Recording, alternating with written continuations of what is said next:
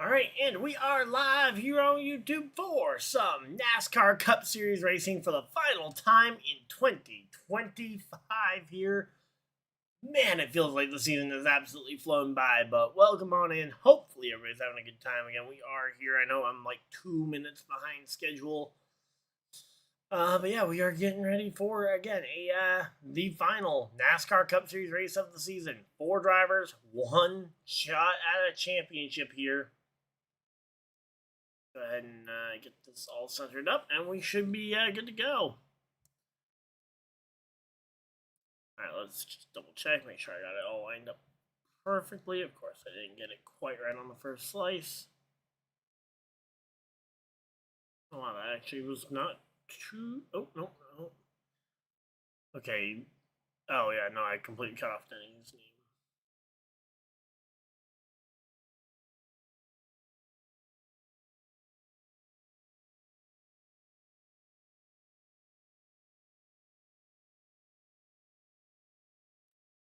All right, come on.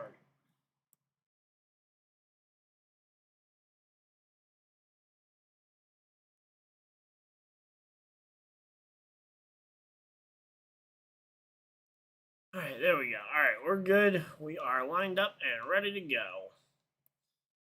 All right, now let's go ahead and get the race actually turned on TV here. Multi-view. Not that I'm overly worried about the football game I'm watching because I don't have access to my Colts game today. But we are here and ready for this one regardless. Welcome on in. We do have a poll in the chat asking who we think is going to be the champion. So if you guys want to go ahead and vote on that, we'll be talking about that obviously throughout the entire race. 3 of the 4 championship contenders started 1, 2, 3, and then Chase Briscoe struggled in qualifying, which has not been the norm for him. So the fact that he struggled in qualifying makes me a little worried about how he'll perform down the stretch here. But we are here and ready for this one. All right, so welcome on in. Hopefully everybody's having a good time. If you guys do enjoy these types of videos, feel free to leave a like, subscribe if you guys are new. During the off season, I will be trying I'm gonna try and at least get one. I'm gonna try and at least get one football game stream in a week, whether that's a Thursday night, a Sunday afternoon, or a Monday night football game. I'm gonna try. That's gonna be my aim. Is gonna be to get at least one of those done, so you guys can, and then potentially, if you guys are interested in it, maybe just doing like a 1 hour kind of hangout stream during one of the days of the week where we just kind of hang out, talk some NASCAR news that happens over the season, and just kind of chill out, have a good time. If you guys are interested in something like that, feel free to let me know. But yeah, we are here and ready for this one. I do got a little bit of lunch because I was again running behind schedule.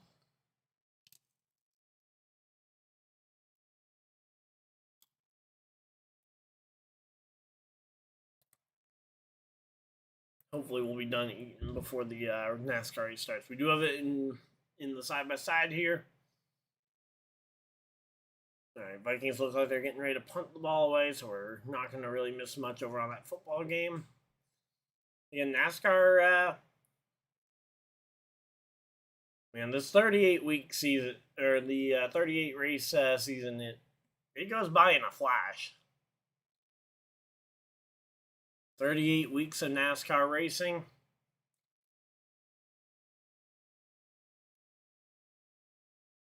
And then a long wait till Daytona in February for the next NASCAR Cup Series of points race.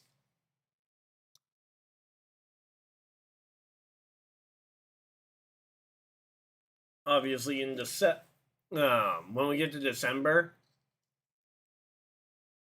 assuming that this NASCAR lawsuit thing isn't settled by December 1st, which at this point I'm not convinced. I don't know that we're going to see a settlement. I'll try and do a video every day just basically recapping what lawsuit news does come out. And we'll see how long that trial takes. Again, it could be a while. Hopefully it'll be resolved before we get back around to North Wilkesboro, or not North Wilkesboro, Bowman Gray for the clash to start the year, or certainly before Daytona, because I would hate to imagine that we're going to have this looming as a storyline all next year. That, oh yeah, there's still a court case going on. Again, hopefully a month is enough time to get the trial done, but obviously there's never a guarantee. Let's skip around to ads, and yeah, we're just chilling out here. Love to hear who your guys' favorite drivers are. Also, who are you guys rooting for in the championship? Obviously, this is a poll to vote on.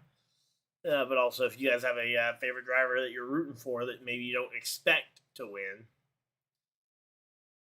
Because, like, for me, I'm rooting for Chase Briscoe. He's my pick. I think that I would love to see win it. But Denny Hamlin is my official race pick, mainly because I got scooped on Briscoe, and then when I saw qualifying results, I was actually kind of happy I got scooped. Yeah, because I was going to take Briscoe at the first overall pick, got scooped on him because, I mean, hey, he was coming into this race. He's been on fire through the playoffs. Out of the 9 playoff races up to this point, 7 top 10s, and going to the site of his first career NASCAR victory when he was back at Stewart-Haas. I thought all that was lining up pretty good for Briscoe. Then a poor qualifying effort kind of hampered the starting position, and obviously how you start isn't necessarily how you finish, but it can go a long way towards helping you out if you qualify inside the top 10 versus outside the top 10. Less cars to have to pass on track.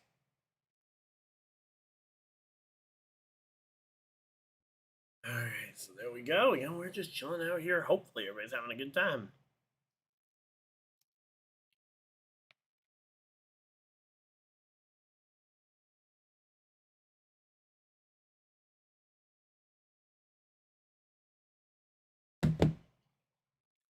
All right, so there we go.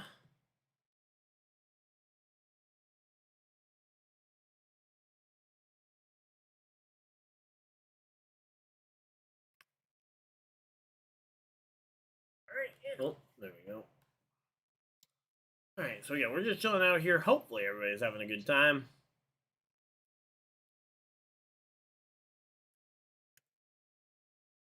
Yeah, again, we're as I 3 p.m. start time. Again, I did not stream last night.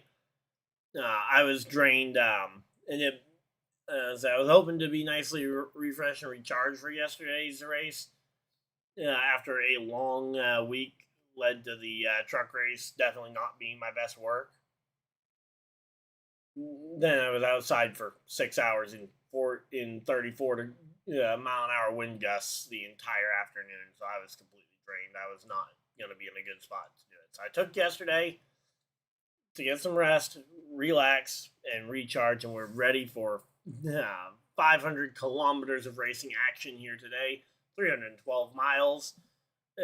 With stages are going to be 60 laps, 125 laps, and then the remainder to the checkers. So there we go. Again, we're chilling out here. Hopefully, everybody's having a good time. I will say the first 2 stages of last night's Xfinity Series race did go quickly because I didn't stream it, but my dad and I, we were playing cards and watching the race together. It was fun. We got the chance to go ahead and do that.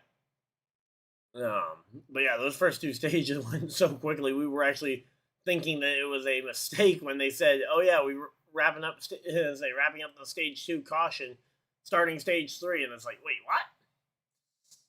And honestly, given the fact that it was a NASCAR broadcast, I wouldn't have put it past the TV announcers having the wrong segment number.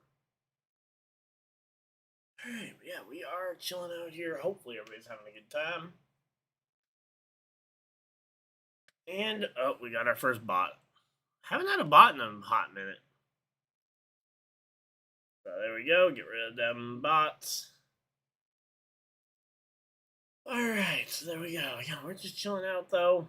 As I keep an eye on this NFL game as well. Looks like Lions are getting ready to punt this one away again. Still no real action on this one.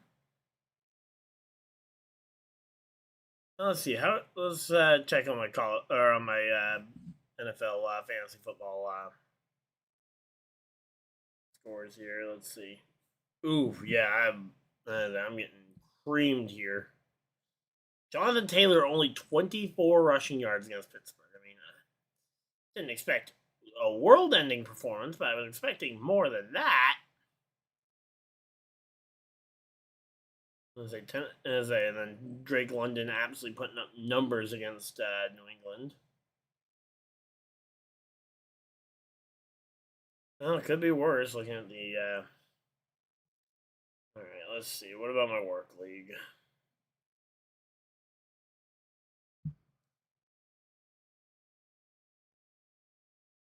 Projected to lose by 2 points. Lamar Jackson put up a big number for me, but so far Herbert has not done terrible. Bijan Robinson kind of letting me down here. Starting to think maybe I should have put Enrico Dowdle over him. Let's see, what else we got? Okay, I got Cortland Sutton. My opponent's got Amon Ra. You've got Dicker the kicker, who's gone for 12 points already. Are you kidding me? It's nuts for a kicker to go for that many points in barely a half of football. And then both of our defenses are right about the same level right now. All right, well, there we go. Just checked my football stuff. Let's go ahead and just check NASCAR Fantasy real quick before we hop off of here. Or not before we hop off of here, but before we hop off my phone.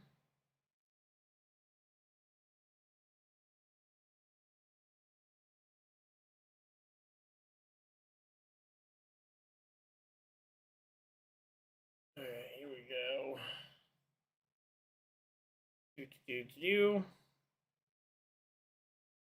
I have no idea if I'm going to have time to even check these. All right, what time does the garage lock? Let's see. Oh, it doesn't lock till 3:30. Why does it not lock till 3:30? Okay.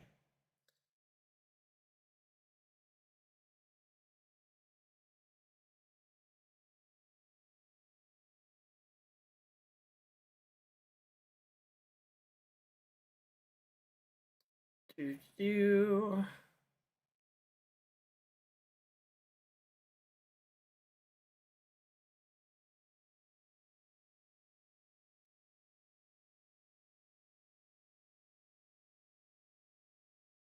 Alright, yeah, we're just chilling out here. Hopefully everybody's having a good time.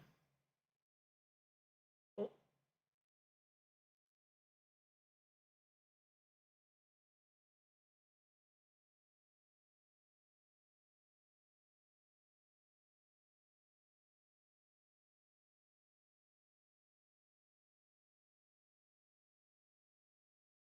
Alright, so yeah, we're just chilling out here. Oh, another bot. Come on, why do we have so many bots today? It's not like it's a championship finale or anything. CJ Stroud is ruled out with a concussion. That's unfortunate. You never root for injuries. Hopefully he'll be back. Yeah, soon. But yeah, we'll not be playing the rest of this game today. All right, so they're doing driver intros still on the stage, so we're not missing anything, guys. We will be just fixing my fantasy lineup real quick.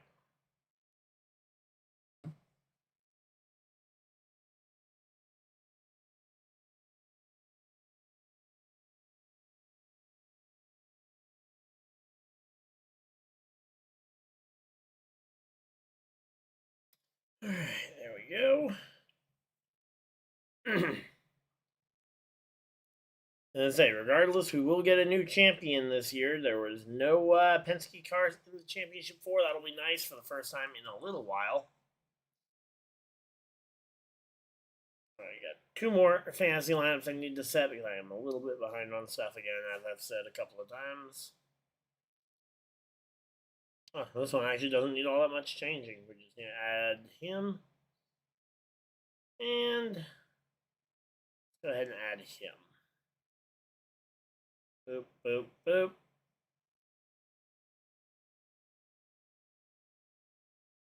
And again, if you guys want to play the NASCAR fantasy game, obviously it's little late for this year. You can still join, I believe, this year, but yeah, we'll be doing it again next year, and hopefully it will be a part of an actual weekly series and not just a thing that I keep track of.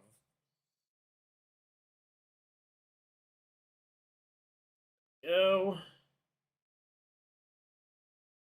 Yep, one last league. One last league to set.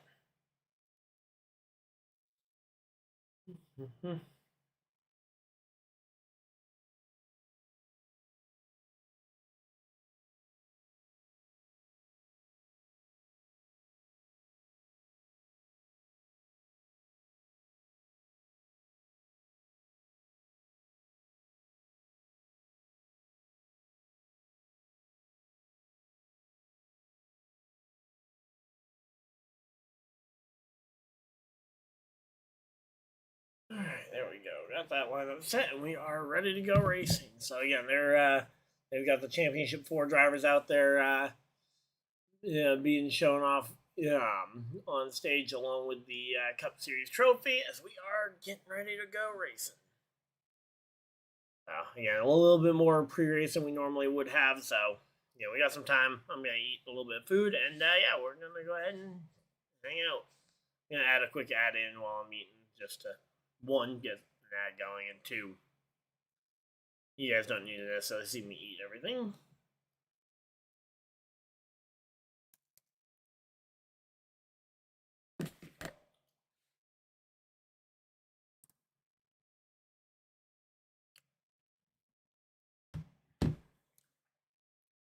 So we're getting Kyle Larson, Denny Hamlin, Chase Briscoe, William Byron, the 4 championship contenders.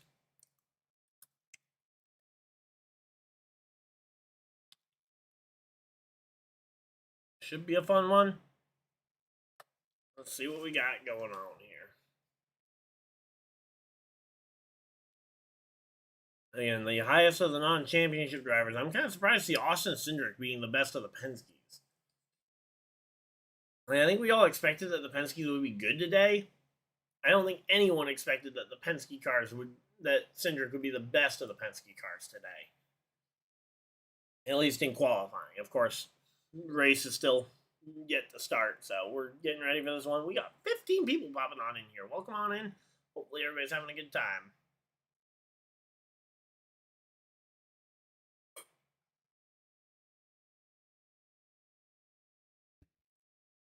All right, so there we go. Again, with the current championship format, it is literally just the best finisher of these of the championship 4 will be your champion. So no points implications. I will speak a little bit about the Xfinity Series finish because obviously, I think that one plus the Truck Series race on Friday are both gonna draw some pretty fair criticism of this championship format.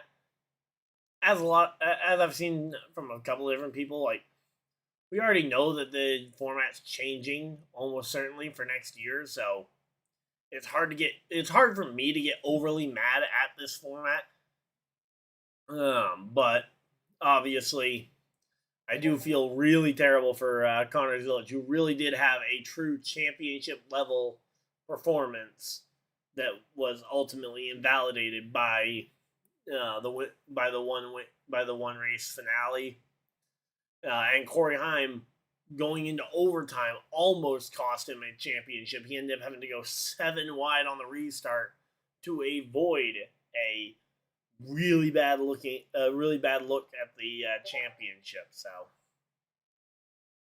again, just a couple of bad looks for the format, but I feel like with the amount of chatter about the format changing, I feel like the current playoff format was eradicated essentially 2-3 weeks ago. They just haven't announced what we're getting for next year. Okay, I need to go ahead and mute this Discord chat because that is starting to pop off.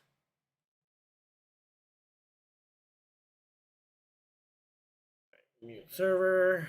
Let's go ahead and optimistically 3 hours or no, let's go 8. Just mute it. Alright, but yeah, so again, we're getting ready for this one. I've said it in the past, I think my personal pick would be for the 10 race chase.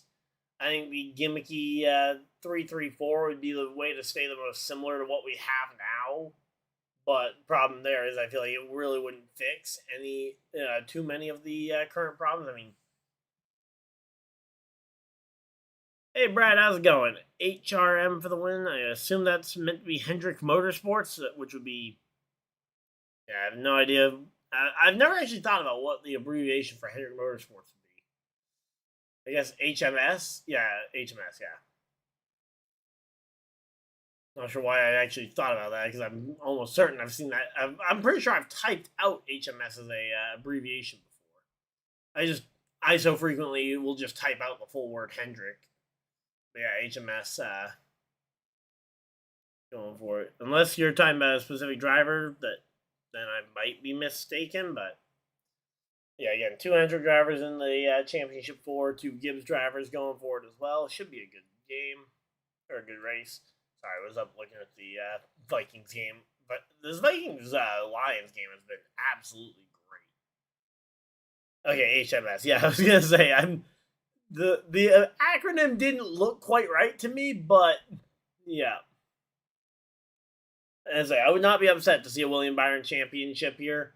Larson, probably not my favorite choice for championship. He's honestly would probably be the third. He might be the third place in terms of ones that I would root for. Oh, the Lions fumble. Oh, are you kidding me? The Lions just lost a fumble to the Vikings. Oof. But yep. So yeah, I'm not saying I wouldn't want to see Larson win the championship, but again, I just think that I would rather see Briscoe is my first pick for the championship. If I was writing the script in the way I wanted it, it would be Briscoe winning it first, then Byron would be my second choice, Larson would be my third, and then Denny. I mean, no hate on Denny. He's just not my favorite driver, and honestly, I'm not. Yeah, I'm by no means a Denny fan. Not a Denny hater. Honestly, any of these 4 drivers I would be happy with as a championship. We low key rooting for Denny? Not here. I mean, he's my pick for the win. My brain says, yeah, I think Denny's going to be really good today. At the very least, top 3, if not contending for the win. But I'm not rooting for Denny. I will say it's been a busy week. I haven't gotten a chance to go through all the NASCAR financial records and stuff that came out in regards to the lawsuit. So I haven't made any declarative statement on any of the stuff that came out from that. I want to take some time to actually sift through it myself before I start making opinions. But I'm definitely curious to see how the lawsuit will go. I'm trying not to go too hard on either side, but I don't like the idea of the charter system of permanent charters. I like the idea that the charter system, we may see the end of it at some point. And honestly, if the teams win, I don't know if we ever see another path to getting out of the charter system again. So again, we'll have to wait and see. Again, I have not looked. Fully admitting what I don't know, which is I have not gotten a chance to look through any of the financial data and read the actual numbers myself. So I've watched a couple of different podcasts of people talking about the numbers, but again, I'm trying not to form an opinion purely based on that. Respectfully put some. Again, I've said it a couple of times. I've picked Denny for my. And say in race picks, I have Denny Hamlin picked as my championship winner. It's just that he's just not the one I want to see win. And my brain says, yeah, Denny's going to be a championship contender all day today. And he's on pole position in a great spot. He's got a great pit stall. Nothing that I've said has been based in logic as to why I don't think Denny's going to win. It's just that he's by no means my favorite driver. And I think any of the three other drivers in the championship probably would be a better, quote unquote, win for me as a fan. Again, logically, yeah, I think Denny is going to do great today. And I would not be shocked to see Denny win this championship. Wow. And I'm saying I am hoping he gets at least a top 3 finish, because if he gets a top 3 finish, I believe I win my race picks pool for the week for the year, which is something I've been keeping track of throughout. I think I entered today with a 4-point lead, so I think so I do think that I should be in a good position to win the race picks there. I will say, with Denny's father being in critical health condition, if Denny does win the championship again, I don't think there's a bad finish there. Hey Dave, how's it going? Would like to see Chase win it. Yeah, I mean, as I said, I would love to see Briscoe get the win. I am well aware you were probably referring about the other Chase, but I had to go ahead and bring that up. But yeah, no, Elliott wouldn't be a bad winner as a race winner. I don't think anyone in our race pool actually took Chase Elliott this week, which is kind of weird. Usually somebody jumps on the Chase Elliott bandwagon.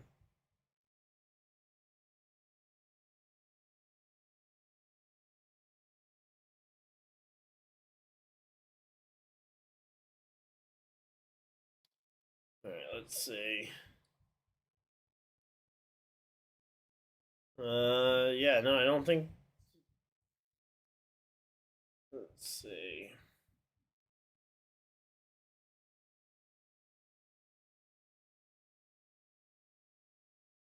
Yeah, I'm not seeing race picks being done. Here we go. But yeah. Yeah, looking forward to the race, and honestly, I don't think there's a bad championship outcome, so. Yep. But yeah, we're just chilling out here. Hopefully, everybody's having a good time.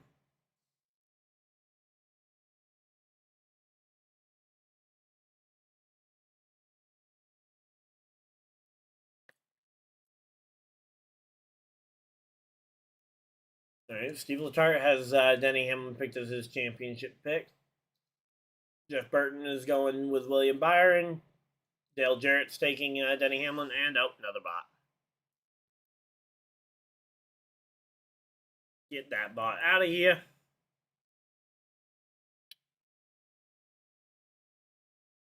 I've seen more bots today than I have seen throughout the entire rest of the playoffs combined.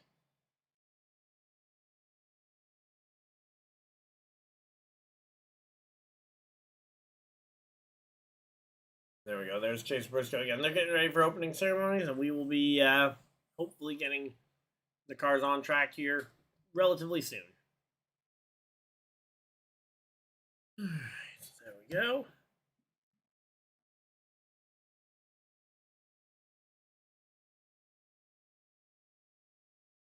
Oh, touchdown Vikings. Let's go.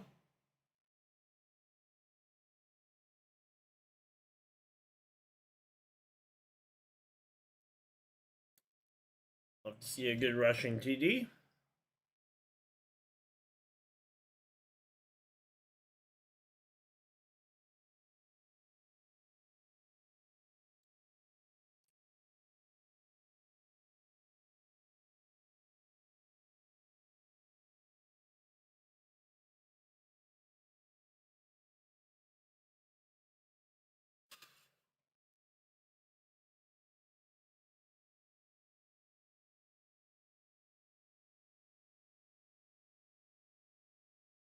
Alright, so there we go. We're just chilling out here. Hopefully everybody's having a good time.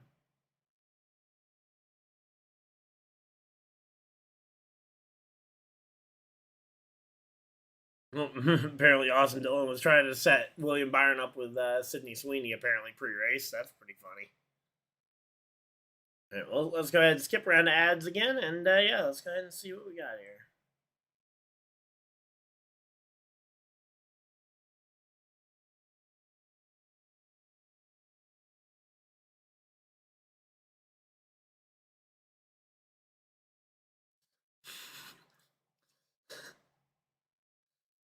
Alright, so there we go. Again, we're just chilling out here. Hopefully everybody's having a good time. We're getting ready for the race to begin.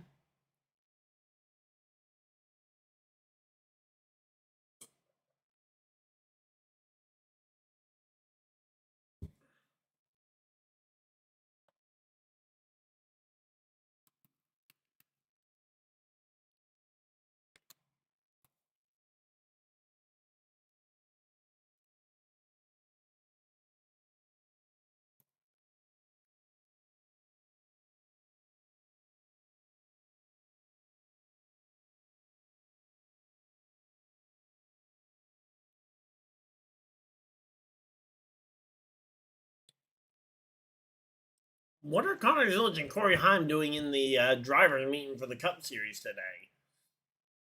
Neither one of them's racing. Oh, there's Rico Dowdle touchdown.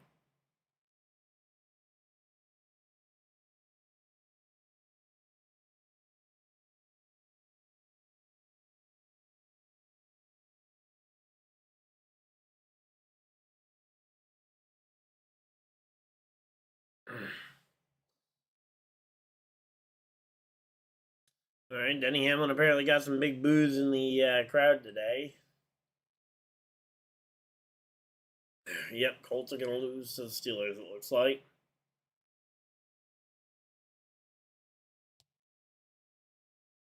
That's unfortunate, but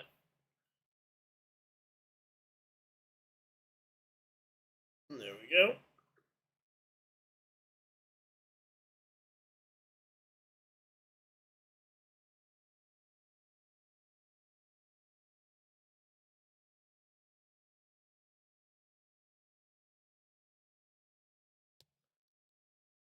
All right, there we go.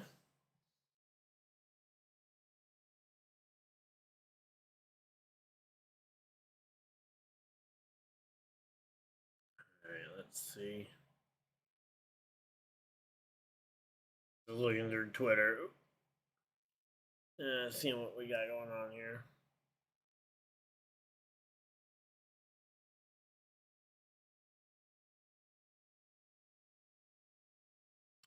Yeah, just looking through Twitter, looking for anything to talk about here. Heard Dodge is coming back. Yes, in the they'll be in the Craftsman Truck Series next year with Colleague Racing, a 5-truck organization.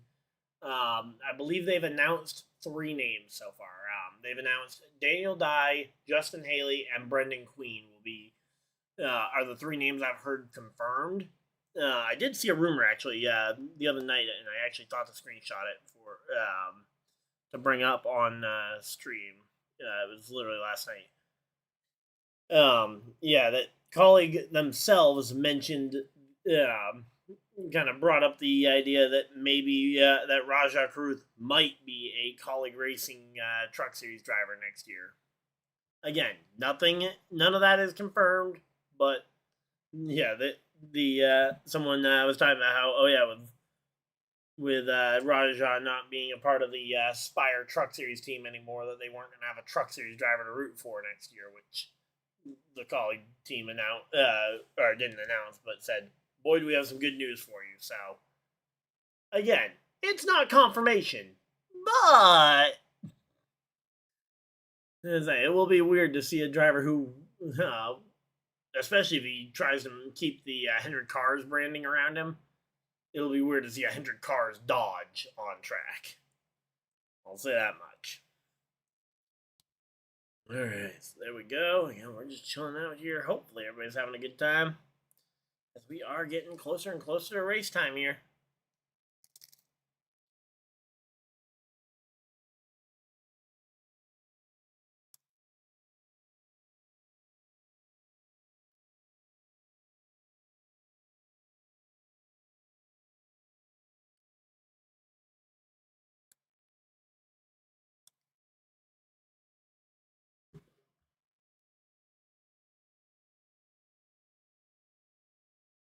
Just gonna get a quick photo as well of the setup.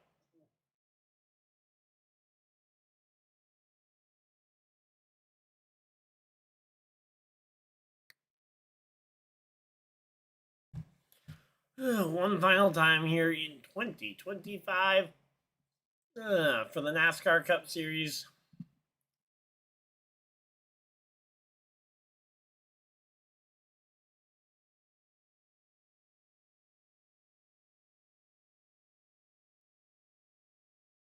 Hope everybody had a good weekend as well. Obviously, weekend being nearly over here. Although mine is just beginning because today is my first of my 2 days off. So.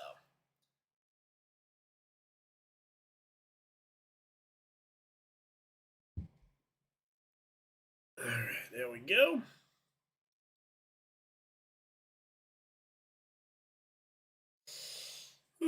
One final time.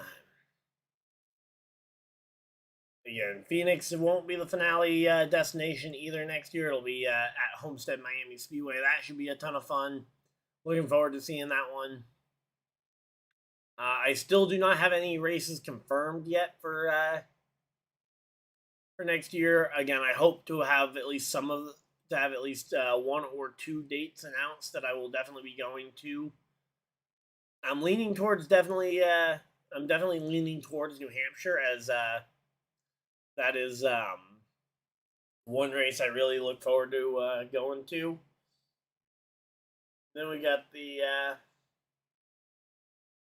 and it's the closest one for me to go to without having to take too much extra time off work. Then we got the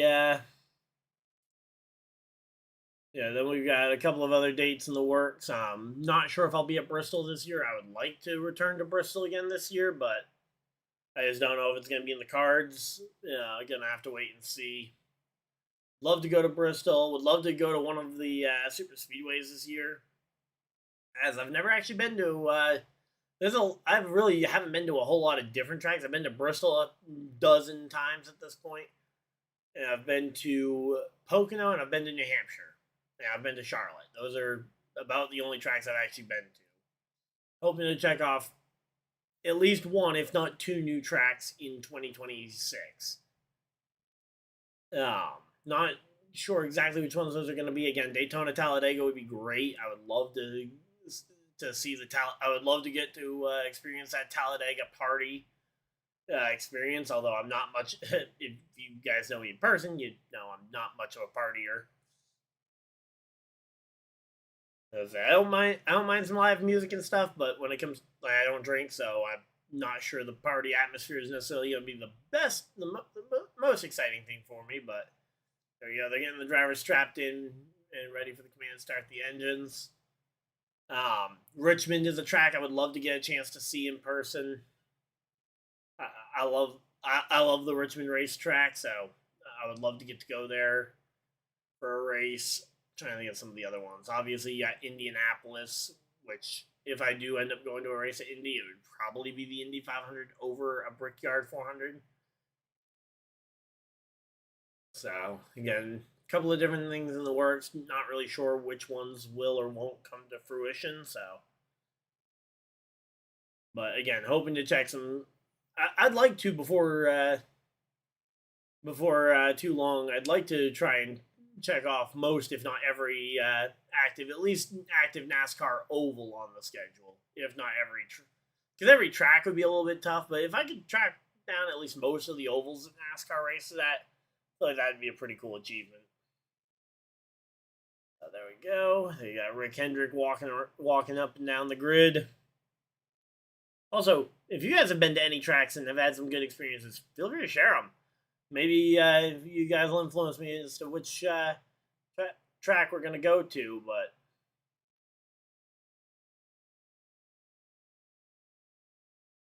yeah, again, I've got a few different ones in mind that I'm kind of mulling over some options, so there we go. Command start the engines. The engines are fired. We are ready to go racing.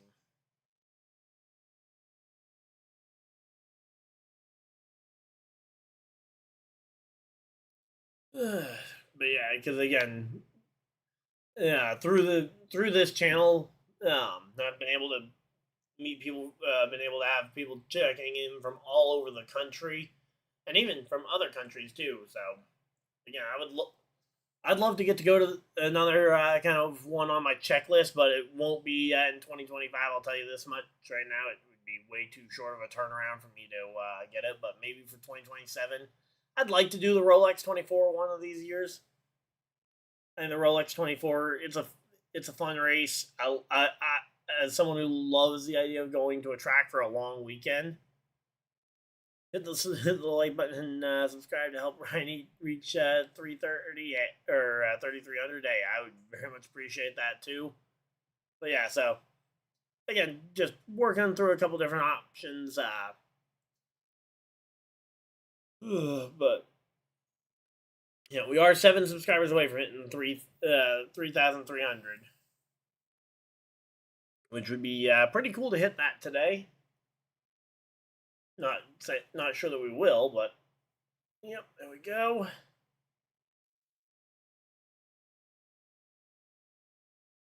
I also have a package coming in on Tuesday, which I believe is very well could be the diecast from my Daytona giveaway finally coming in. So I'm hoping to have that in the mailbox and on its way by this week. So assuming that is the package that's coming in. So for anyone who has been around all year, yeah, for Daytona I did a giveaway where I ended up giving away a 2025 124th scale car, and again I think that's what's in the mail for this week. So hopefully we'll have that ready to ship on out. But there we go. Just wanted to give that update as well. We're ready for this one. Welcome on in.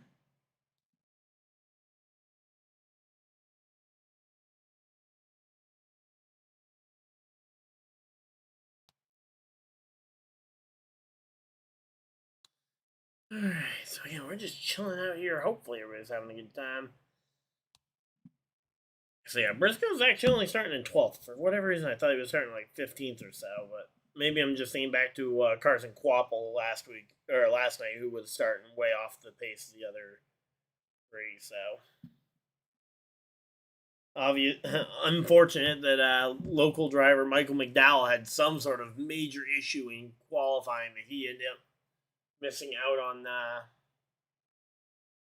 He's going to be starting 37th on in the race today. Hopefully he'll have a bit of a comeback here. Yep, we should be getting ready for this one. Hey, Colts make a field goal and bring it within 14 points. Yay, we're only 2 touchdowns away from tying this game.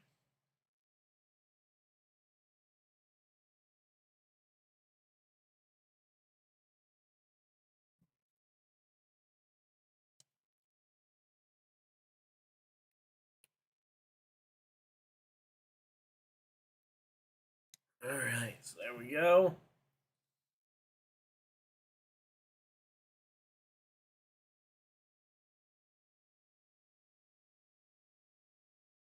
All right, into the third quarter in the Minnesota versus Detroit game. Minnesota actually putting on a pretty good fight here. All right, so there we go. We got 12 people hanging out in chat. Thank you guys for a bit of deciding this portion of your very valuable time here with us today.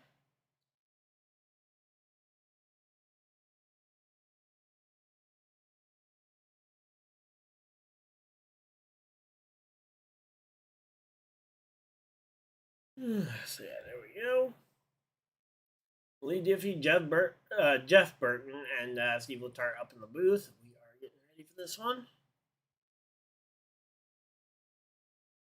Hey Trev, how's it going? Want to see Byron win it? All right. Again, I think Byron would be a fun champion.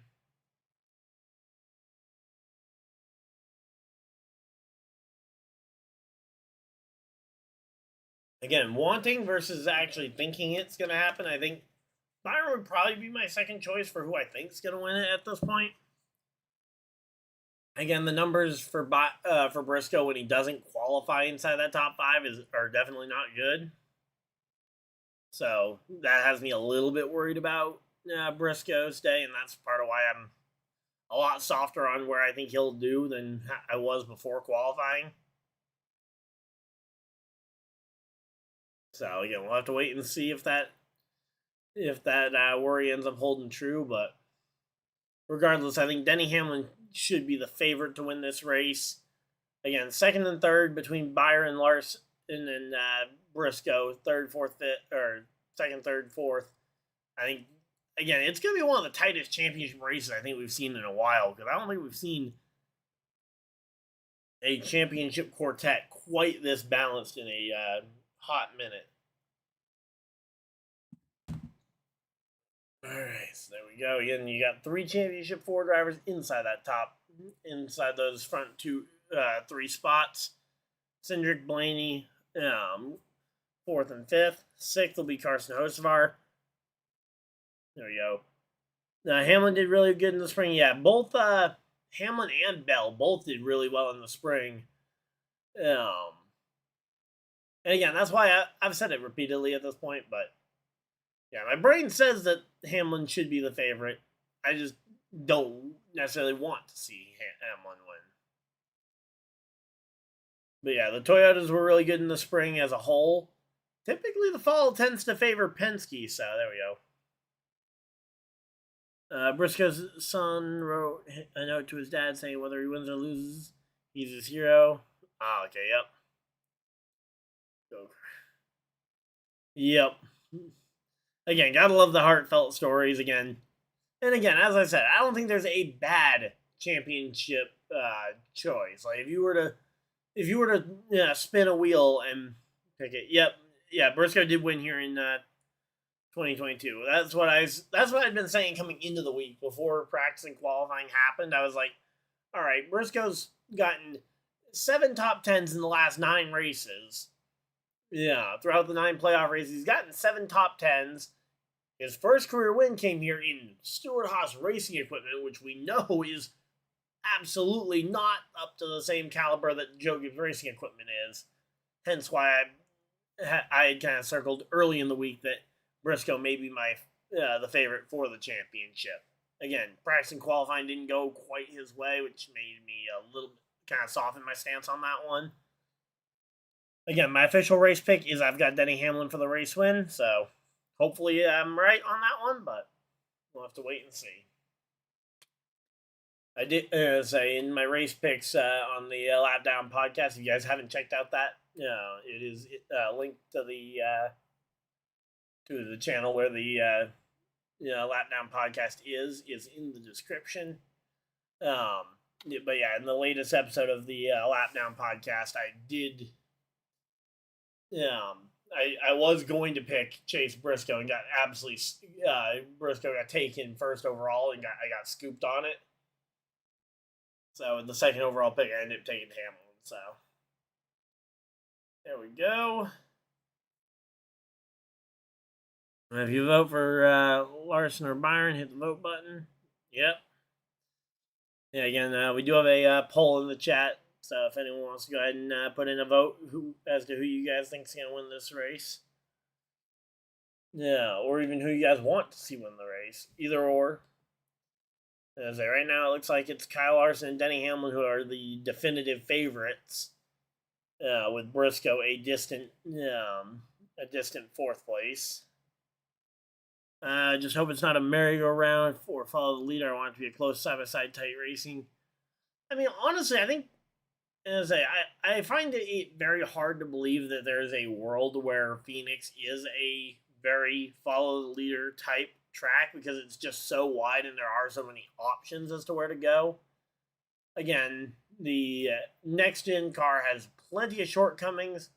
We're doubled up, ready to go racing here as we are going to be going green flag racing. But again, yeah, the next-gen car has plenty of shortcomings on these short tracks, but I still think with the width of the racetrack, it's hard to put a bad race on. Green flags out, we're racing. So we got drivers going all the way down to that apron trying to shorten up this first lap. Down to the bottom goes Denny Hamlin looking to try and take the lead from the bottom of the racetrack. And he will do so as he clears himself ahead of William Byron.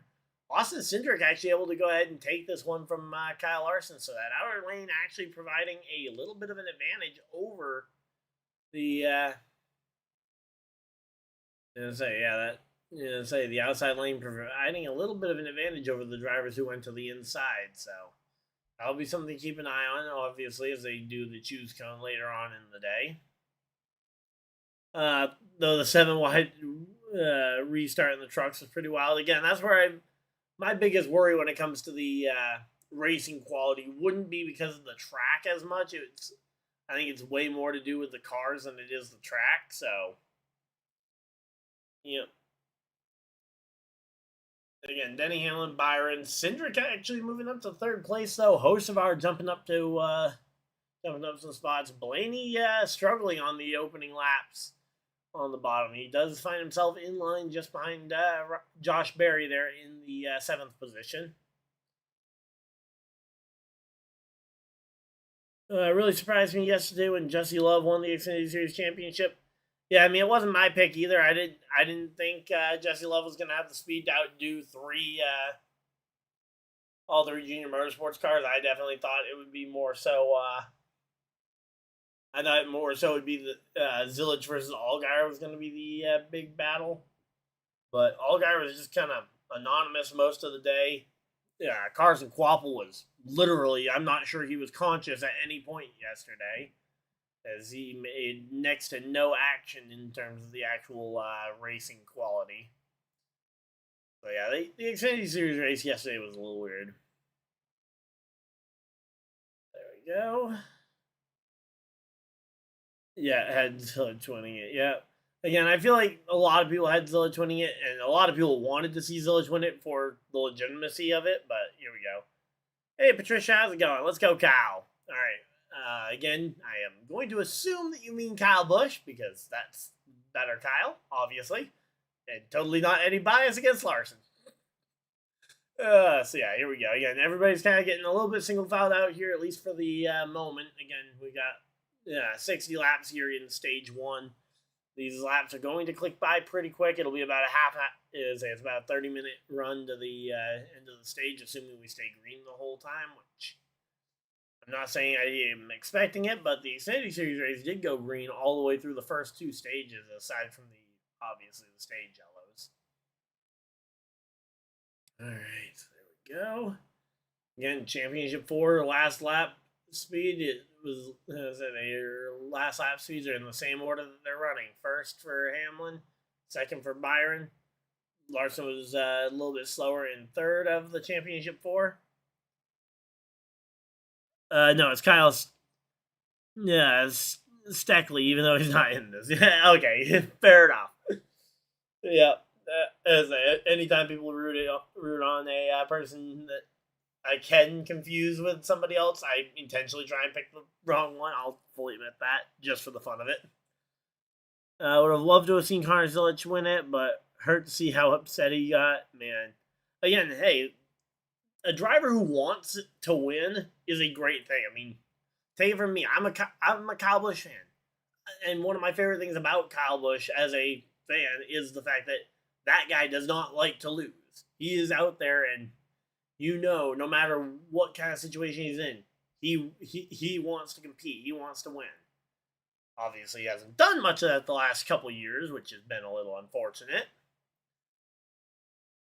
But between that and the fact that he won't leave you guessing as to what does he actually think. He'll tell you what he actually thinks. So those are a couple of things I like about Kyle Busch. I know a lot of those two things can rub people the wrong way, and I get why some people don't like him.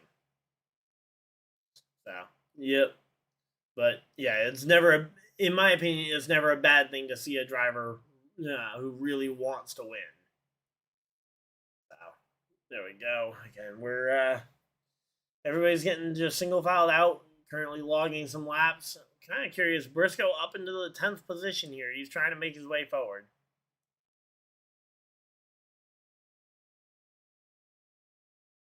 Yeah, I mean, hey, if Elliott could get a good finish, try and build some momentum for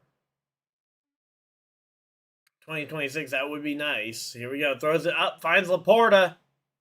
Sorry, I was watching the I still have the football game on the side there. But yeah, again, the NASCAR race is showing some replays for other stuff too. So, the fan of Kyle Busch when he was at JGR, still a fan of him right now. Bell and Hamlin, yep.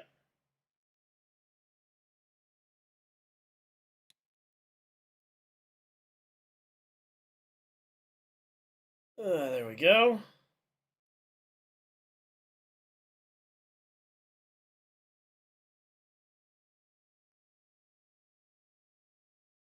All right, so again, they went to a commercial break. Let's see. I still feel like next year will be a lot better for Kyle Busch. Again, hard telling, not knowing. I mean, say next year is going to be a contract year, so if RCR wants to retain him, absolutely they're going to have to step it up.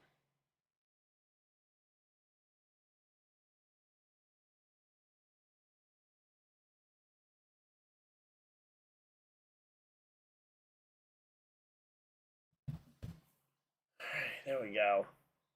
It's just his luck is, yeah. Again, I'm not saying he hasn't had some bad luck, but RCR as a whole has not been bringing speed.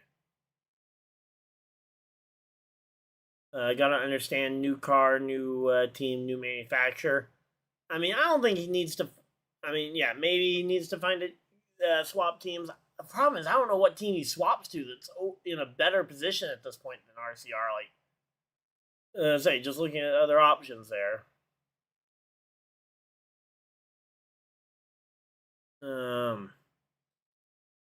Say, again, the first half of his, the first half of 2023, he fully was absolutely on fire for the Chevy team with 3 wins in the first half of 2023.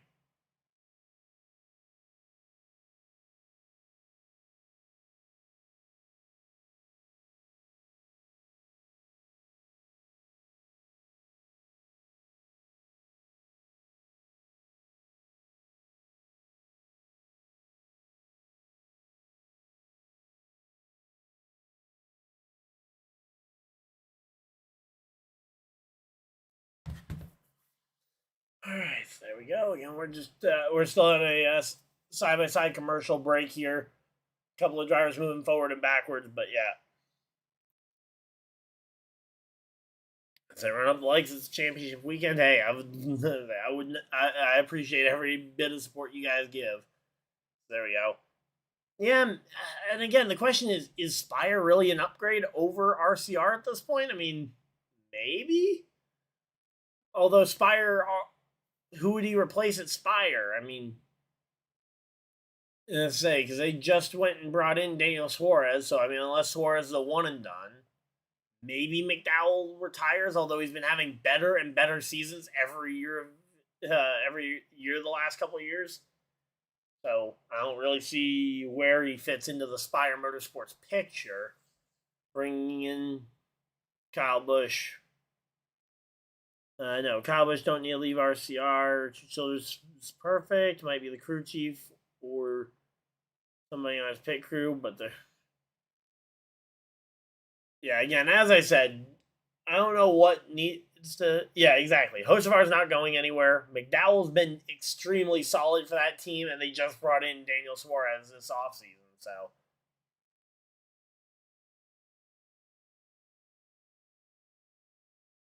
yeah, we already know Kyle Busch is getting a new crew chief next year. But again, if they struggle, again, Kyle Busch has one more year on his contract, so he is with RCR for next year regardless. So it's just going to be a matter of how he performs next year is going to impact where he ends up. Is going to end up impacting what options he has. But like, unless he ends up getting a call from a Gibbs or a Hendrick, I don't really see an option for him to really improve his situation significantly for 2027.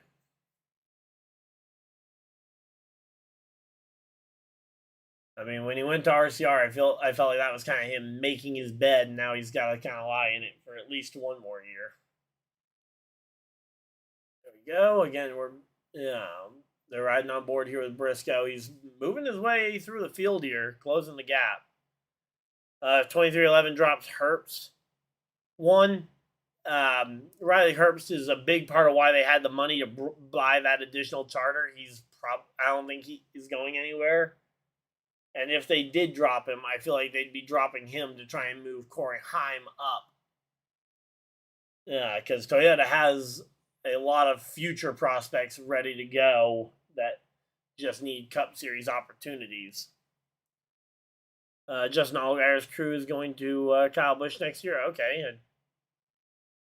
His crew chief. Okay. Yeah. Yeah, again, that is a very big if, considering the fact that we all know how good the almighty dollar is in NASCAR. And Riley Herbst brings a lot of that to the table and is a big part of why they got that third charter. So, yeah, no, I'd seen that Justin Allgaier's crew chief is going to be joining Kyle Busch next year. I just don't know that that's going to be the winning move. I'd like to think that it will be a winning move, but yeah, I mean, there's just no guarantees. There we go. All right, so again, everybody's just kind of settling in. We got Tyler Reddick versus Kyle Busch. Hey, there we go. We were just talking about Kyle Busch. So yeah, Kyle Busch racing with Tyler Reddick here on track, battling it out for, I have no idea what position this is even for. Let's see. Yeah, nope, can't see what position that's for. So again, though, right now the championship 4 again, it's Denny versus Byron at the front of the field. Denny's led all 27 laps up to this point.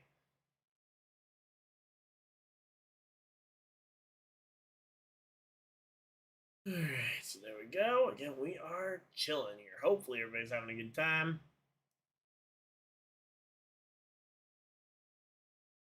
So again, 27 laps in here so far. Denny Hamlin, fastest lap of the day, is owned by him. He's got about a 1 second lead over William Byron and is just going to continue to hopefully log laps. Again, I'm kind of curious to see how far we get in here. If we can run the full first stage under green flag conditions, that would be nice. All of the 4 drivers deserve this one, in my opinion. Again, yeah, that's something I've been saying. Yeah, I said that a couple of times. Is that yeah, I really don't feel like there was a bad championship pick. Like, I mean, as someone who really enjoys Bell, I hated to see him miss out. But like when you're talking about which of the championship 4 you bump out to move in Christopher Bell, I don't think there's an obvious pick.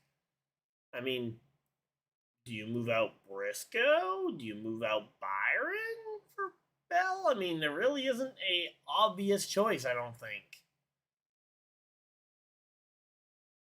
as to who gets bumped out. Do you bump out Larson? Do you bump out Denny?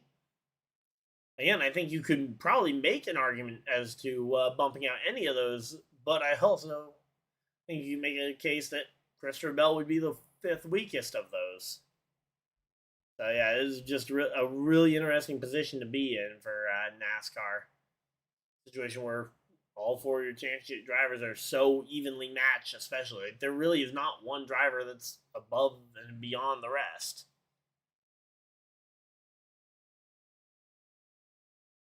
There we go. Oh, Denny or Kyle Larson, 10 top 5s at Phoenix Raceway. That's pretty impressive. But yeah. So again, I love I love it when we get talking about stuff like this, like getting to talk Kyle Busch, especially because again, one of my favorite drivers. But yeah, I don't know. Again, I find the transfer to RCR has been a very weird one, and I hope that next year goes better, but I don't really see a lot of evidence as to why. So there we go.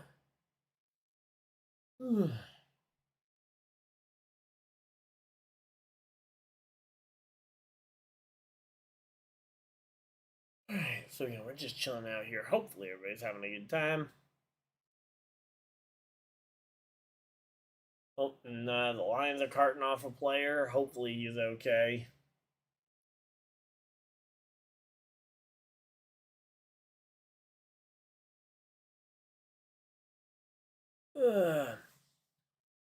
Am I tripping here? Is that Aspire Motorsports shirt on? No, yeah, it's Aspire Motorsports.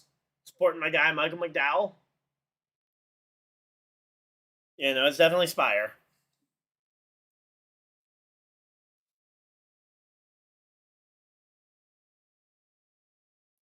So yeah, there we go. And we're just chilling out here. Hopefully, everybody's having a good time. Yeah, and it's that. I like Hocevar. I like McDowell's my guy, and yeah, I quite like a lot of the Spire Motorsports guys. Even at the Truck Series level, I've loved watching Rajah Caruth run for a championship this year. Ultimately, his dreams came short at Martinsville, but yeah, I'm say yeah, it is definitely a Spire Motorsports shirt. All right, wow, we're up to 35 people hanging out in chat. Thank you guys for everybody's decided to spend a portion of your very valuable Sunday afternoon here, the last Sunday of NASCAR season in the 2025 season here. Man, again, getting ready for that for one of the shortest professional sports off seasons here. How do you think Suarez is going to do in the 7? I'd like to think that Suarez is going to be a upgrade for the 7, but it's really in that kind of weird position where I don't know how Suarez will do competition wise in the 7. He brings a bigger He definitely brings a bigger personality and a bigger fan base than Justin Haley. Although, again, I've got my reasons as to why I'm a big why I like Justin Haley quite a bit. I've raced on iRacing with his little brother back in the day, so but I'd like to think that Suarez will take a step forward with the number 7 team in Spire, but I still think he'll probably end up being the third best car in the organization behind McDowell and Hocevar. Here, I heard Kaulig ended their run with the Xfinity Series as a team. Yeah, so they are, as far as I'm aware, they're pausing their Xfinity Series program. Because the likelihood is that they're obviously going to focus on their new partnership with Dodge in the Truck Series, and the Xfinity Series team would be a bit of a distraction from that goal. So, so I think that that's going to be an interesting position, but I expect that Kaulig will make a return to the Xfinity Series once Dodge also builds an Xfinity Series car. Again, Dodge is only coming in with a Truck Series program this year, but the likelihood is that we'll see them in both Cup and Xfinity in the coming years. So, again, I think when they do that, we'll see Kaulig return to the Xfinity Series. So it'll probably only be about a 2-3 year, a 2-3 year separation. How are they going to do in the trucks?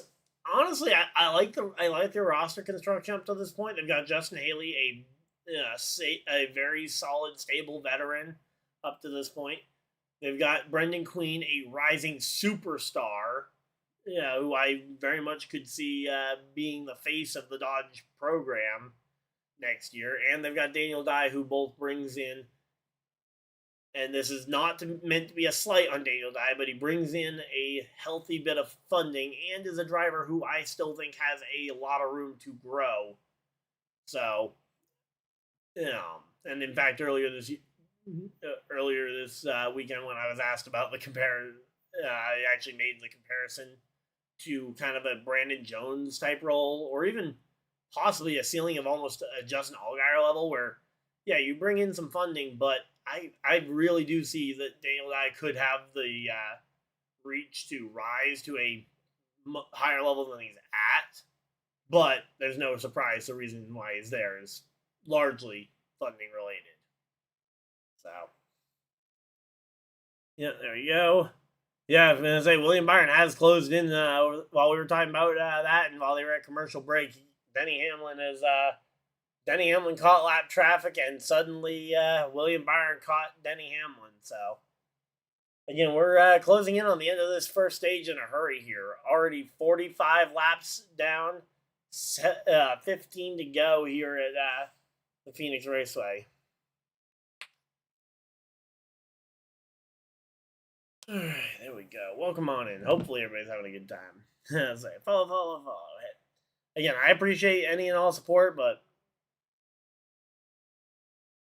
as I say a lot of the time, it's like just purely standing by and watching the content is more than enough support there.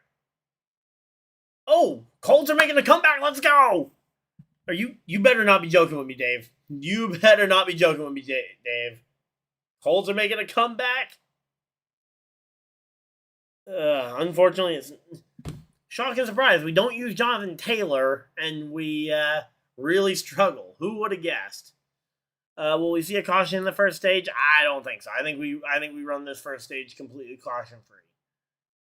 And now that I've said that, I am totally expecting a lap car to completely wipe out and take out Denny Hamlin, because that would be about the way this would go. But yep. Not a lot of time left for the Colts to try and bring something out.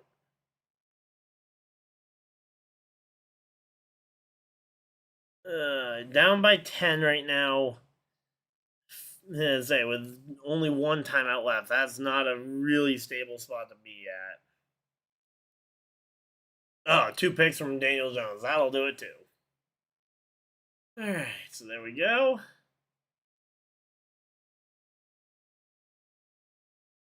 Don't know, to be honest. Maybe again, yeah.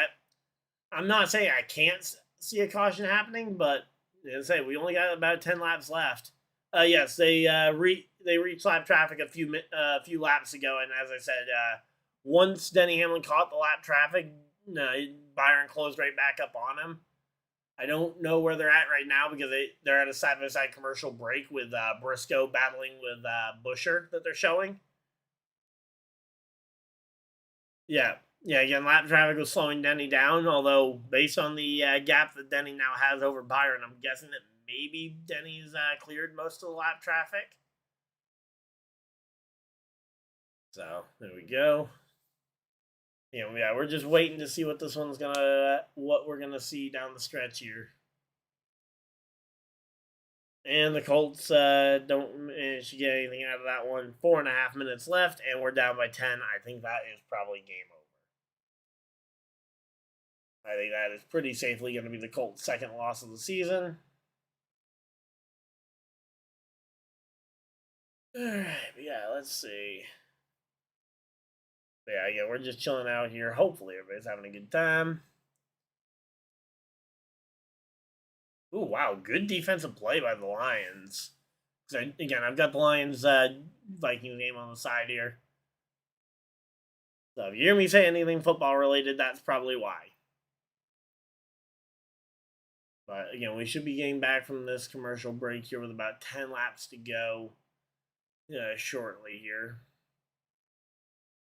Oh, William Byron closes back up to the back bumper of Denny Hamlin once again.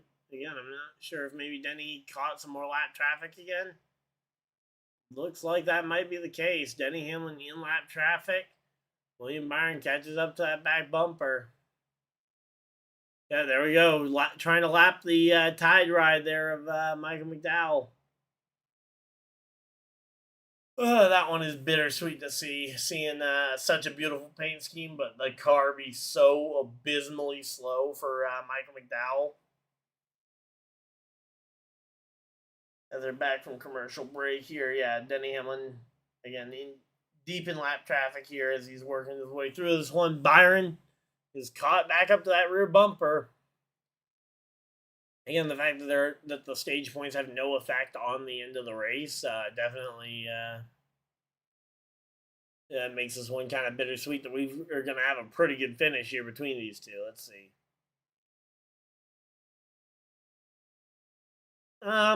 I'll get to that one at the end of the stage, but we do have, or at least when we don't have as close of a battle. I do see your question about Ty Dillon spotter, though. Give me a minute. As we got William Byron looking to the outside of Denny Hamlin, side by side for the race lead and the championship. Denny Hamlin, William Byron, door to door, underneath one of Denny Hamlin's race cars in the 35 of Riley Herbst as they are lapping cars here, and William Byron able to clear for the race lead. There goes Denny Hamlin his lead right there. Denny Hamlin's lead drops down. They're also now working their way by SVG. Shane Van Gisbergen in the 88 machine. There we go. Yeah, we're working our way through this one. Yep, William Byron gets around Denny Hamlin. Yep, that definitely just happened.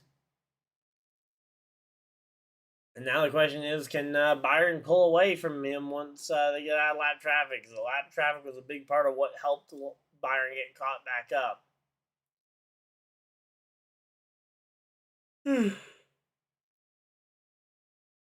Man, Denny Hamlin having a really hard time with SVG here. Again, Byron hasn't taken off in the way you'd hope if you're a Hendrick Motorsports fan here rooting for Byron to pull away from Denny Hamlin. But again, the fact that Denny Hamlin is still stuck behind him is definitely good. Just stage points matter in the last race. Yeah, I've said it a couple of times.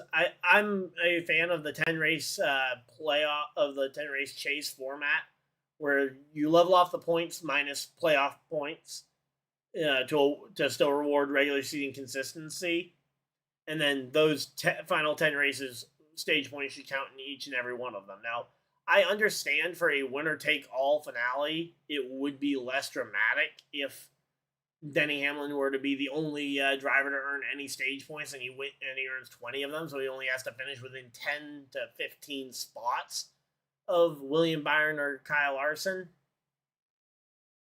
But again, in reality, I'm not a big fan of the one race. Yeah. Yeah, again, I'm not a big fan of the one race decider in the first place. Yeah, it's certainly entertaining, but again, I think when you start prioritizing entertainment over sport, that's when you start to kind of lose me a little bit. Now, there are ways to combine the two to make something interesting rather than just being about pure competition. Okay. What about a 3-race Final Four? Again, if you're doing anything like that, I feel like all 3 races, the stage points should matter. The only reason why the stage points don't matter for this one, for this format, is purely because of the, because to try and enforce the winner take all kind of mantra. I don't hate the idea of a 3-race Final Four, because it would at least reward some level of consistency, but again, I would just rather see more. Again, if we get a full 36 race or if we get a full 36 race points format, I'd be very happy with that situation. And I know a lot of fans would be too. And yep, here we go. Through 3 and 4 for the final time here in stage 1. William Byron heats it up in Phoenix as he takes this stage win. Ryan Blaney gets by Denny Hamlin on the last lap as well, taking second place. Denny drops to third here. Cindric fourth, Kyle Larson fifth, Hocevar, Bowman, Logano, Busher, and Briscoe, the other drivers inside the top 10 in that stage. So, yep, there we go. 6 more legs. We will be at 20. Let's go. All right. Hey, I very much appreciate that. Not sure what numbers you're looking at. I'm seeing we're 7 away from 20 likes, but regardless, yep, there we go. Again, Byron winning stage number 1. And again, I will say it will be cool to see another driver win a championship for Car 24 rather than it just being what happened to Barry? Let me see, because I didn't see anything directly happen to Barry. Or are you just referring to the fact that he's not in the top 10? Because it wouldn't really surprise me if he fell back a bit. Let me pull up a leaderboard where I can actually scroll up and down here.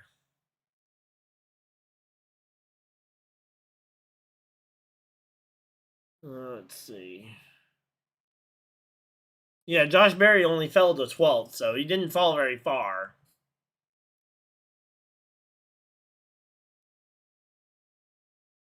Yeah, he ran top 5. So my guess is that he just has more of a short run car versus a long run car. Straight right and abolish the playoffs again. I've even said I'll meet the playoff fans in the middle halfway. I'll take a 10 race chase where you have one level off 10 races before the end of the season, incentivized by your playoff points. I'd be willing to meet. I think that would be a good meet in the middle for the 36 race points format people and the people who like the current playoff format. I think that would be a good mix, but again, I would be very happy if we do see a full 36 return to the full 36. So again, my biggest problem has been with the idea of the one race winner take all. There we go. Wouldn't be mad if Ryan Blaney wins the race, because at the end of the day, it's still a race. Playoffs and championships are totally different. Yeah, I mean Ryan Blaney. Again, we've talked about it the last couple of years. Obviously, the last couple of years it's been. Are you kidding me? 1 second. Ugh, man, come on! Denny Hamlin reporting issues with his clutch pedal. Come on, no. I mean, I'm not a Denny fan, but come on, I want to win pick'ems. But yeah, I mean, I'm all for a non-playoff driver winning the race. And again, we've seen these Penske cars really turn it on at the end of these seasons. Obviously, the last 3 years it's been while at least one of the two was competing for a championship, but.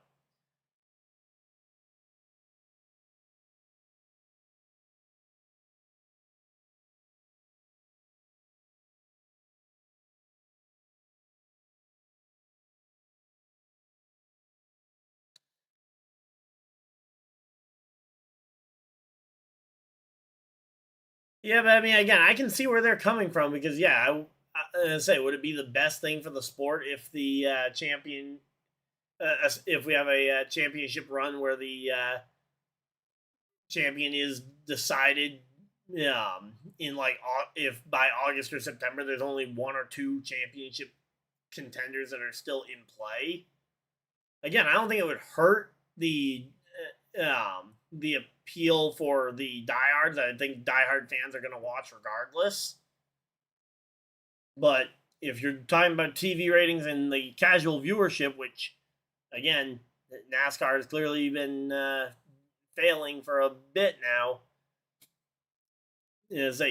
having something for the casual fans to latch on to is not a bad thing. So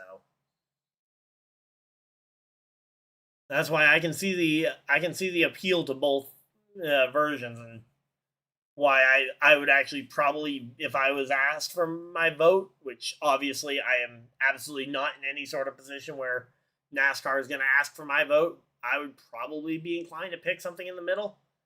Hey Ryan, do you use Twitch? I have a Twitch. I don't stream on there pretty much at all, just because I find YouTube to be a more cohesive platform. Yeah, again, I'm not saying there's anything wrong with a Kenseth one.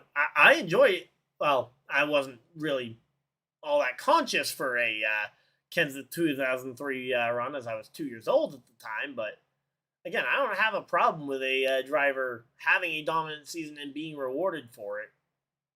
But I also don't mind having a reason why the races down the stretch are more important.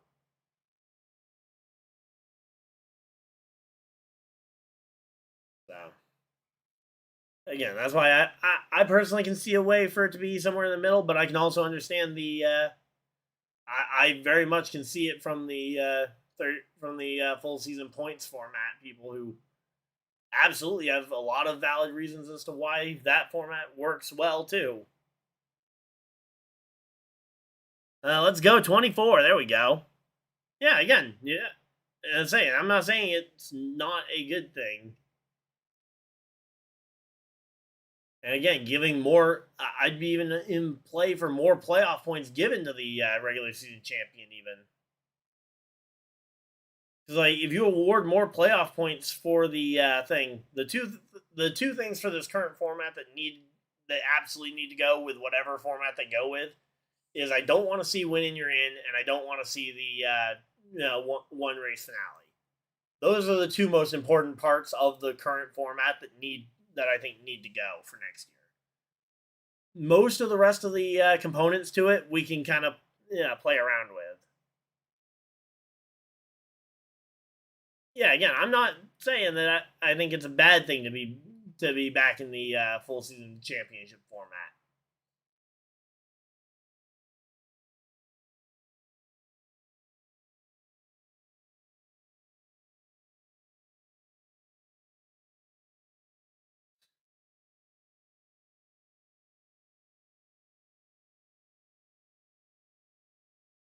All right.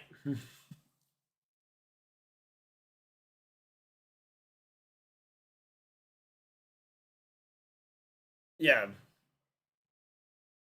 Yeah, again, say if I'm with the 10 race chase format that I'm saying, it would be one level off 10 weeks before the championship, and then you add in points for regular season performance to incentivize finishing well in those regular season points. Like, I don't think 15 points for the regular season championship is enough. If you are going to have a postseason, your regular season champion needs more points to give a bit more of an edge.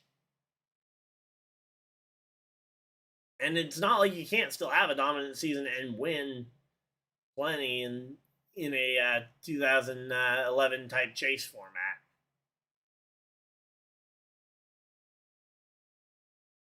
So, but again, I can understand where people are coming from on both sides of it. So there we go. Or they could go back to the old format, which means no point system. If you win, you gain. If you don't, yeah, that's what we were just talking about. When we say a full season points format, that's exactly what we're talking about, Trev. Yeah, I say if there's one part of the current NASCAR product I would want to keep around, it would be the stage points, because that was always something that bothered me in the pre-stage era, was that if you go ahead, like for example, just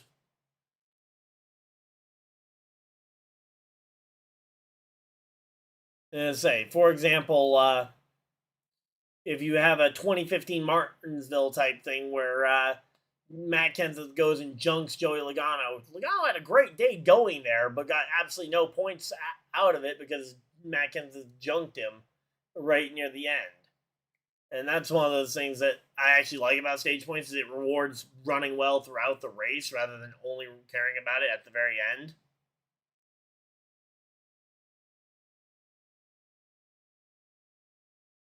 Yeah, but when say the fact that the current system, if you do look at just a pure points format, the fact that a win versus second place is only a like 4 or 5 point difference, I do feel like if you're going to go to a full season points format, I'd like to see the gap between points for first and second be a little bit bigger. That way, a win is a bit more of a comeback. There's more of a comeback opportunity there.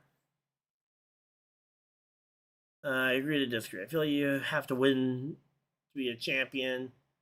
I feel like it proves skill in winning versus. Yeah, and again, that's where if we do go to a 36 race points format, I'd like to see them tweak the points to maybe make it a 10-point gap between first and second place.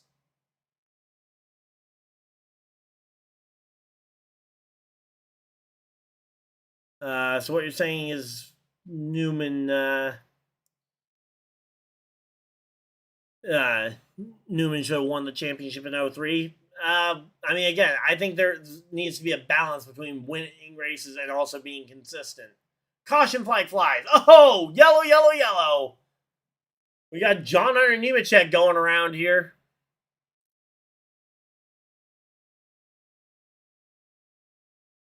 Yes, exactly. Winning absolutely does not need to be a part of there. But yeah, I think there needs to be a balance between valuing a win as okay, you were talking to Trev. Okay. I wasn't sure if you were talking about something I said. But yeah, I do think that there needs to be a balance between consistency, but also rewarding people for making it happen at the front of the field.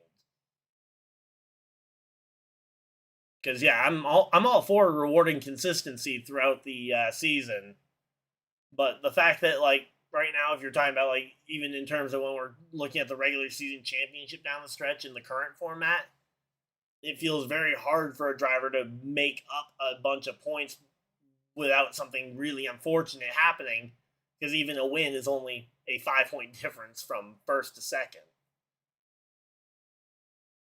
And I think, and then the fact that every position after that is a singular point per position, I'd like to see them maybe even tier that. It's like, okay, the difference between fifth, maybe make the difference between fifth and sixth in points, have that be a little bit more valuable, put some value towards a top 5. And similarly, when you get to the top 10, even. Update on Hamlin's clutch. I have not seen anything happen there. He's still in second place, so I'm guessing he was fine through there.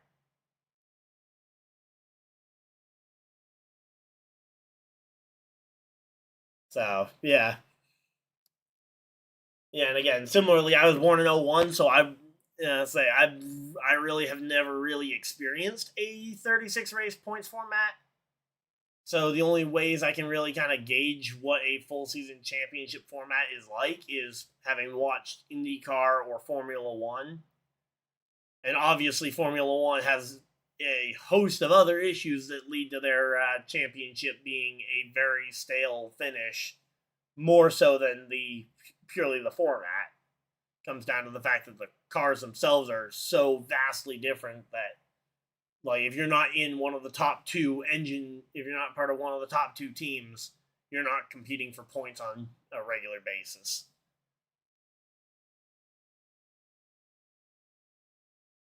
So there we go. But yeah, again, we're under caution flag though here for a what looked like a flat tire on John Hunter Nemechek's car. So yeah, and say honestly, I might go ahead and Braden, I might go ahead and make a full video on this later this week, since we're likely going to have a announcement about the championship format. Yeah, okay, sorry. I had mentioned about that I was going to get to that, and then we got into our discussion about the points format. Title and spotter, I feel like, again, I don't have a radio, so I don't know exactly what was or wasn't said or what was or wasn't seen by Byron's spotter. I still think it's a massive failure on Dylan's point to not just go ahead and stick a hand out the window to signal, or actually, I guess it would be this hand out the window, because you have an obligation to your team to go ahead and attempt to try and make it obvious, and every other driver in the field sticks their hand out the window in that situation to signal to the car behind them, hey, I'm slowing up. The fact that Ty Dillon didn't do that, I have no idea why. I find that to be a major failure on Dillon's part, and they just, and I do feel like they kind of fired the spotter as a fall guy. Again, maybe he didn't relay the message to Byron's spotter, or maybe Byron's spotter couldn't hear him. But I do find a yeah, exactly, Ty Dillon to be quite a bit at fault there. Okay, hey, at least it wasn't Quinn Houff style, because if you guys remember that race where Quinn Houff was in the outer lane at Texas, outside of 3 wide, trying to come to pit road, down across, I think it was Blaney and Bell were the 2 cars to his inside when he was trying to come to pit road at Texas during I think it was the COVID year. That Quinn Houff tried doing that, and that absolutely messed everything up. So, but yeah, so Braden, expect I'll probably try and format my thoughts on the points format into a more well put together video, because I do think the championship conversation. It was Bell and Benedetto. Okay. Yep.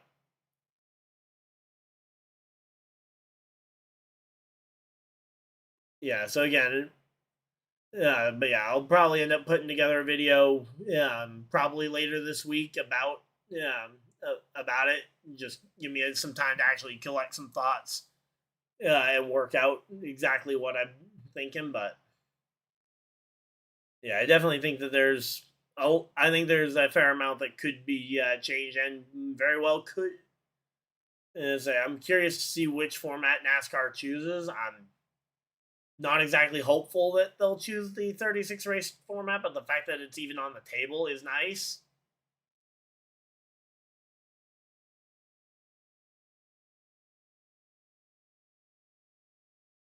But something else that my dad and we were talking actually last night while we were watching the Xfinity series. And I was talking about my annoyance with all the people who were like, "Oh yeah, Jeff Gordon would have won, would have won 7 championships if the format had been different."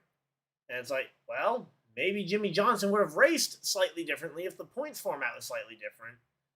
So that's one of my annoyances with the people who are like, "Oh yeah, this guy absolutely would have won the championship if it had been a different format." Now, in some cases, like the Connor Zillage situation, yeah, I don't think there's a different way that somebody could have raced to really be on Zillage's level that year. But like 07, say 07 Gordon versus 07 Jimmy, I think, I think you change up the format. I think both drivers probably raced that season very differently, and we possibly still have a similar outcome.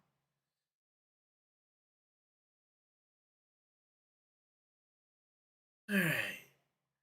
There we go. We got a close game over on the Denver side of things. Flag on the. Oh, looks like they're gonna go final there. 18-15 for the Broncos. As we got pace car off and we are going green, green, green, green flags out. We are back to racing. There we go. What was the best championship race in the playoff era?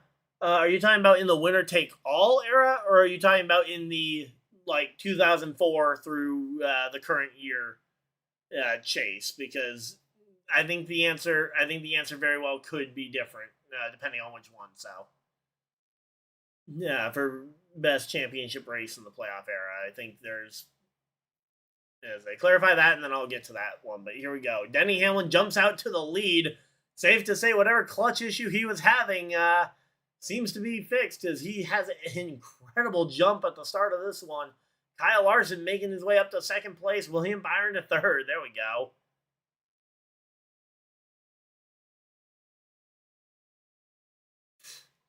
Okay, guys, let's chill. But yeah, Trev.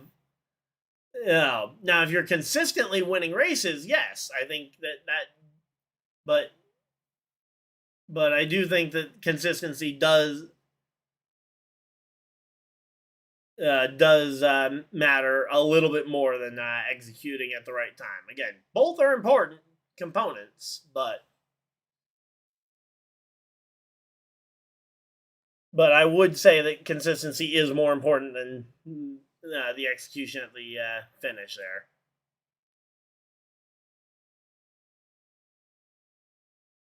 But yeah, here we go. Again, we're back to racing. We got Alex Bowman making a move 3 wide to the bottom here, underneath Briscoe and Legato. There we go.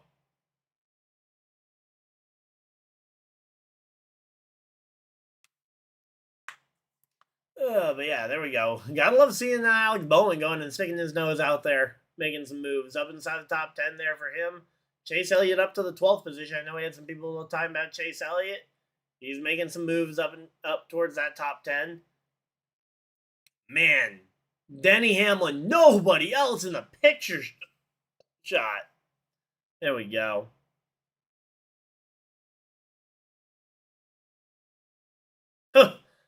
Oh, Trev, you might be making some enemies with that one right there.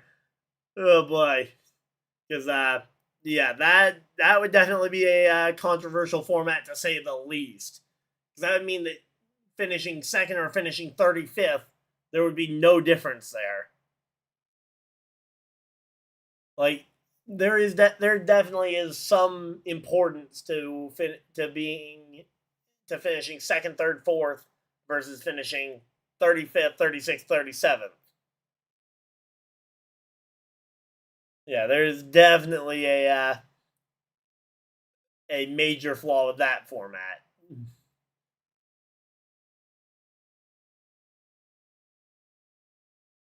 Yeah. I feel like we've all been there at least once at some point, but yeah, there we go.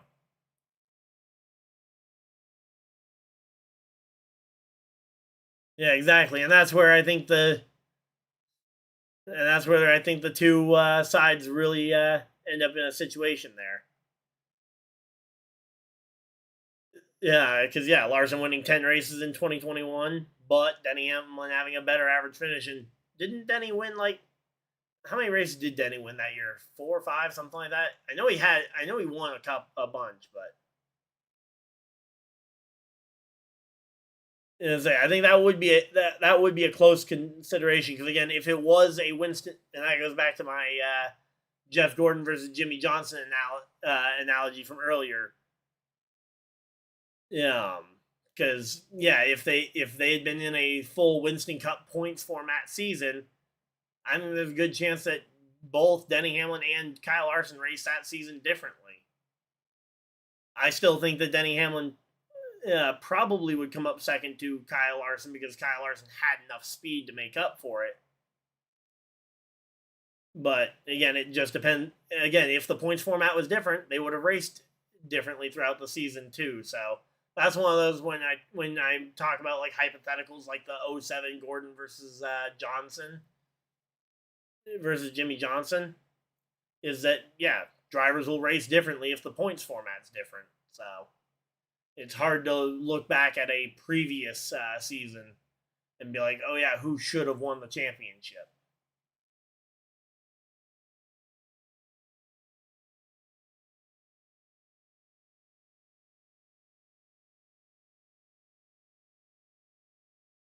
All right, so there we go. Yeah, we've got we got Bubba Wallace way slow on the front straightaway. Bubba Wallace losing tons of time down to into the 70s and 80s on mile per hour. Okay, looks like he's picking up some speed now, but something major just happened to Bubba Wallace in the middle of the pack. Manages to get out of there without causing an incident, but man, that was sketchy.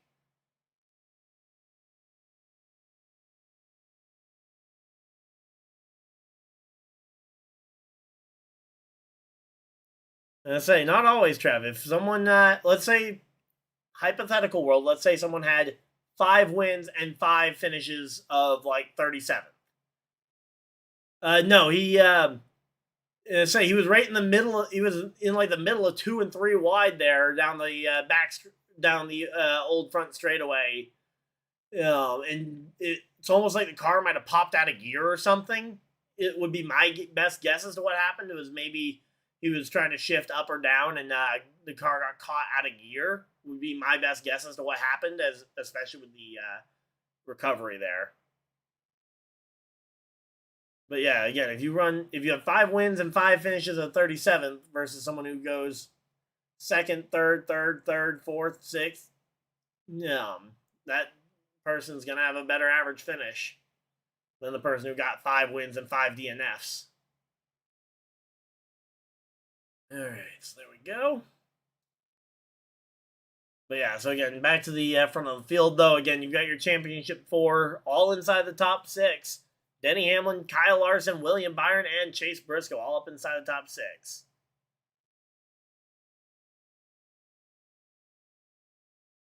So there we go.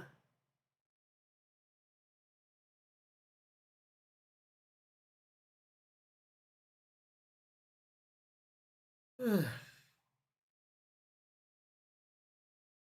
right, so yeah, we're chilling out here. Hopefully, everybody's having a good time. Oh boy.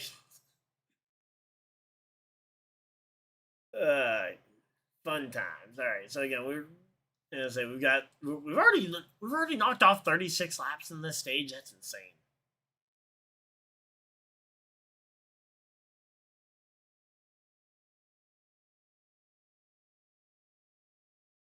So yeah, there we go. Again, there we go. Denny Hamlin now lapping Bubba Wallace. I'm not sure if he's still having problems with that car staying in gear. If so, that's going to be really tough if he can't keep that car in gear. But does seem to be some sort of issue on that 23 car as Denny Hamlin goes to lap him. Denny Hamlin now up to a 3-second gap between himself and Larson. Great run here by Denny. Denny Hamlin having a great run.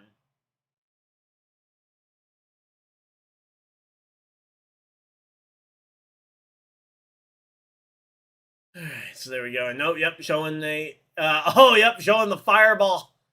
Oh yeah, I forgot. I completely missed like 90% of this race.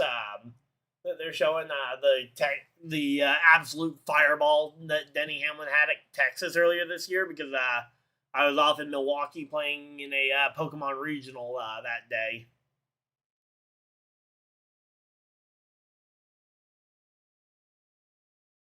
There we go.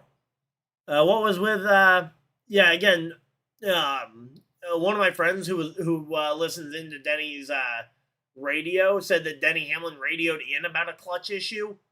I never saw any actual any proof that he was actually struggling with it, but the fact that he said it on the radio is what I was assuming. Let me pull up the because my friend actually sent me the direct quote here. Yeah, so Denny Hamlin said he was reporting to his crew chief that he was having some sort of issue with his clutch. But again, I've seen no evidence. Speaking of evidence of issues, though, the 23 car does pull into the pits. So it seems like he may have been having it seems like Bubba Wallace might have been having an issue there with the clutch. So there we go. But yeah, Briscoe there making a pass on Carson Hocevar for the 5th position, moving all 4 championship drivers into the top 5 now. Again, Denny Hamlin starting to just storm away from the field here. I believe 125 laps. I think we are going to see a pit stop for tires here at some point.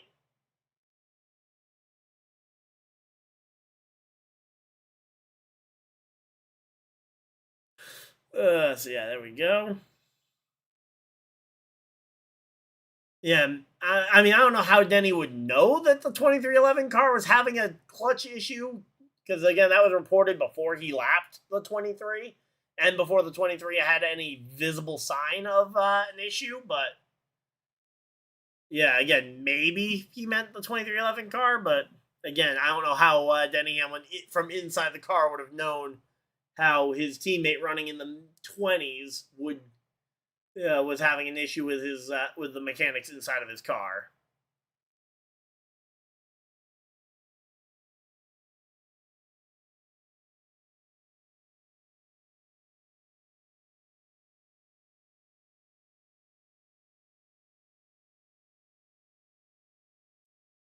So yeah, there we go. Again, we're just chilling out here. Hopefully, everybody's having a good time.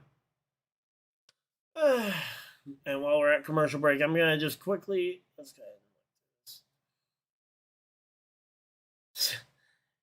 ahead. Is MJ there? I have not seen if MJ is there. Yeah, maybe, but yeah, I have not seen that MJ is there. I would be shocked if he wasn't, but yeah. And again, that goes back to my conversation from earlier, where trying to attribute championships to a driver based on a format that they weren't racing in. The Gordon being a real 7-time champion. Again, if the format's different, yeah, maybe Jeff Gordon does get to 5, maybe even 6 championships. Who knows? Because again, I definitely think Jimmy Johnson would have raced differently if the points format was different. So that's one of those things that I think will be really tough to.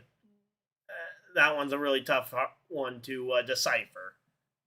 Again, Gordon, an elite driver, absolutely a great driver, no doubt about it. And I don't think, like when you're comparing greatest drivers of all time, I don't think the 4 championships to the 7 that Earnhardt has is a big detriment to his, because he was great for years.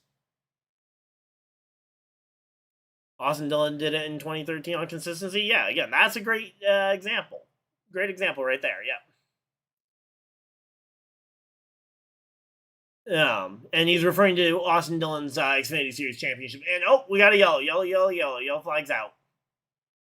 Flat tire Chase Briscoe.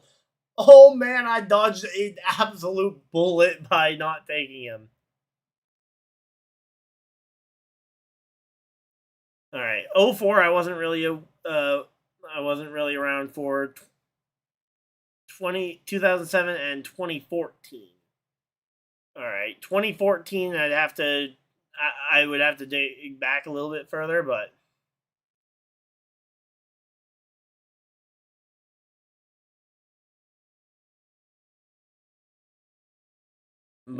yeah. Yeah, again, Briscoe with a flat tire there. Again, my point being is that I'm not saying I think Jimmy would have won 7 championships. I actually, realistically, I think they very well could have ended up very similar. I think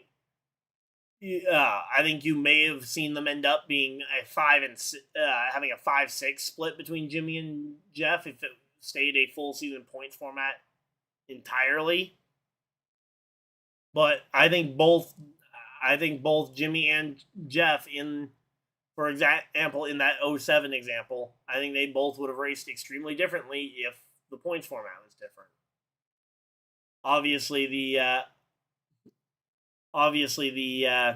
2014 being the first year of the winner take all format, that one obviously is a bit different.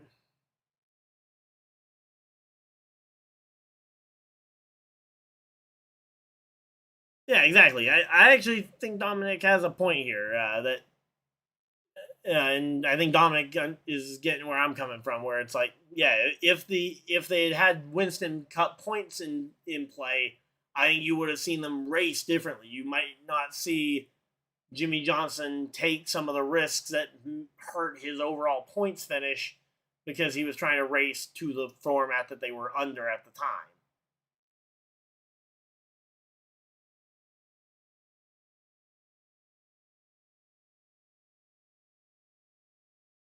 Because again, I mean, even just look at examples like in current year, like trying to think of a good example here. I mean, look at William Byron this year. Racks up gets to the Daytona 500 really early in the year, allowing him to play a little bit riskier throughout the season. Yeah, I'm not disagreeing. Again, like the fact that you have winner takes all. It's like, okay, you win one race early in the year. 2017 Kurt Busch, another great example. He wins that race. He's locked into the playoffs and can drive however he feels like until to try and go over broke to try and rack up the points needed to try and advance to the playoffs. Obviously, Kurt Busch didn't win that championship, but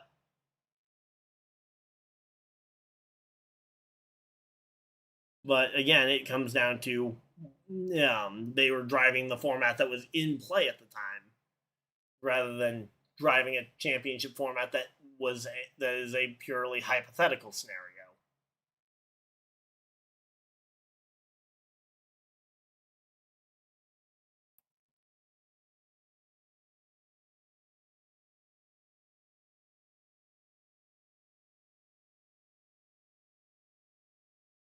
Yeah, again, 2017. That's an example I can see of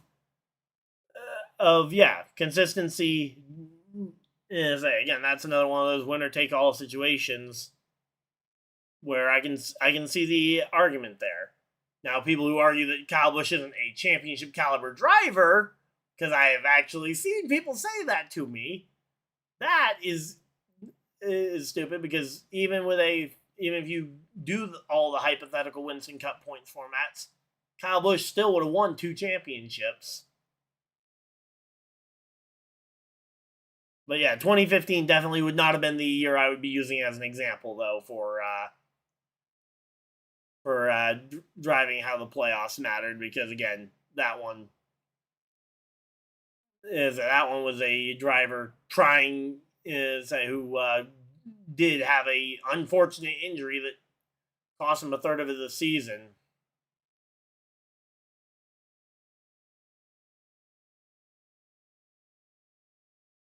Again, I think a better example would be some of the antics that, again, similar, like, I guess Logano would actually be a pretty good example of, yeah, Logano might race differently if it wasn't for the win in your in format. I guarantee Logano would race differently than he does currently, but because there's win in your in.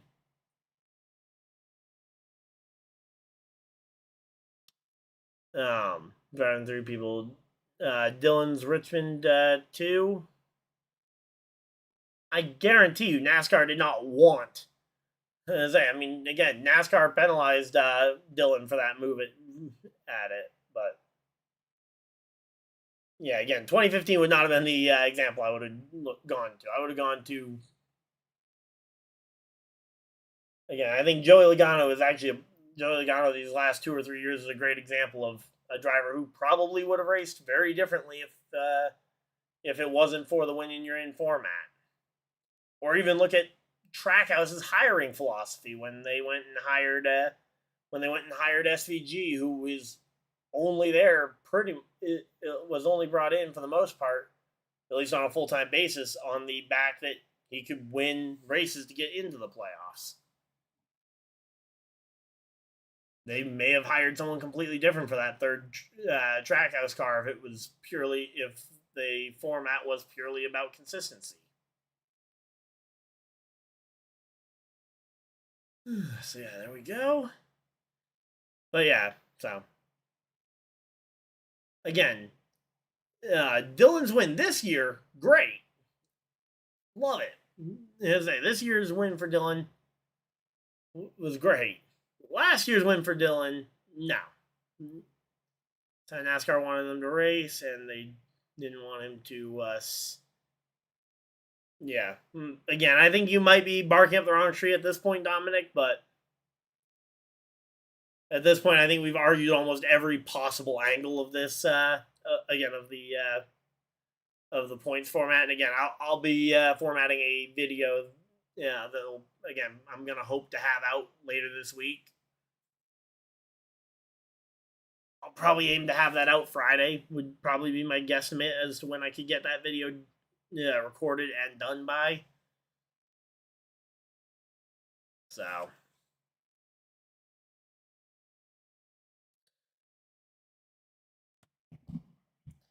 But yeah, there we go. NASCAR needs to make them race how they did before 2014. Yeah, again, I would like to see a return to sanity. And not driving, and not being entirely about win or crash. I would love to see top 5s and top 10s weighted a little bit more heavily.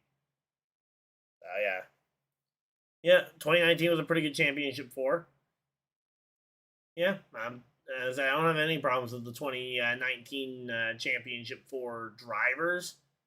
And obviously, the driver who would have won in a full season points format that year also won the title. So here we go, choose cone.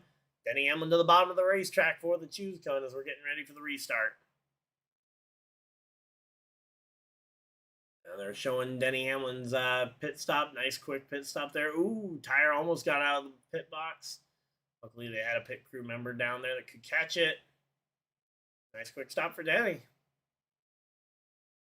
And again, the number 1 pit box helping him hold that number 1 track position. As we're going to be getting ready for it, we should be seeing the green flag here shortly.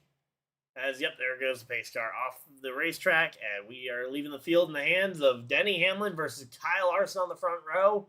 Row 2, we got Byron and Blaney. Row 3, we find Carson Hocevar and Ross Chastain, it looks like, in the third spot, outside row. Exactly. Yeah, that is another great example of the stupidity of that the winner take all format creates. Exactly, Braden. Here we go. Green flags out. We're back to racing. Hamlin, Larson, Byron down into turn 1. Hamlin trying to clear, see if he can get clear. Gets out in front. And Denny Hamlin gets clear of Kyle Larson and is going to try and see if he can drive away. Byron going to slot in line in third. That happened exactly 11 years ago today. All right, hey, cool. That's an interesting one. So here we go. All right. So again, we got the three championship drivers filling out those front three spots, and obviously Briscoe with his flat tire is going to be way further back, maybe even a lap down at this point. So it's basically a three-way fight at this point: Hamlin, Larson, and Byron. So Hamlin lost a teammate here. Let's see if Hamlin can hold him off here at this point.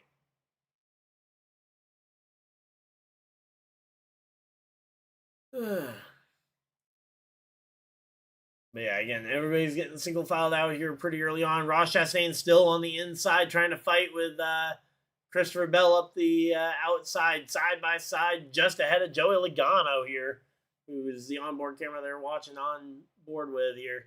Curious to see if Bell's going to try and make this a three-wide move up the inside.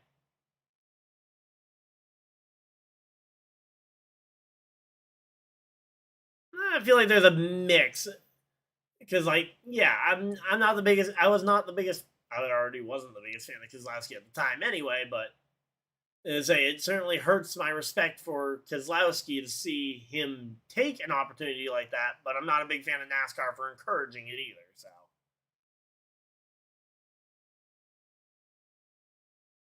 okay, yeah, there we go. There's as Braden just filled in the rest of that. Yeah, that's pretty good actually. Where's Ty Gibbs at? Let's see. Ty Gibbs. Where's Tyler Gibbs at? 12th. Currently in 12th place for the 54 car.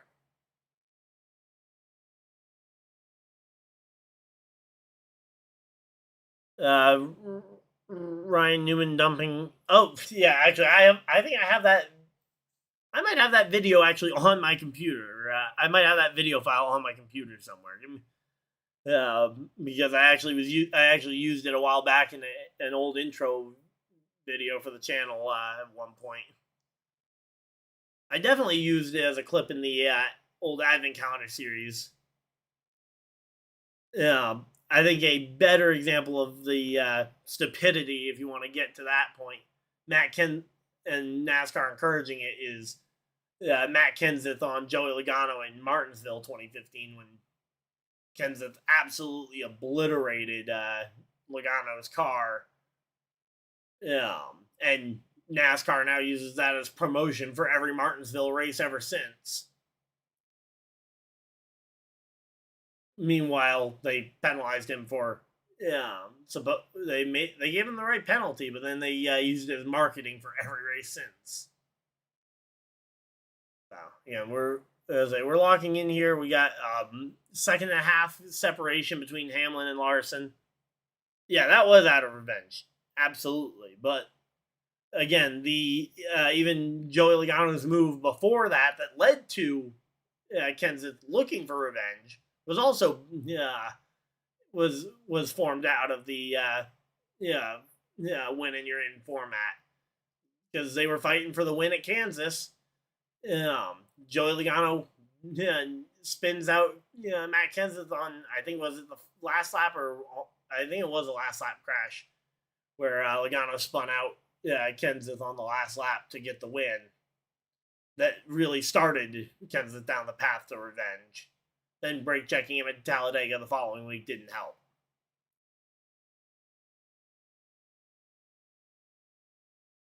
I can guarantee you if it was 2013 instead of 2014, Larson, Newman would have gotten by Larson cleaner. Newman always had kind of was always kind of a bit more of a rough driving style type of guy. I mean, say, if you ever tried to pass him for a position, now maybe if it was 2013 instead of 2014, maybe Newman just accepts finishing behind one spot worse in the points than that, versus going and door slamming the 42 for the point. Because because that point might not have been as important if it had been 2014 or 2013 instead. Yeah, exactly. Again, he has a reputation for being one of the most annoying drivers to try and pass for position or to even pass to put a lap down because he is not going to make it easy on you. I mean, isn't that the whole reason Chase Elliott didn't win the Fall Dover race in 2017 was because Kyle Busch managed to catch Larson or catch Newman, catch and pass Newman, but then Newman was blocking the crap out of the 24 car at the time. So again, Newman, yeah, exactly, harder to pass than a kidney stone. Again, Newman might have always Newmaned it, but yeah, the point still stands though. There's hundreds of examples you can go through over the course of the last 22 years of or 21 years of playoff formats that we've had.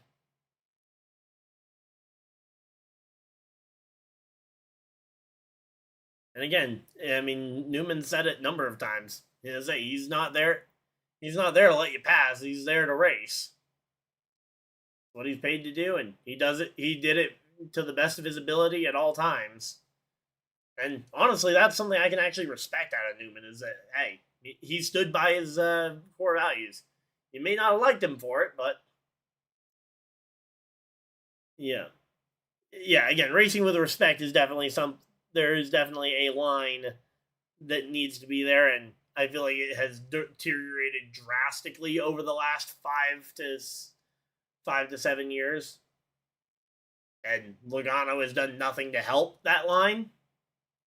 Your championship pick is last. Coming into the week, that was who I thought might have gotten the championship too, but when I saw qualifying, I was like, maybe, say, because Briscoe's had a hard time. All of Briscoe's wins have come from a top 5 starting position. In fact, I don't know if I have to double check this one. I think a lot of his wins have come from pole position, so I knew when I saw him practice and qualify kind of poorly that it probably was not going to be the easiest day for him.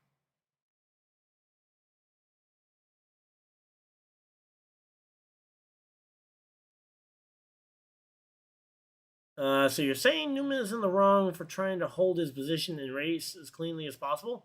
No. And that's part. That part specifically is something I actually said I respect about him. Unless you might be talking to Dominic at that point, which fair enough.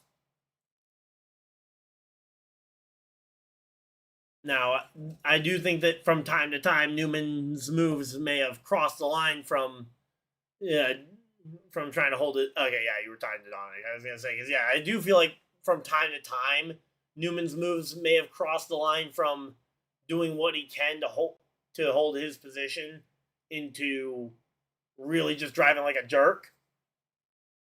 And again, it is a very fine line, and every driver, fan, and TV personality is going to have a different opinion as to where that line needs to be drawn.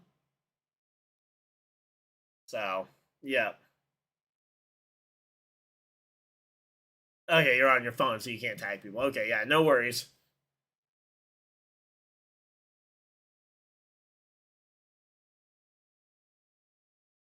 Yeah, here we go. We're coming back from commercial break. Denny Hamlin has a 2.5-second lead over Kyle Larson. Ryan Blaney up to 3rd. William Byron has dropped down to the 4th position.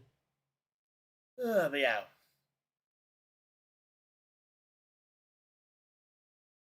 There we go.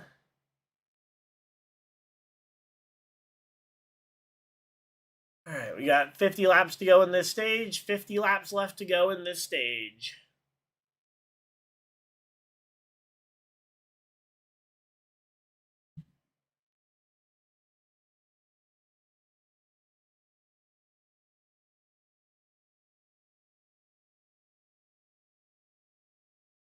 So yeah, there we go. Again, 50 laps to go in this stage. Can I just rant for a quick minute about how annoying these the stages are at Phoenix when it comes to? I hate the asymmetrical stages. Like make stage 1 and 2 essentially the first half of the race.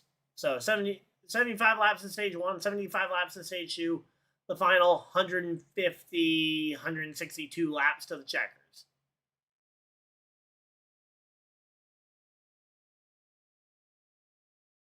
So, yep. But yeah, 48 laps to go again. Continuing to click this one off. Denny Hamlin still holding that fastest lap award of the day as well. Christopherbell up to 7th. Continue to work his way forward. Alex Bowman knocking on the door of the top 10, trying to get by Joey Logano here for that one.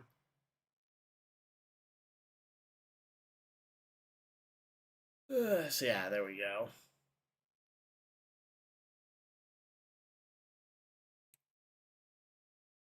Yep. So yeah, I've already got a bunch of notes written down here, but yeah. Again, back to the race. We got a 2.5-second lead right now so far. Yeah, again, Briscoe's virtually out of any shot to win this one, so it's Hamlin, Larson, Byron. Yep. Yeah, Homestead Miami next year for a championship finale is going to be fun.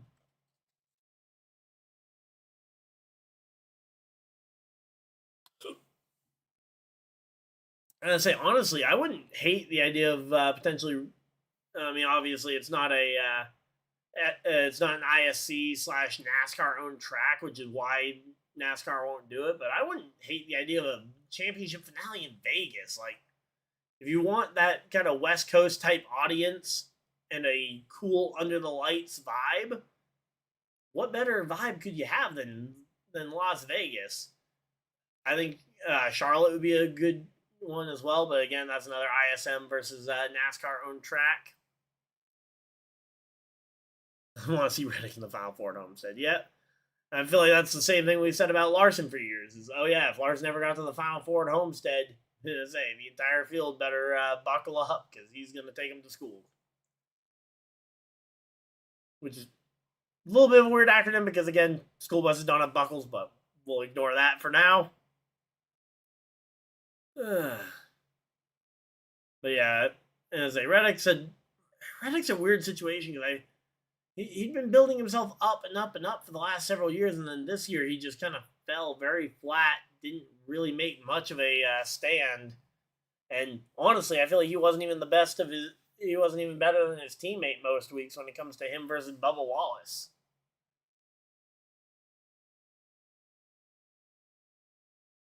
Yes, they do. You referring to my school bus comment? Because outside of the driver's seat, school buses don't have seat belts.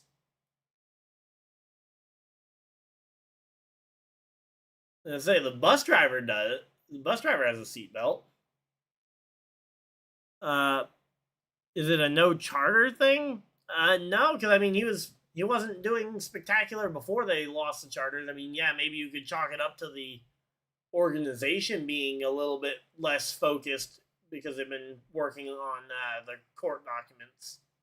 But even then, Bubba Wallace hasn't been quite as much of a slump. Maybe it's a difference on certain school buses, but the ones I grew up on didn't have seat belts installed.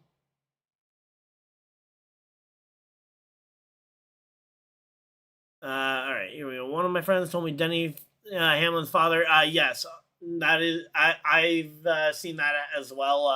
His dad does not have much longer. This would be the last chance for Denny to win a championship with his dad able to see it.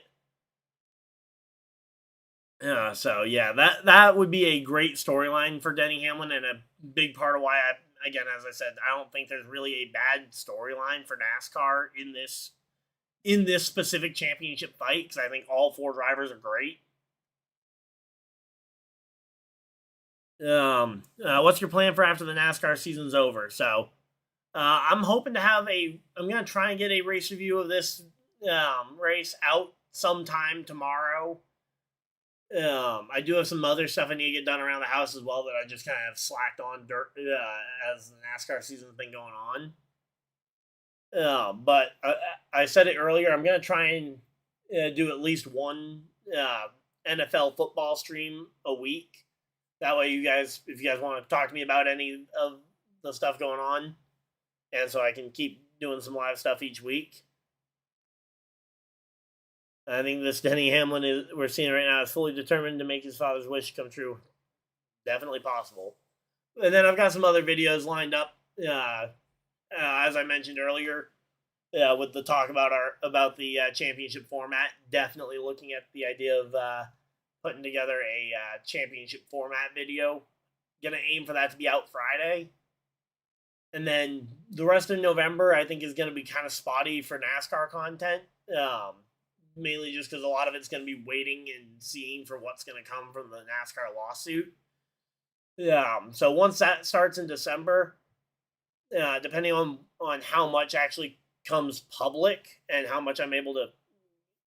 Oh, we got a bot. Give me 1 second. But depending on how much that goes public, I'm going to try and do essentially one short style update. Oh, we got a caution flag. AJ Allmendinger goes out. But yeah, so I'm thinking throughout the month of December, I might try and do a daily video, just kind of a daily short form video, just recapping the court filings of the day. Probably aiming for somewhere around a minute, maybe a minute and a half, just recapping the court stuff. 1 second.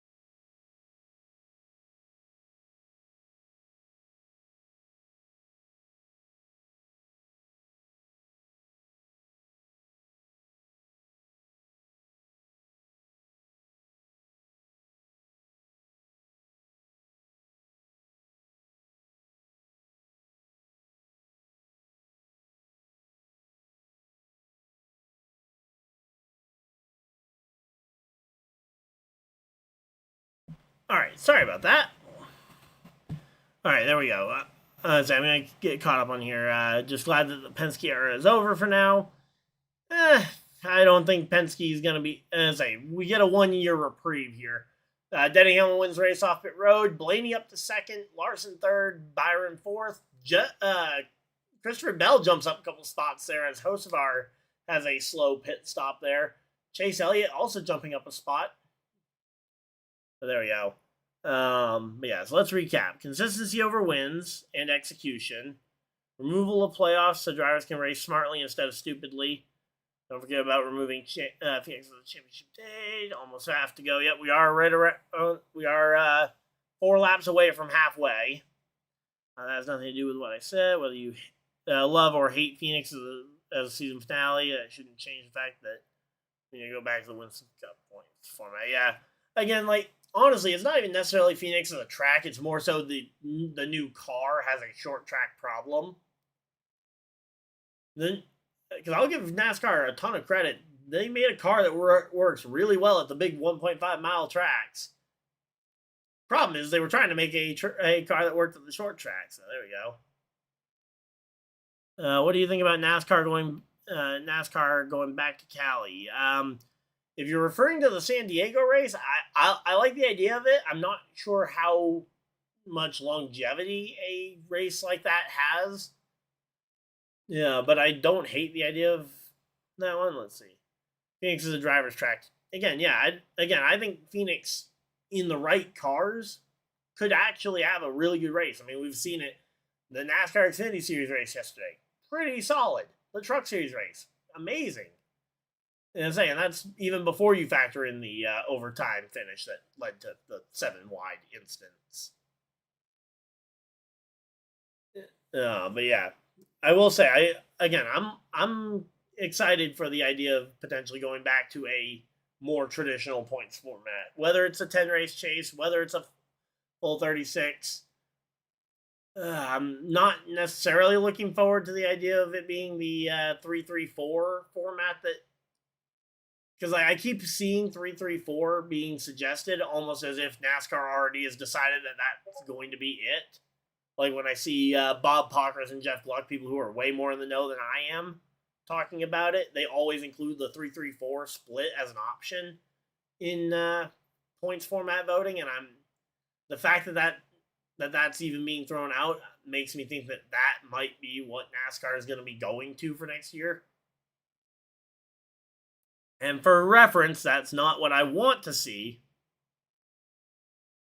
but that's what I could very well see happening. So there we go. Let's get the bot out of here. They went 7 wide, and they went 4 wide to decide. Yeah, I'm aware. Yeah, again, bots are out in full force today.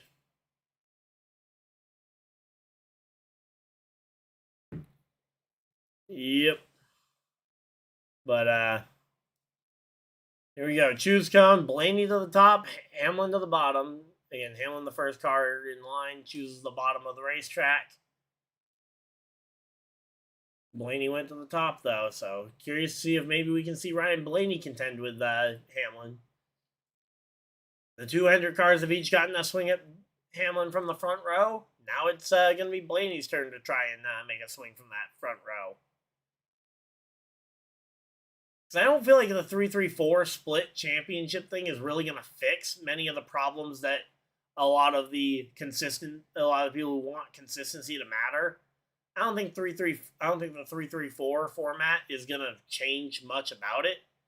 I mean, yeah, it'll fix the idea of a singular race being the thing that decides it. But that'll only really fix it in very clear situations like Corey Heim or Connor Zilich's situations would be the only ones that would maybe be changed by it. Here we go. Pace cars off. Fill in the hands of Denny Hamlin. Green, green, green. Green flags out. We're back to racing. The 2 Hendrick cars end up sharing row 2 there. So, again, your 3 championship contenders all right in the top 5. Yeah, 3rd, 4th right there for those 2. Hocevar's doing pretty good today. Yeah, again, Carson Hocevar has actually had a really good stretch of races down the end of the season.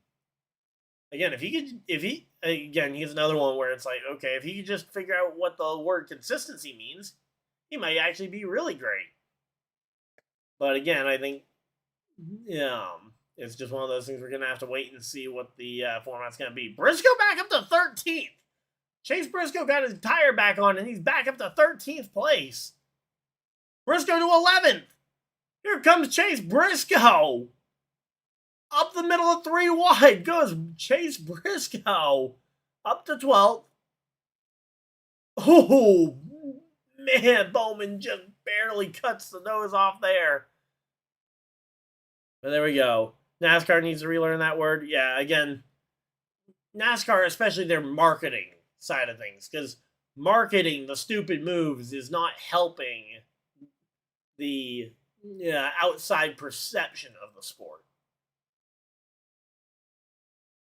The drivers definitely could use a grammar lesson on that word too, but Briscoe got his flat tire fixed, and he's back up into the fight for the top 10. He's battling door to door with Alex Bowman here for 10th. Meanwhile, just ahead of those two, you've got Joey Logano versus Chase Elliott dueling it out for the 8th and 9th positions right ahead of these guys. So there we go. And I will say another component to the consistency is the fact that now that NASCAR has 4 different TV partners, the 4 TV partners are going to have to figure out how to hype up their segments of the seasons.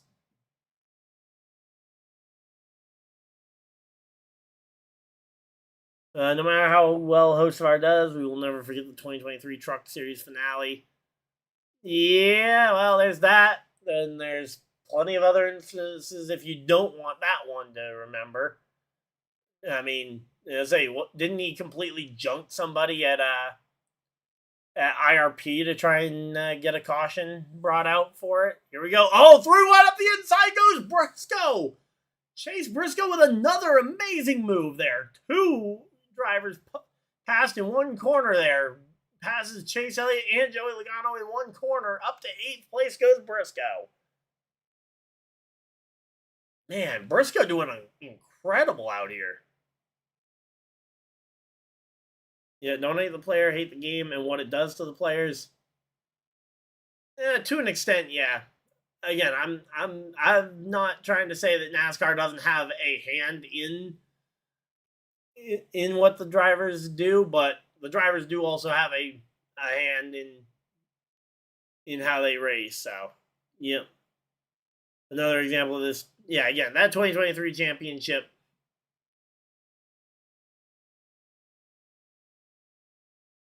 Yeah, again, I've never really been the biggest fan of the one race finale, and there are more than enough examples. You can go back to plenty of other ones where, yeah, so there's been plenty of other instances. Yeah, Hocevar doing Boyer Ritchie arm impression. Yeah, I mean so that's another thing that, because like that one wasn't even that wasn't the winner take all finale or anything, but that was another instance of race manipulation back during one of the previous Chase era races. So yeah, here we go again. Briscoe on an absolute recovery drive of the century here. Again, flat tire in these cars is usually a pretty big death knell, and now he's all the way back up into the 8th position already. I mean, that is incredible by Chase Briscoe. So yeah, there we go. But yeah, let's see. Pro tip: don't wear white gloves at night races if you wreck yourself. Yeah, that would be another one. Yep. Yep. And again, that's one of those things that because I was listening to Parker Kligerman and Landon Castle on their Money Lap podcast, and again, they bring up a good point that the race manipulation is still absolutely going to exist no matter what the format you change to is, because of just the sheer amount of influence and power that the car manufacturers have at this point. Like, going to the 36 race format, there is still going to be a level of race manipulation. It'll just be less obvious to the fans, which will, for the casual fans, will be great because they won't pick up on any of the race manipulation. And for the diehard fans, they'll still be mildly annoyed with instances here and there that they think could or could not potentially be race manipulation. And again, the harder you make it to decipher whether it's race manipulation or not is going to make it easier for teams to get away with it. Because they can be like, well, it wasn't race manipulation, we just slipped. All right, but yeah, we got ourselves a really good battle here. I almost said Joey Logano. Ryan Blaney taking the fight to Denny Hamlin here at the front of the field. And I say, so far, this is the first time in a couple of restarts we've actually seen Denny Hamlin challenged beyond the initial first lap or two here. So again, just making their way through this one. Briscoe on the back bumper of Hocevar as well, trying to make that pass for the 7th position. All right, so there we go. Yeah, this was a really good race going here, though. They're going to go to commercial break. All right, so again, Yeah, I mean, drivers throwing out their water bottles. I mean, they gotta have is a throwing out their water bottles is something. I don't feel like I ever remember the water bottle really causing all that much of a debris caution. I mean, I'm sure that you can go back to some examples where every once in a while a driver throwing their water bottle out the window ended up bringing out a debris caution, but I feel like those instances are fairly few and far between. Here we go. Briscoe up the inside, looking on the inside of the 77. Briscoe up to seventh here. And here comes Ryan Blaney looking for the lead on Denny Hamlin. Hamlin going to try and keep that door shut pretty tight. Leaves it open just enough for Ryan Blaney to make the corner there. And there we go. Denny Hamlin holds the lead off the corner, but Ryan Blaney still very much in position to go for it.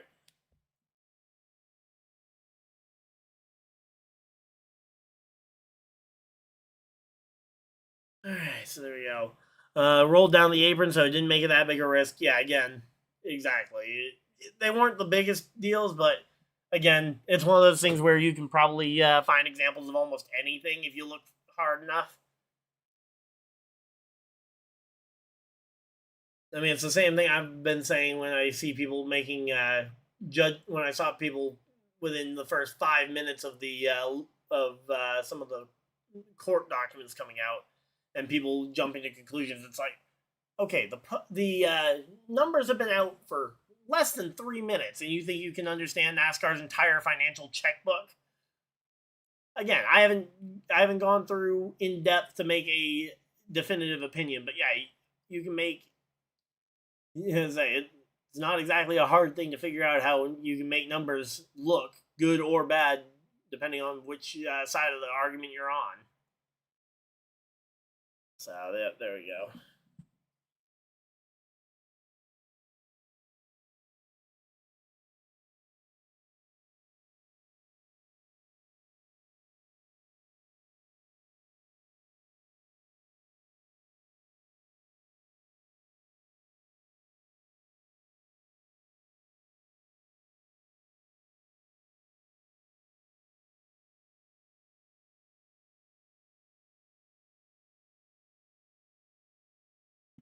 All right, there we go. Yeah, we're coming. We got 10 laps to go. Now nine more laps here in stage number 2. So again, 9 laps to go in stage 2. Denny Hamlin has absolutely dominated the day. 150 laps completed in the race lead. Ryan Blaney's gotten 14 of them. William Byron 12 laps led amongst this group. And an absolutely incredible drive here by Denny Hamlin. 8 laps to go in this stage. 8 more times around. Ryan Blaney still breathing down the neck of Hamlin. And again, Ryan Blaney winning this race would not be a bad thing here. I mean, it's probably not what NASCAR wants because they want winner. They want the winner to be the champion, probably. But again, Blaney keeping Hamlin honest here, making sure that Hamlin isn't able to relax much at all because he knows that, hey, if you want to win this race, you're going to have to do it on full attack mode because I'm right here. Is it finally his year? I don't know. Again, Denny looks good, and he was my race win pick coming into the day. Not necessarily by choice, but again, we've as I say, Briscoe was my original choice, who would have been my first choice if I'd had first pick of drivers. Yeah, he's actually had a really good recovery drive since that flat tire. He's back up into the 7th position. Not really close enough to try and go for 6th place on Ross Chastain, at least not before this stage ends. But the good thing about the stage caution, and I'm saying good thing in major quotation marks, I'm not exactly saying the good thing from Briscoe's perspective is, oh, we got a flat tire, caution. Wait, no caution yet. No caution yet. Flat tire, number 3. Austin Dillon. Flat tire here, dragging it around. He's trying to get to pit road. It looks like he's going to get to pit road. The question is debris. Looks like they're going to stay green. It looks like we are staying green here, but a flat tire. That would have probably ended the stage right there, but there we go. Austin Dillon, flat tire here, gonna take him down a notch. All right, let me go ahead and, while we've got a few laps left in the stage, I'm gonna go ahead and check my NASCAR fantasy lineup. If any of you guys play the NASCAR fantasy game, now would be a good time to do that. Let's say, Mom, Dad, if you guys are listening, because I know you guys always ask me to remind you when the stages are ending, when the garage is locking. Oh, did the garage lock early? Oh, wait, no, I'm on the wrong roster.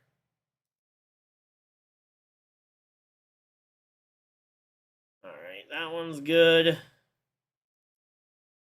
All right, let's prioritize getting the my main one fixed here. And oh, yep, there we go. Caution flag. The other Dillon blows a tire. We saw Austin Dillon go down. Now Ty Dillon loses a tire. Dillon brothers going round. Good thing is, this should hopefully give us enough time to. This should give us enough time to get our lineup fixed.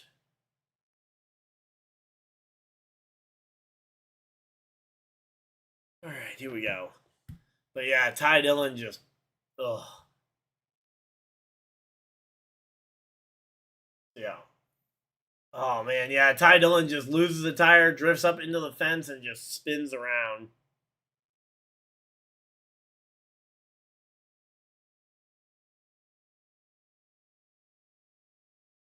All right, let's see.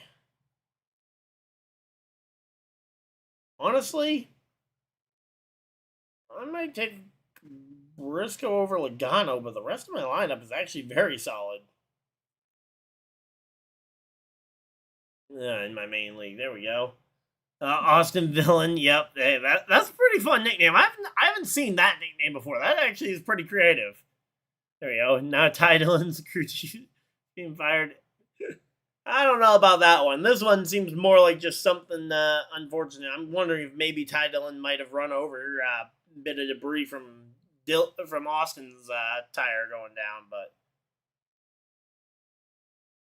yeah, again, caution flag is out. This one will end the second stage, so if you guys play the NASCAR fantasy game, gotta get those adjustments in quick here. Hate pop-ups. There we go. Okay, get us out of that one.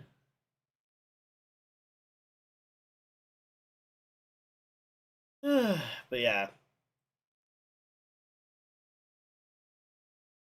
I don't know. Again, I kind of wish that the Dillon brothers weren't family there, because I'd be curious to see if, especially if Austin would keep a spot there. Ty, I think, is almost certainly there because of the family connection. Pop-ups, seriously.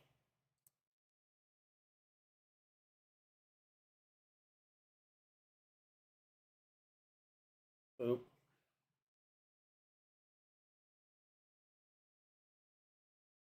Two more to get through. I don't know if we get through them before they lock the stage. As here we go, green and white checkers. Hamlin wins stage number 2. Blaney, Byron, Larson, Bell, the top 5. Chastain, Briscoe, Logano, Hocevar, and Elliott, the other drivers inside the top 10.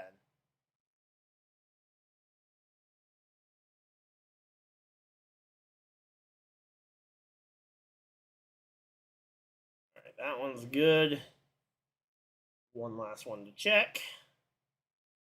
Come on.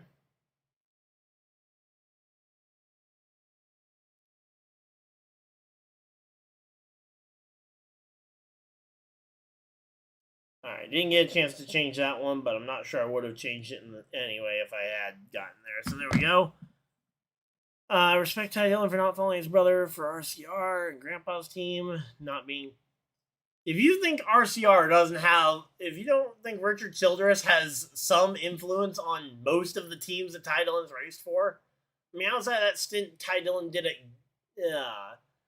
at Gibbs' Xfinity program a couple years ago when he was doing that partial season for Gaunt Brothers, almost every opportunity he's had has been a Chevy team with at least some level of connection to Richard Childress Racing. I mean, as I say, Colic Racing has had a lot of close connections with RCR over the years. Germain, when he was in the Germain number 13, that was essentially an extra. His time in the Germain Racing 13, that was essentially a third or fourth, depending on what year you're referring to. It was a third or fourth RCR car, essentially, just like the Wood brothers are to Team Penske. I mean, yeah, it isn't directly in-house, so at least his grandfather's name isn't on the building, but I'm willing to bet that his grandfather still had a major impact on him being the one being able to get those rides. Again, he's done well with them, and that's where I can give some credit to Ty Dillon, that I don't think he really gets there. Oh, there we go. A record-breaking NFL field goal. There we go.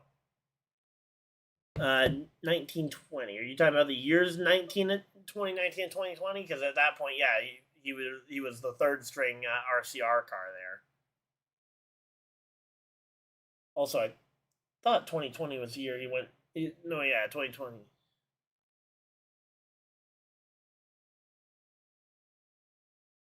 Stage wins. All right, here we go. 19 coming to pit road along with everybody else. 19 the first of the championship four to find his pit box. Larson then hits his.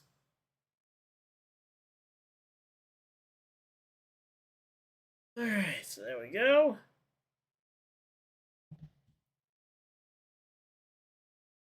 Ooh, Kyle Larson with a really slow pit stop. 14.6? That's unbelievable. Are you kidding me?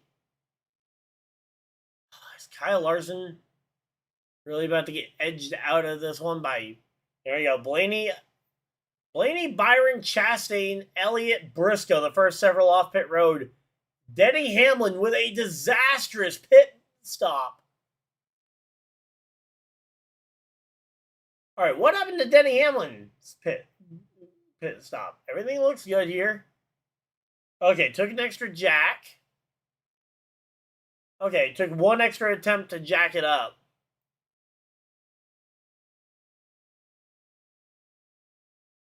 All right, there we go. Whew. Oh, he had a flat left rear tire on that too. Oh boy, okay, so that's why the jack didn't work on the first try. Man, that is insane. Again, Denny Hamlin gonna be, it looks like he's gonna be in about 11th place here. If he loses the cup again to his pit crew. Well, again, the good thing is that Larson had a bad pit stop too, which is going to leave both of them charging through the field. And as Briscoe showed, it's possible to run through the field with a superior car. It's just going to be a matter of if you can get there. 127 laps to go here.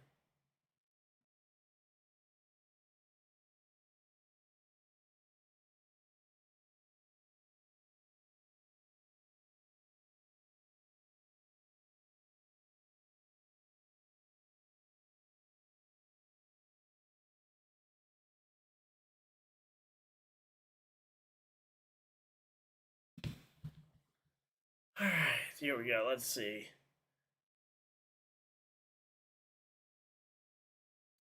Yeah, there's still plenty of laps here. Yeah, there's a 2019 tape syndrome. Yep.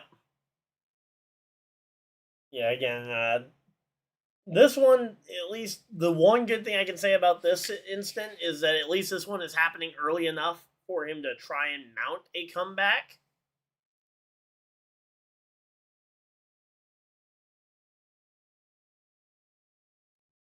Chase Elliott went from 10th to 4th with 4 tires. Again, there were a couple of different issues on pit road because again, Larson's pit stop was a 14-second pit stop too. So there we go. Oh, yeah, we are chilling out here. Let's see. What is it? Have we gained some subscribers? Okay, yeah, we've gained a couple of subscribers today. All right, nice. Welcome on in. Hopefully everybody's having a good time. We got 47 people popping on in here, hanging out with us, enjoying the race. I'm going to grab an energy drink, and we will be right back here. We're still under caution flag, so you're not missing anything. Oh, wait a minute. They're going to do the Powerball. I want to know if the guy from Maine's going to get it. Come on. I got to know if the guy from Maine gets it. Number 1. Okay.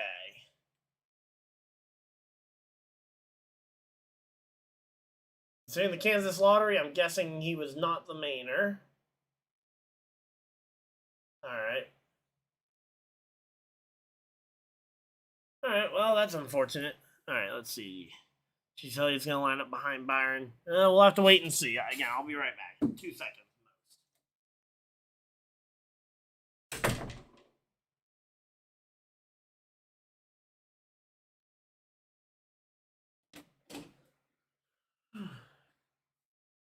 There we go. All right, we're back. We're still under caution. You guys have not missed a thing. As long as he gets a top 10 or a top 5, I'm happy with that. Sitting in 4th. Hey, again, Chase Elliott. Those Hendrick cars have looked pretty solid up to this point. Oh, uh-oh.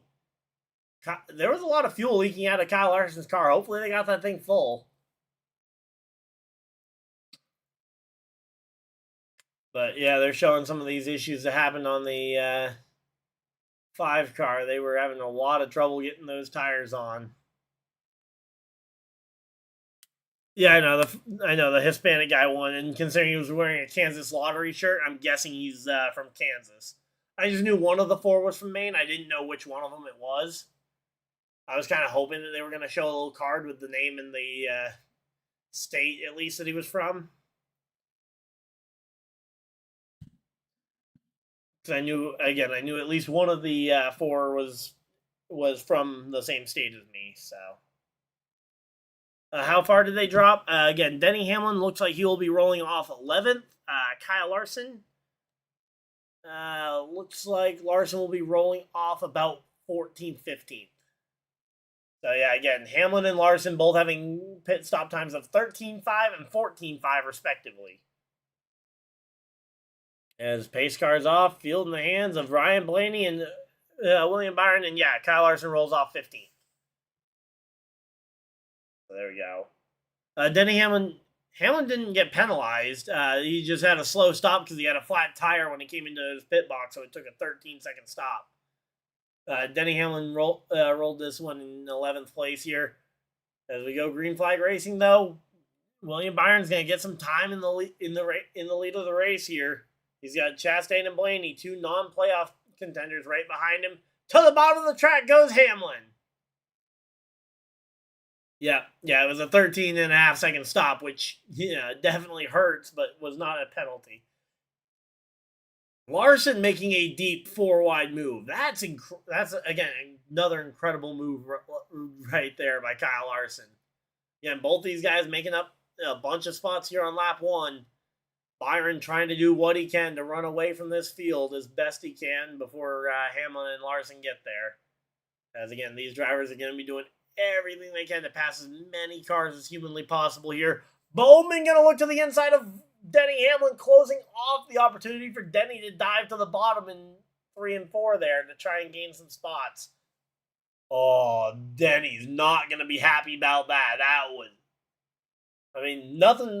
Nothing directly that he did wrong. In fact, that actually very much helps both the 48 and the 5 out here if they can stall that 11. But, man, the fact that the 11 couldn't cut across the corner like that definitely hurt.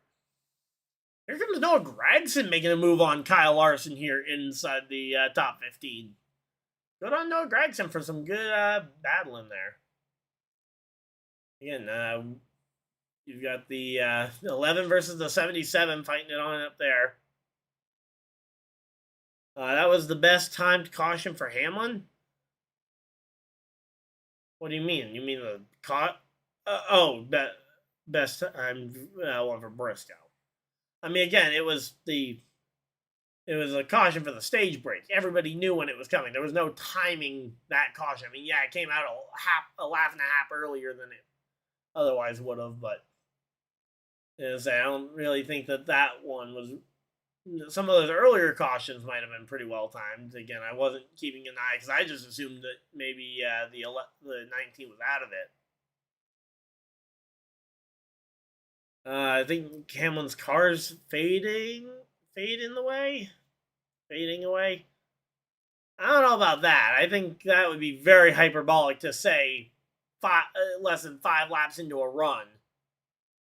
I think we're way too early into this run to say that, oh yeah, Hamlin's car has faded away.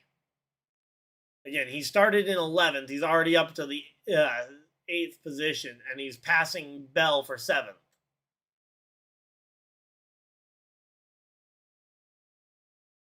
Again, best time stage end. Again, the stage end, those are pre-planned and don't really move a whole lot. I mean, everybody should. There's a stage end should be one of the best timed cautions for pretty much everybody. Because again, everybody knows when they're coming. Yeah, so right now we got Byron, Briscoe, first, third, but Hamlin up to 7th and Kyle Larson up to 9th here. Yeah, again, these drivers making it work here. Larson up to 8th as he goes underneath Christopherbell. Making some good moves here. Kyle Larson on the move, just like Denny Hamlin. Again, these drivers both storming through the field here, trying to make this one happen.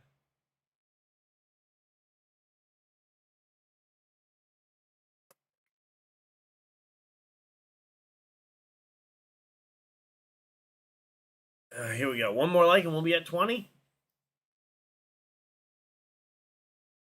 Likes on the video. All right. Well, I'm seeing 2 away, but all right, here we go. Again, we got Byron out in front of the field by half a second over Chastain. He's starting to establish a little bit of a gap between himself and Chastain. Blaney's actually dropped back a bit further than I would have expected because he kept it really close with Denny Hamlin, and Hamlin had been making the rest of the field look like child's play.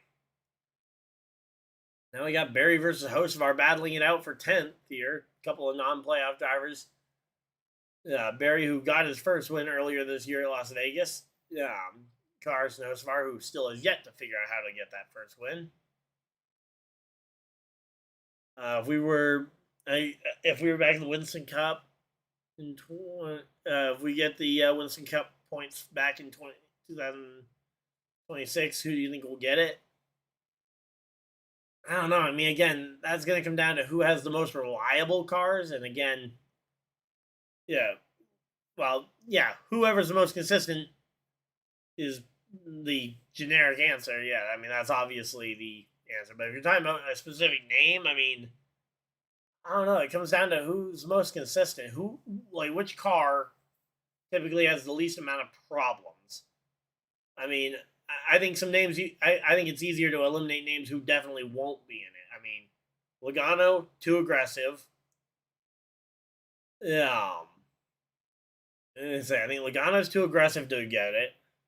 Even with that, Briscoe's chasing down Byron. Yep, and here we go.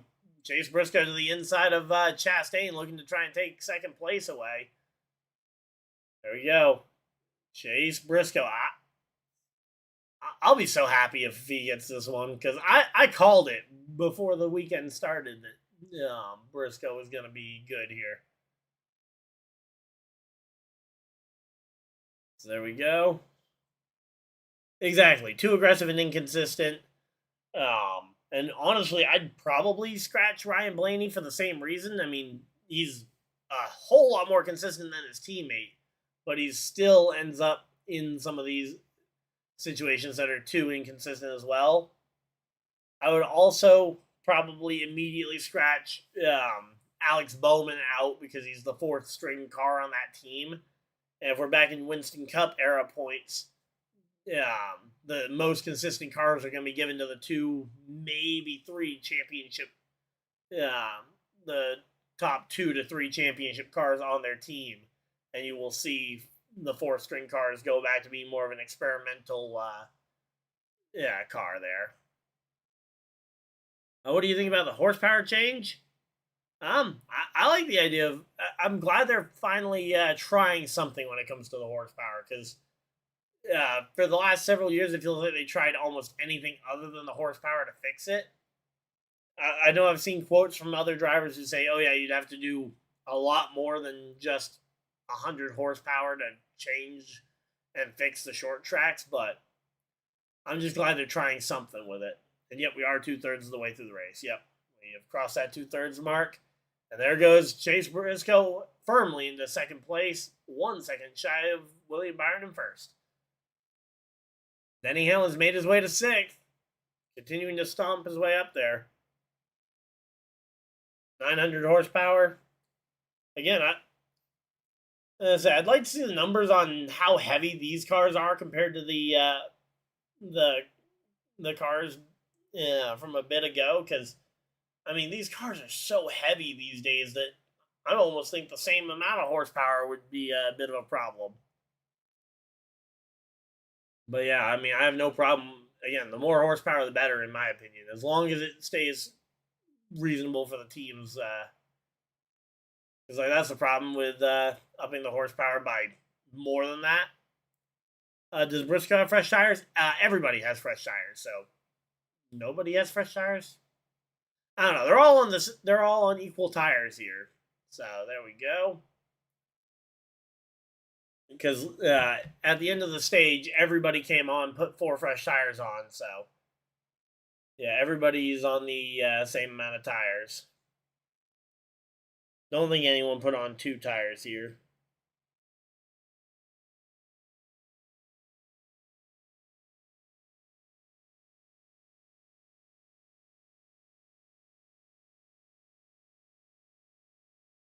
There we go.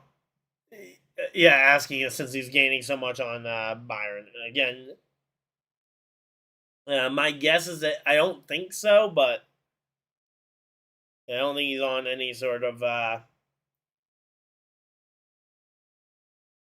I don't think he's on any sort of tire advantage. It's just the fact that I think that his car is that much better. I think I think the Toyotas are the best cars here. Again, Denny Hamlin's been proving it. Briscoe, ever since he had that flat tire, he's been on an absolute mission here, charging through the field. There we go. Did Byron hit lap traffic? I have not seen him in lap traffic yet. Flat tire! We got a flat tire on the 5! Kyle Larson! Is that a flat tire? Smoke's coming out of both sides. It might not be a flat tire. No, yeah, it appears to be a flat tire. It does appear to be a flat tire. Flat tire for the number 5 car. No caution flag out here. The number 5 of Kyle Larson takes a massive hit. No! Kyle Larson. Oh, man, that's a gut punch for the Hendrick hopeful there. Oh, man. Wait, they're saying Briscoe has a flat tire too? Chase Briscoe with a flat tire now. What on earth is happening? What? Briscoe, flat tire. Chase Briscoe with a flat tire too. Are you kidding me? Oh boy, come on. So Larson loses a right front. Briscoe loses the right rear tire. What on earth? Okay, maybe this is hilarious. Goodyear sabotage? I don't know, because again, like at this point, it's affecting both the Chevy and the Ford, or Chevy and Toyota teams evenly, at least to some extent. I think Goodyear just brought a softer tire, and well, softer tire is definitely not paying off here. Oh boy, caution flags out. Yellow, yellow, yellow. We got a yellow flag out. Oh man, again, a caution flag flying here. Oh man, that we've had an insane last few minutes of this race here up to this point. Again, 2 of the 4 championship contenders with major issues here.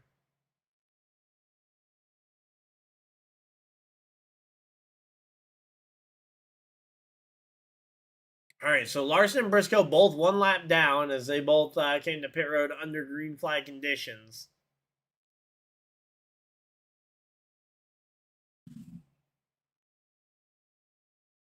Should they try the tire options again?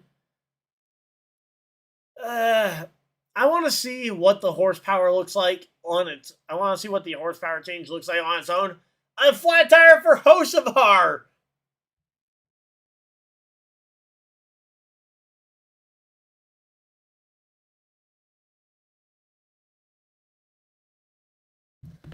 So man, another say 3 flat tires. Caution flag is out.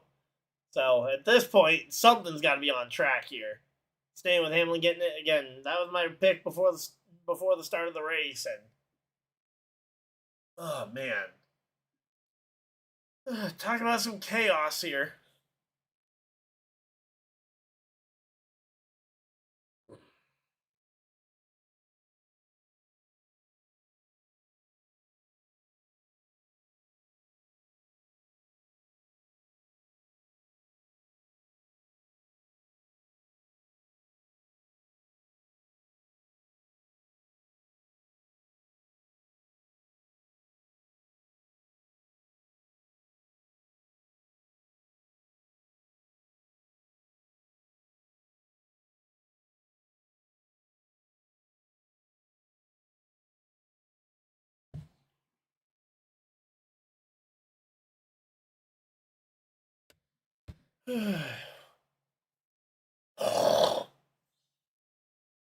Now Carson Hocevar's tire went down to bring out the caution again. I'm guessing that when they saw the 3rd tire go down, that they assumed, probably rightly so, that there might be something on there could be something on the track that they need to sweep for, because the odds of 3 tires randomly going down all at once is a 2 tires. You're starting to is a twice as a coincidence. 3 times that's a pattern, and they wanted to sweep the track to make sure. So again, that's the reasoning for the caution. I don't think it's for any sort of manipulation reason, because they didn't want to give it to Larson or Briscoe. But yeah.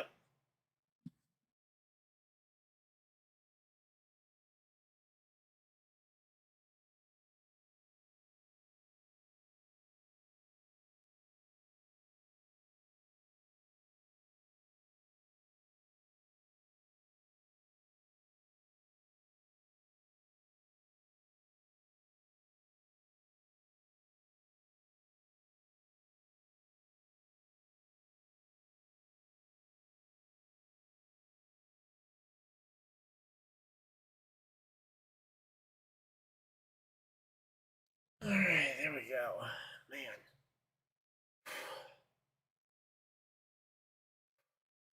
All right, again, we're under caution flag here. You're not missing anything.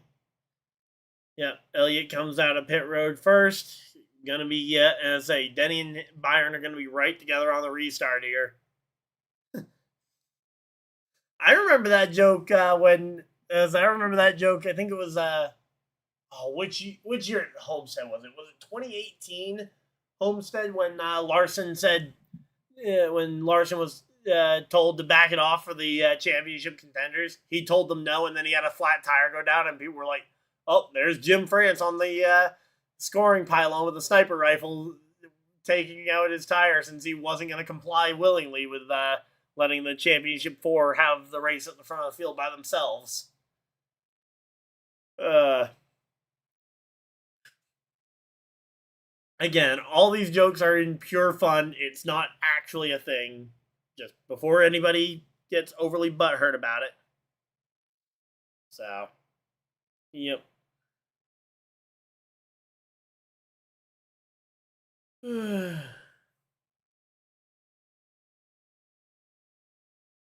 Man.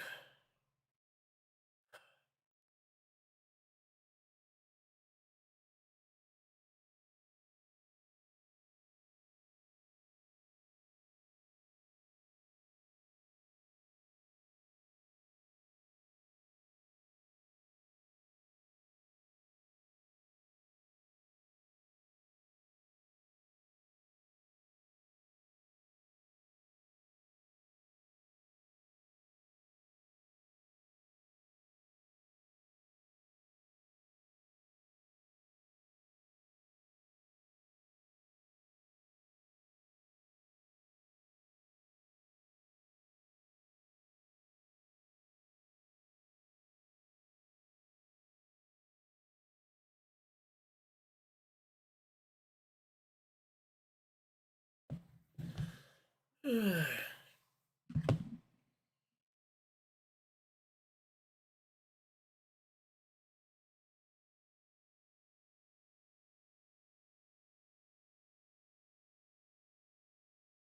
there we go. I think that was NASCAR's making every driver pit, and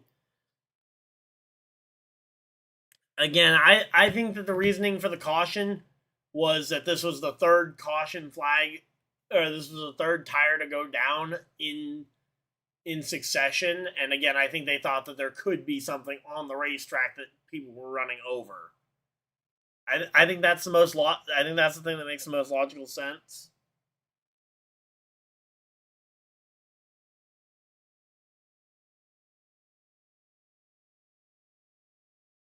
Oh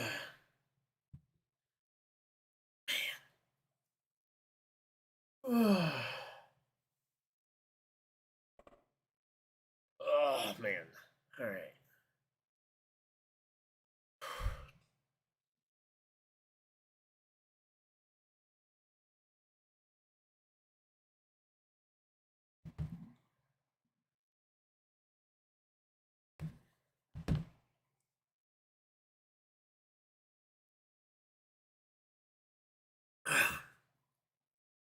All right, here we go. Pace car is off. Kyle Larson catching the field, trying to pull a Kyle Busch in the Daytona Clash. As he's catching up to the field, green flags out. Chase Elliott in front of the field. Here comes William Byron to the bottom, trying to make it 3 wide for the lead. Let's go.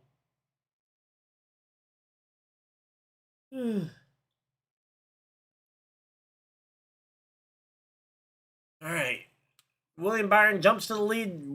Chase Elliott crosses him back over to the lead of the race. Goes Chase Elliott. Here comes Josh Berry. Josh Berry up to the front of the field. Dives way down low. Trying to shortcut this track from 1 mile down to 3/4 of a mile. Here comes Denny Hamlin to the bottom of the track. Looking to try and make a little bit of ground up. Not able to make it stick on the bottom there. And comes up to the corner to try and side draft Blaney down the straightaway. Right against the bottom. And Denny Hamlin, no grip on the bottom lane.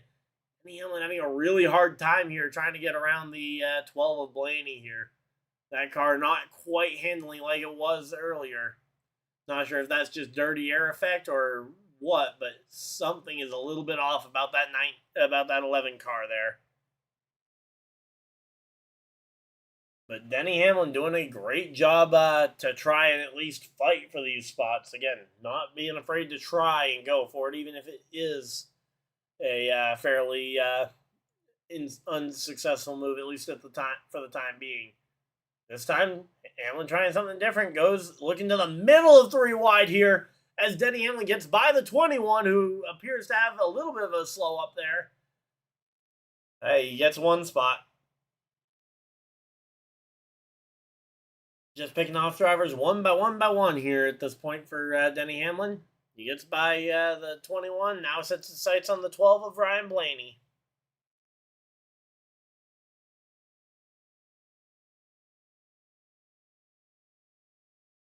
So yeah, there we go. And you guys are here, so we're just chilling out here. Hopefully everybody's having a good time. Wood Brothers just need a driver. Again, I think Josh Berry is a good driver. I don't think Josh Berry is a bad driver by any stretch of the imagination, unless you're referring to back when they had Harrison Burton, they didn't have a driver. And the problem is they're again 4th on the pecking order for those Penske Fords. So when all the Penskes are good at tracks like Phoenix, yeah, the 21 can be just as good as the other 3.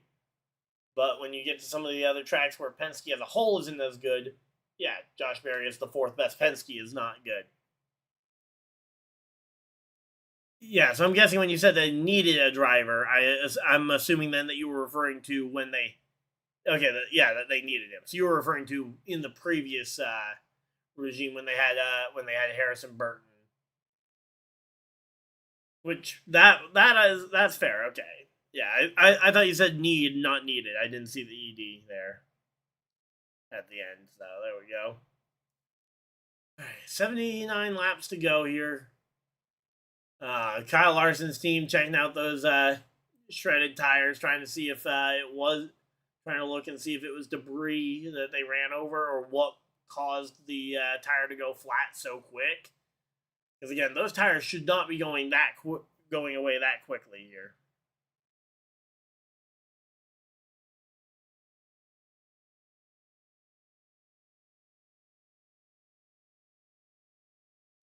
All right, so here we go. To the back bumper of William Byron comes Blaney. Blaney putting some major pressure here on William Byron. Chase Elliott, though, leading this race here. Yeah, there we go. Never thought I'd see Elliott leading the final race of the season. Yep. Again, the more Blaney continues to pressure the 24 of Byron, the closer it's going to be. Burton just needed to turn left like at Texas. Yeah, I mean, again, I think Burton just needed a little bit more time in Xfinity. He took the because he just jumped straight up to Cup before he was really ready, and that was ultimately the problem there.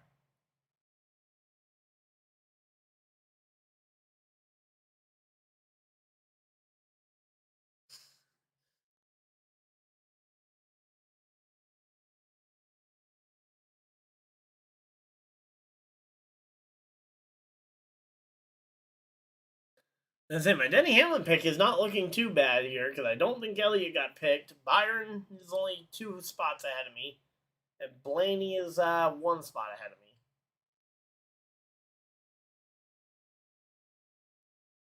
me. Alright, so there we go. Again, we're just chilling out here. Hopefully everybody's having a good time. We got 43 people hanging out in chat. Thank you guys again for everybody that's that portion of your very valuable Sunday here with us. And honestly, a very big thank you to anyone who spent even a small portion of your year here with us. We've been live for almost every NASCAR Cup, Xfinity, and Truck Series race all season long, along with some visits to some of our both local tracks and some of the tracks on the schedule as well. So, hoping to do more of the same in 2025, in 2026. Again, I don't have any dates hard confirmed yet.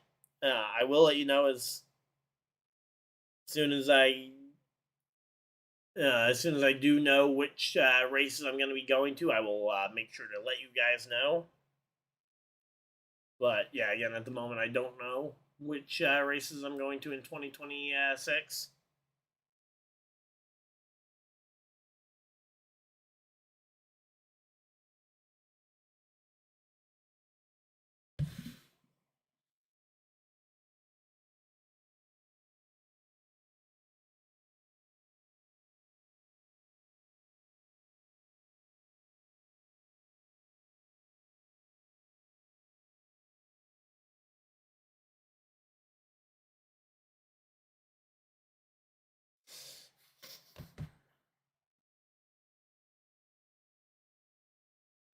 So yeah, there we go. Again, we're just chilling out here. Hopefully, everybody's having a good time. And we're at commercial break. You're not missing much. Denny Hamlin continuing to close in on the back bumper of Blaney and Byron. Chase Elliott still holding on to a 1.1 second lead here. Again, the gaps throughout the rest of the field are starting to get pretty spread out. It's going to be a real... Chase Elliott just led his 600th lap of the season. All right, hey, cool.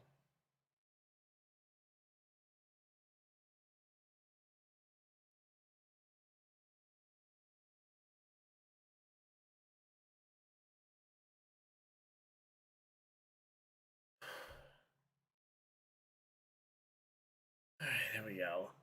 Favorite Cup races here. All right, favorite Cup race. All right, we got 70 laps to go. We are coming back from commercial break, and we've got Denny Hamlin tracking down the front, the battle for the lead. Trying to think of favorite Cup race. Yeah, that one's gonna take a little bit of thinking here. Kyle Larson's in 24th. Yep. Yeah, say flat tire will do that to him. Let me go ahead and look at some of these finishes here, just to try to remind myself. Honestly, Daytona was pretty solid. Larson decimated Miami, so that one wasn't as good as it normally is. Oh, and a flat tire. Alex Bowman with a flat tire. Come on. No. Alex Bowman with a flat tire now. Oh, boy. Let's see.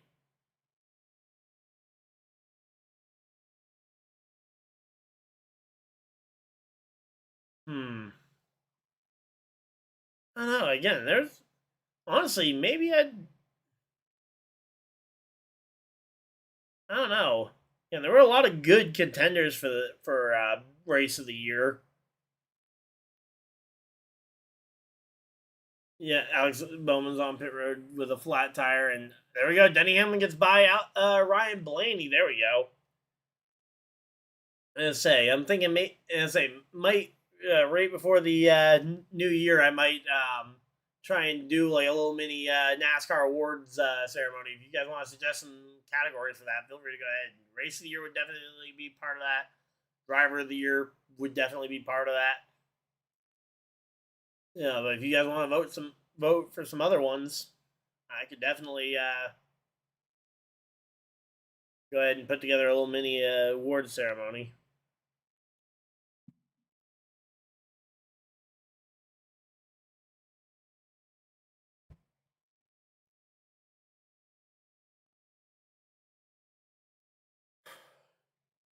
$65 laps to go. Again,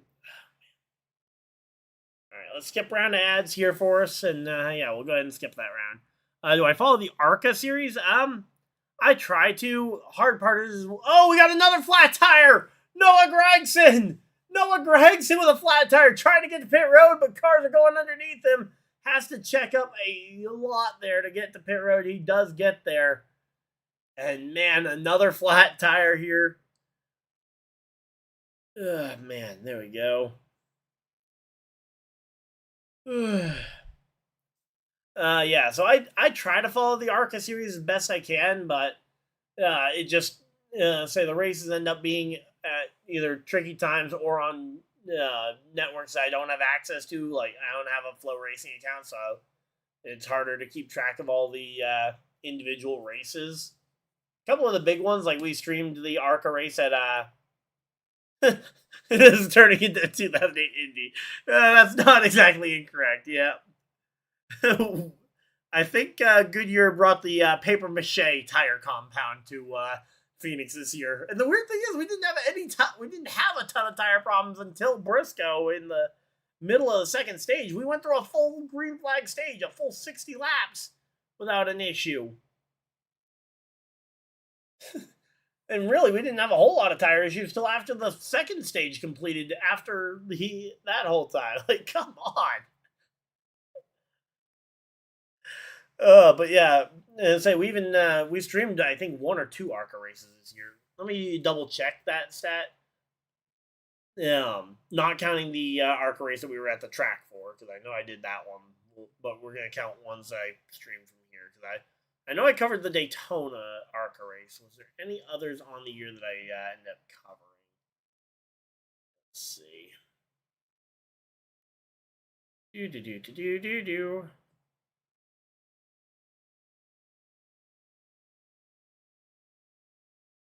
All right, so here we go. William Byron pulls up to the back bumper of Chase Elliott side by side for the race lead. Here comes Byron. William Byron to the lead of the race. Here comes Chase Elliott looking for the crossover move. The more these two fight, the more Denny Hamlin's going to be brought right back into the storyline here.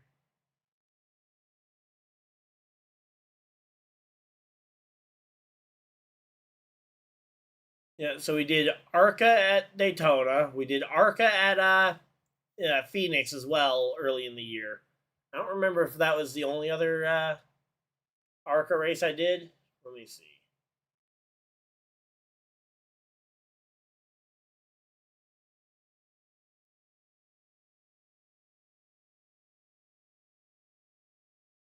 All right, here we go. So, okay, I did. All right, so here we go. Here's the list of. So I did. Oh, I didn't. Oh, wait, no, I didn't do Daytona this year, but I did Phoenix, Charlotte, and Michigan for ARCA streams. So there we go. All right, there we go. Stage is half down. Yep. First ever race was the first ever race at Dega. Was that the second part to your ARCA question? Because yeah, I would have assumed ARCA had raced Dega before this, but maybe not. Who's your favorite ARCA driver? They move through the ARCA system so fast; it's hard to really come up with a favorite or with a favorite one. I mean, I say Brayton Lassiter seems like a great guy in the community, at least from what I've seen from interacting with him on social media. Not exactly the most competitive driver in the world, but again, it seems like a great guy. I say I know. I actually, Alex Club had their ARCA car parked outside of my hotel room in Bristol when I was down there this spring. There we go. Denny Hamlin makes a pass on Chase Elliott for second. 1 second separates Byron from Hamlin for the championship. Oh, you meant about the tire problems in the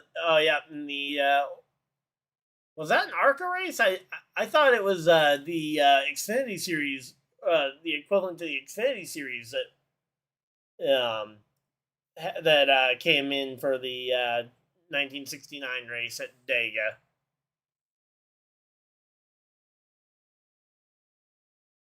Uh-oh, someone's saying, "Come on, Cindric. What did Cindric do this time? I wonder." Yeah, it was a cup race that had tire problems, but then they used. Oh, yep, flat tire. Say caution flag is out. We got the 2 car of Austin Cindric spun around. Caution flag is out. Yeah, it was a cup race, but they ended up bringing in Xfinity Series cars to fill the field, if I'm not mistaken. I don't think it was ARCA cars. I believe it was the Xfinity, the equivalent to the Xfinity Series. Yeah, that brought out that one.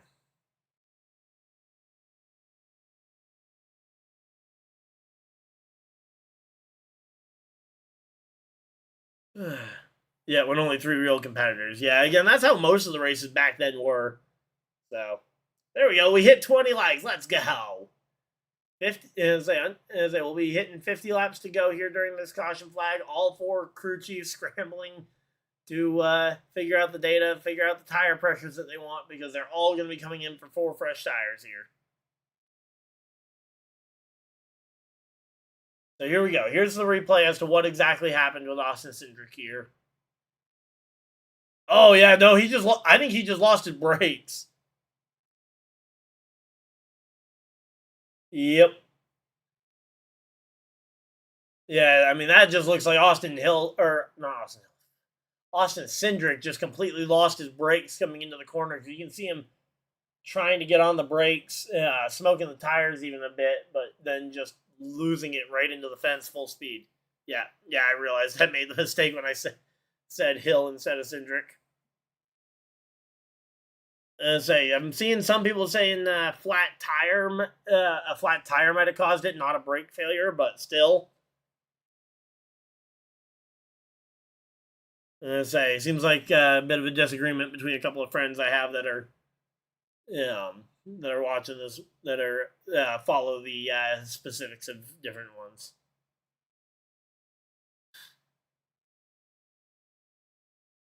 Yep, Dinoco 400. I still need to finish that movie. I still need to finish rewatching through that movie. Got halfway through with a friend, watching through it with a friend of mine who had never seen it before, so still need to find a time to finish that one. So there we go. Oh boy. Uh-oh. Greg from the Lap Down podcast just found his notebook where we wrote down the championship 4 predictions at the start of the playoffs. I definitely had at least one wrong, because I definitely had Bell as my championship prediction there. Sure has to investigate after this race. I mean, honestly, this doesn't feel all that different from Spring Bristol, outside of the fact that obviously this is a winner-take-all championship format, which, again, just brings up the terrible results that can come from the winner-take-all format when the tires do have a problem like this. Spring Bristol, a couple years ago, like a year or two ago, Spring Bristol had a very similar problem.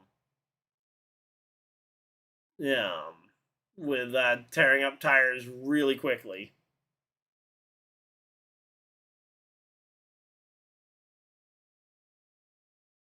So yeah, there we go. Coming down pit road. All right, so everybody's going to go ahead and get their service done here. Again, we're going to be keeping an eye on specifically Byron and Hamlin. Briscoe and Larson both getting their service done.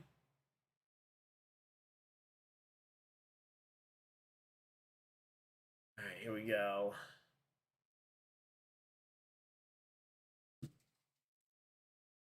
Let's see.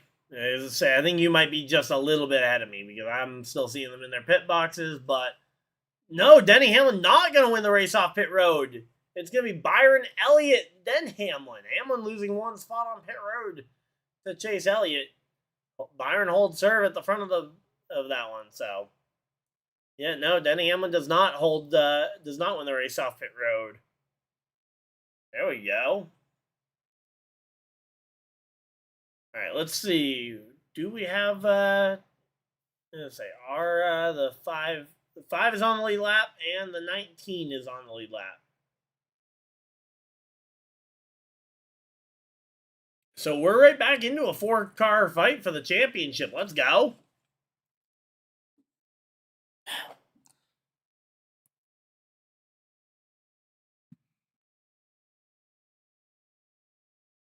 Man, I'm hoping by Daytona I have a more comfortable chair to sit in, because that's definitely something that's not been the best here.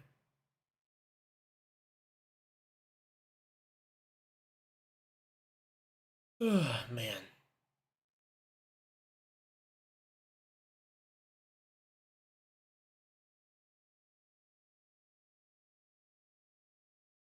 Briscoe's had 3 tire problems, I believe. I think he's had 3 tire issues.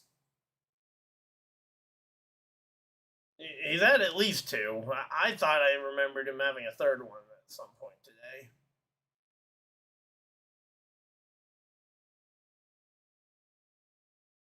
But regardless, did you remember to set your clocks back in time this morning? Funny story about that one. We set our clocks back this morning when we got up for church in the morning. And then we proceeded to have a power outage here that reset all of our clocks, and we got to reset them. I think we got the main one in like the central area. John Hunter Nemechek also had a tire issue earlier, but I thought the 19 had 3 in addition there. But again, maybe I'm misremembering, but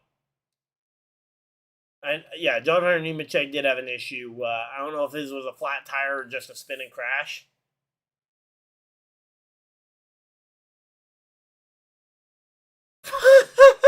Chase Elliott speeding on pit road. Are you kidding me? Chase Elliott speeding on pit road.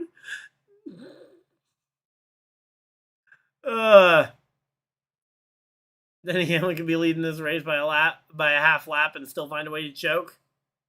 Yeah, probably. He probably could.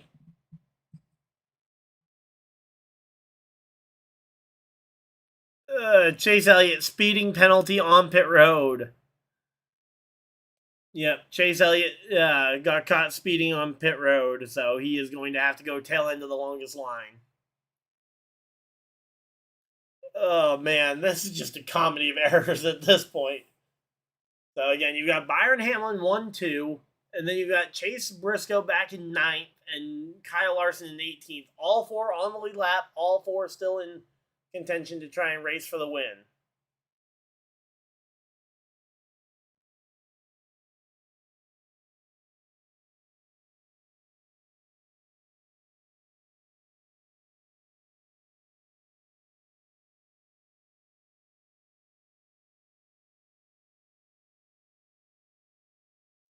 Alright, so here we go. So they're showing, they're showing the replay of Chase Elliott speeding on pit road here. Yeah, this race has been something. Yeah, I think this race just needs to lay off the substances, if you know what I mean. Because this race has been a little bit nutty. Again, four fairly quick times on pit road there.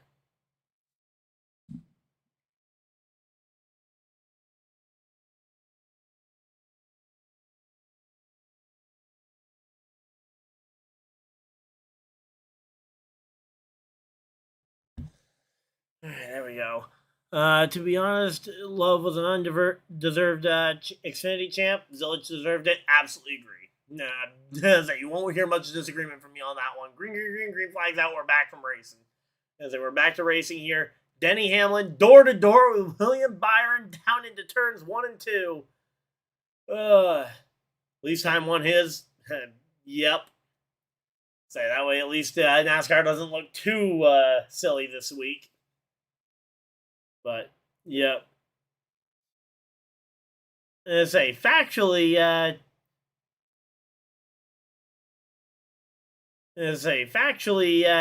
Chase Elliott was just speeding on pit road. It's a black and white rules call. But Love wasn't bad. He wasn't that bad, but he wasn't the best. Yeah, there you go. Elliott wasn't even in contention, so I wouldn't say it was for an advantage.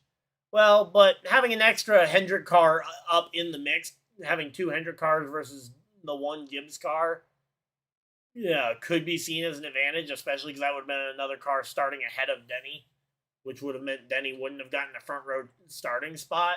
But, it would not have made that big of a difference. Denny Hamlin clears Byron for the lead, and he's going to start to set sail into the sunset. So, there we go.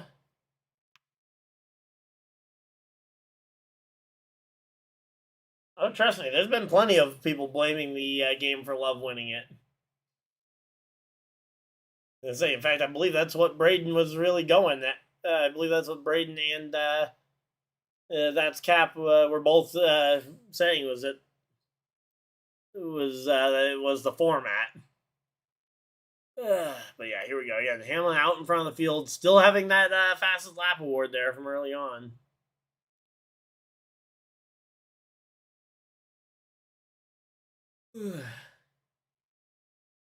So again, we got Byron holding off. Blaney's looking like he might try and make a move here on Byron. Byron really does not want Blaney making a move here. Let's see. I don't see how Chase was speeding when he was lined up front to back with everybody else. Because that's not when he sped. It's when he turned down to the inside and maintained the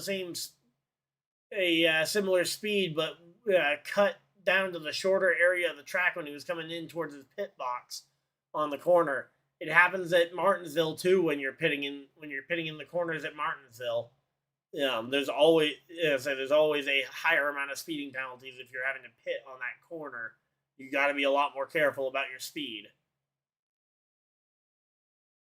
And yes, it was. Okay, I believe that Braden's just saying I called it right when I said that, they were already blaming the format. So, again, Hamlin out in front of the field, holding, Briscoe up to 6th. Briscoe making some good moves. Larson up 5 spots since the start of the restart. Up from 18th to 13th already. Larson on the charge here. There we go. I'm very surprised that Josh is up there. Yep. Man. Well, again, these Penske cars are always so good at Phoenix in the fall. I'm not overly surprised to see Blaney up here leading the race. Or not leading the race, but the 3 Penske cars all up here near the front. Again, the Penske cars are always pretty good here. Oh! The 19 way up the track. Uh-oh. Issue for Briscoe again. And he just got I was going to say, maybe he just got out of the groove there, which would not be too bad, but again, gotta get back into that racing groove quick here. He smells a free win again. Bad Brad top 10. Yep, Brad Keselowski. Shout out to Brad for getting up in the top 10, but yeah, the 19 of Briscoe gets way up in the dust right against the fence. And I say, I don't even think Larson would run a line that high.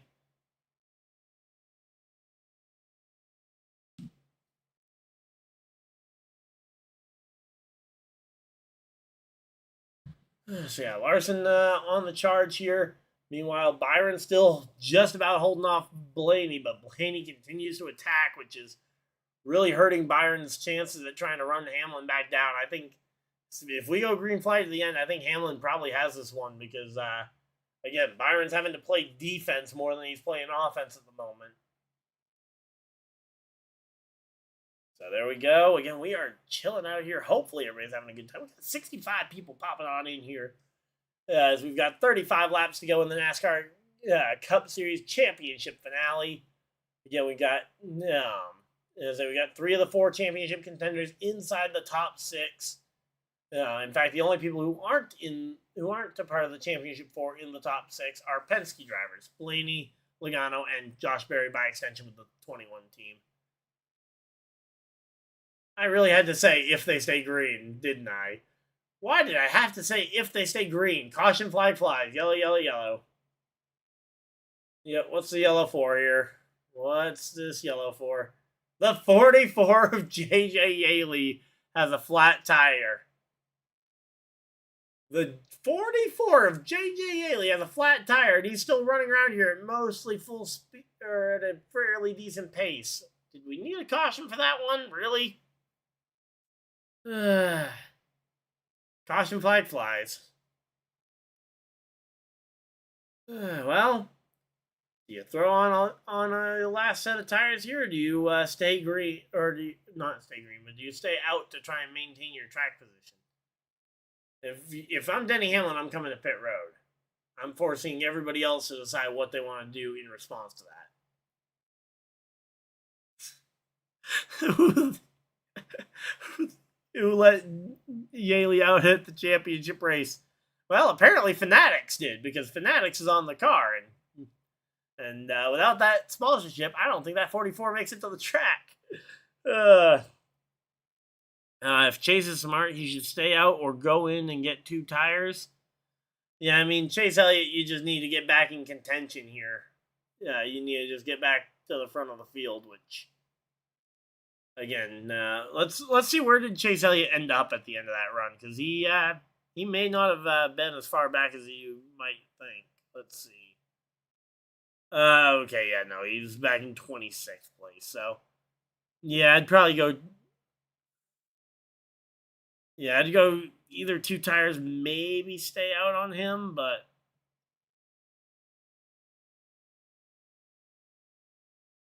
yep. All right, so there we go. 30 laps to go. Yeah, there we go. They pin a lot of them for jumping out of line.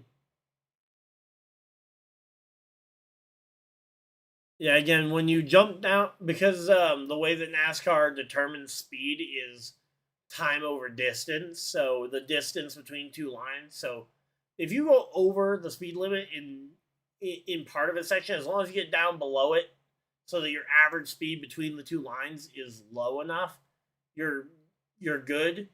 So like that's why you see drivers absolutely hauling it into their pit box, because if they're in the section that their pit box is in already, that speeding factor is not going to be a factor because they're stationary in their pit box for 10 seconds. But when you cut down across the track to start coming towards your pit box and you're on the curve, your distance is going to be a whole lot shorter, which means your margin for error on coming to pit road your margin for error is going to be a lot lower. So Briscoe, Larson take 2 tires. Hamlin, Byron both losing 2 spots here as they take 4. And it's going to be the championship 4, 1, 2, 3, 4.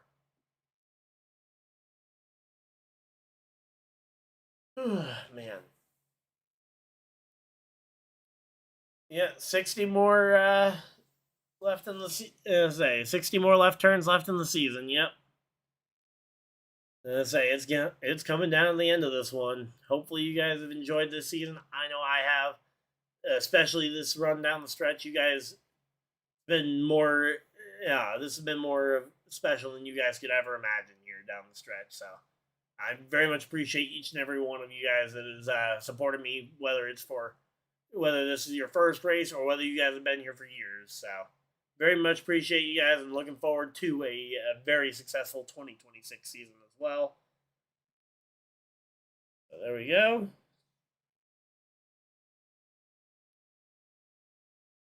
So again, we got the 4 championship contenders, 1, 2, 3, 4 at the front here. Yeah, this is going to be a crazy finish to this one. Let's go ahead and skip around another round of ads for you guys. And yeah, we'll be getting ready for this one. Man.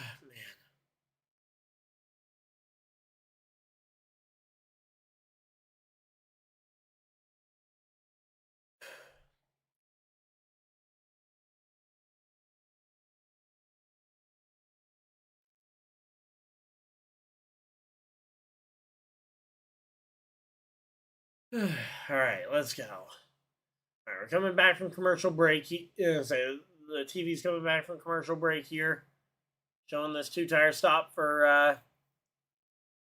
Oh, whoa! I'm not sure that the tire changer knew that they were doing a 2-tire stop because he almost got run over by his own car coming out of it.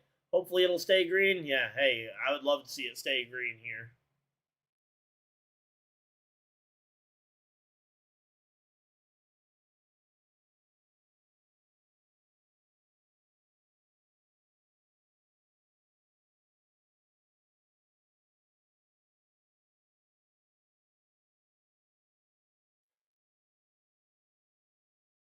Man.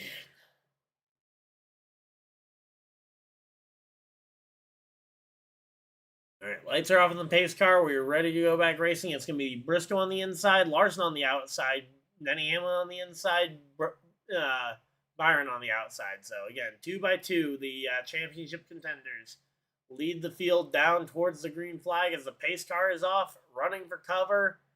29. It'll be 28 laps to go when they take the green flag. As we get ready to see this one, green, green, green. There's a Byron and Hamlin the exact same pit stop. Larson and Briscoe the same exact pit stop. And there we go through the restart zone. It's going to be green, green, green, green flags out. We are back to racing. So here we go, door to door. Here comes Hamlin making his way past front row starter Kyle Larson. Those 2 Toyotas on the front row here, or the 2 Toyotas lined up on the bottom line here, trying to make something happen. 3 wide for the championship. Down what used to be the front straightaway towards 3 and 4. Denny Hamlin inside 3 wide. Door to door, bumper to bumper, contact. And here comes William Byron to the bottom, trying to make this one happen. William Byron passes all 3 championship contenders in one corner. What an insane run here.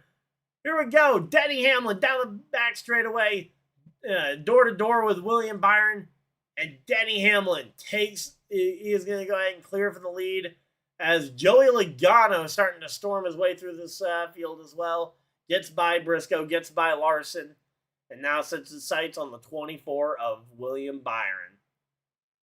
Again, a lot of contact there between Hamlin, Briscoe, and Larson, and I guarantee there's going to be some choice words about that from certain parts of the fan base, but Denny Hamlin, in the end, managed to keep it off of them enough so that they didn't crash it, and man, Denny Hamlin out in front of the field, 25 laps to go. 25 to go here.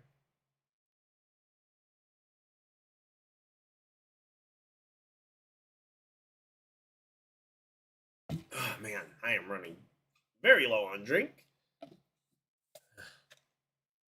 Maybe we'll have another caution and I can go grab myself another one. Yeah, here we go. Again, Denny Hamlin out in front of the field. He's starting to try and pull away from Byron. pulling away the 0.6 of a second lead. Yep. Just drive away now. Yep. Run, Denny. As far as you can.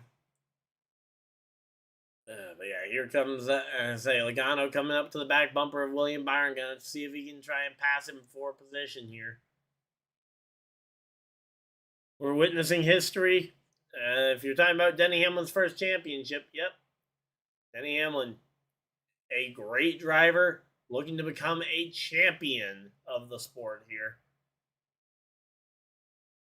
Here we go. Again, 3 wide, down the back straightaway. Yeah, down into that corner, just seeing this highlight from earlier.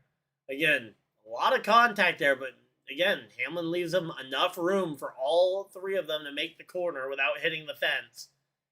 A very clean and respectful move there from Denny Hamlin. Honestly, I mean, I have no problem with that move. Again, he did move him up the track, but he made sure to leave enough room for both of them to make the corner without hitting the fence. So, in my book, he did everything exactly as he should there for Denny Hamlin. So, good job, Denny Hamlin. I know you don't hear that enough from the fan base because usually you don't really deserve it, but good job, Denny Hamlin. 21 laps to go here. 21 laps away from Denny Hamlin. Yeah, he's been at this for nearly, this is 19th season in the NASCAR Cup Series, looking for his first ever championship. And right now, Denny Hamlin, oh so close. 20 laps to go, just continuing to run away from the field, hoping for no further caution flags. As Larson and Briscoe both started to slip. Larson to 4th. Briscoe's gone all the way to 6th place. And now Larson back to 5th there as Blaney makes the pass on him for 4th. I swear if something starting park wrecks again. Well, let's see. What starting park could we choose to bring out this next caution if we were causing it? I mean, Cody Ware's an option. Cody Ware's still in the race. J.J. Yaley's still in the race, so we could see J.J. Yaley go out and crash it again. Let's see. Anyone down for a second dose of J.J. Yaley caution? I mean, honestly, let's see.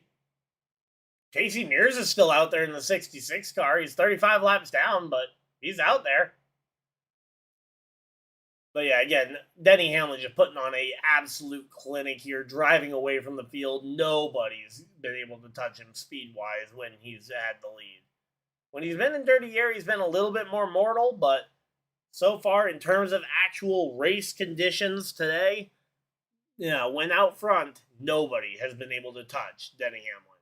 Blaney kept it close for a short run, but again, I think Denny Hamlin's car is even better on the long run than it is on the short run. And it's not bad on the short run, so. There we go. All right, working our way through this one. Let's see. Again, Hamlin's almost extended it now to a 2-second lead over Byron. 16 laps to go. 16 laps away from a champion being crowned here in Phoenix. Denny Hamlin, William Byron, 1 and 2 here. Most Cup wins without a championship. Denny Hamlin atop the list by 10 wins over Junior Johnson. 20 wins more than Mark Martin. And then you have to go all the way down the list to like 33 wins with Fireball Roberts, 28 with Carl Edwards. Carl Edwards has under half the number of wins as Denny Hamlin. Both of them without a championship.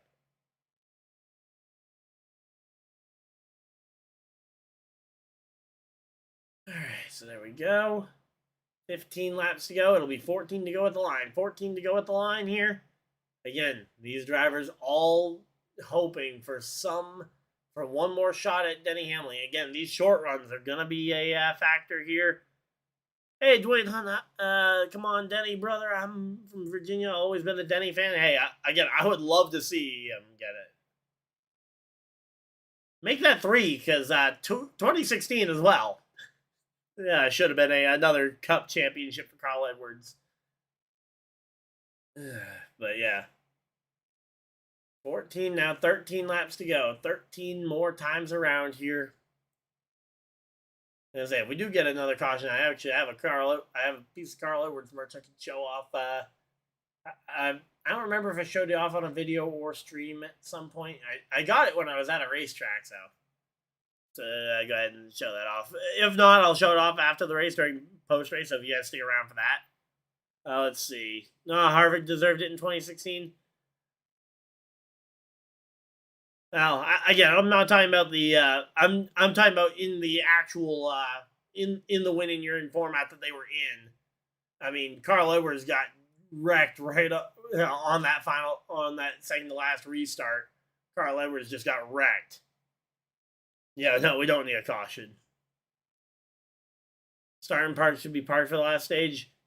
But then again, if say, how are they ever supposed to really advance themselves especially if they're on the lead lap? I can understand maybe parking everybody who's 10 or more laps down, because yeah, you're not making up 10 laps in the final segment. But parking people just because they're a start and park, especially if they're on the lead lap still, that's just straight up race manipulation. And how are those teams ever supposed to grow if you're just going to park them while they're on the lead lap? Let's see. Supporting Denny Hamlin from Mexico? All right. Hey, congratulations. There we go. Okay, you were making a joke. Okay, there we go. No, he's not saying Hamlin's from Mexico. He's saying he's supporting Hamlin from Mexico. So he is in Mexico and supporting Denny Hamlin. That's what he was saying. 10 laps to go. 10 to go, now 9. 9 more laps to go here. Denny Hamlin, that lead growing by the second here. It's going to be a 3-second lead before too long here. And man, the number 11 car just storming through the field. We got 95 people popping on in here for this one. Welcome on in. Hopefully everybody's having a good time. Here comes Ryan Blaney trying to make a move on Byron. Blaney versus Byron. The battle for second place is on. It's 10 laps to go. We're literally going to watch Denny ring around the rosies all day to finish. Like, come on. Again, barring a caution, Denny Hamlin has got this race won.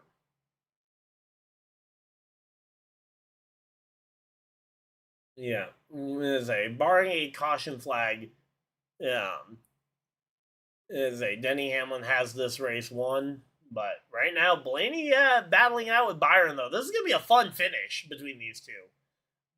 Ryan Blaney doing everything he can to try and get by William Byron. Byron just trying to hang on for the position. Again, the more they fight, the more Hamlin's going to pull away until one of these two crashes. Yeah, it's less than 10 to go. We got 7 to go now. Now 6. 6 laps to go.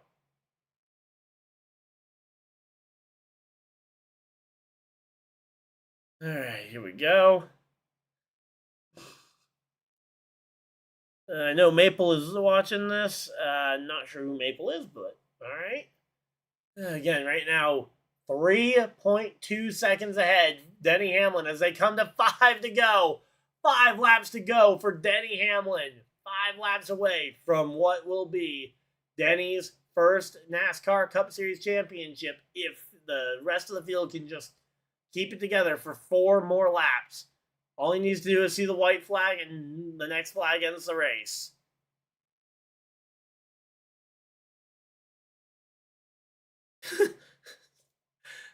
Boy, Trev is really trying to start some fights today, apparently. Yeah, again, everybody's going crazy here. 4 laps to go. 4 more times around Denny Hamlin. Hamlin just needs to back it up. He does not need to push the issue. He does not need to get close to those lap cars out of front of his windshield. He just needs to keep it together for 3.5 more laps. Yeah, no green, white checker. Please, no. I've seen enough green, white checkers for this season. No! Byron! Flat tire! William Byron goes into the wall. Caution flag flies. No! Caution flag flies.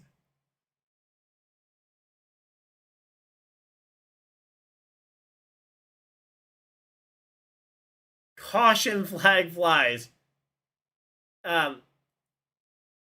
Just because it took somebody 20, almost 30 years to win a championship. It's been 19 years, Trev, just for accuracy's sake. It's been this is his 19th season in the Cup Series. But another caution flag for a flat tire on William Byron's race car. Just pushed it a little too hard racing with Blaney, and down goes the tire. William Byron into the fence, and now it's going to be an insane green-white checker. Oh, boy. Now we got to see. Oh, man. Now the question is, do you come for 4 tires at this point, or do you stay out to keep the track position? Oh, man. This is going to be insane. Oh, boy. Oh, boy. Here we go. Again, we got 115 people watching this as we're getting ready for overtime.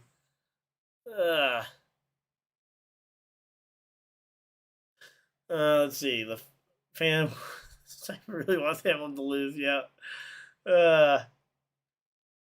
Yeah, exactly. Again, Hamlin's been at this for, 19 years at the Cup level, and even more, I'm sure, before that. I wasn't old enough to know who he was before that. Yeah, who pits, who stays out? That's going to be the question of the day here.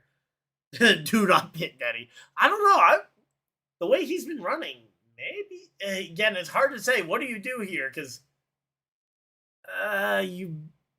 you're on 30 to 40 lap tires. Let's see. Come on, Denny. I've been watching NASCAR for 10 years. And for my birthday, I really want Denny to win. All right, hey, let's see.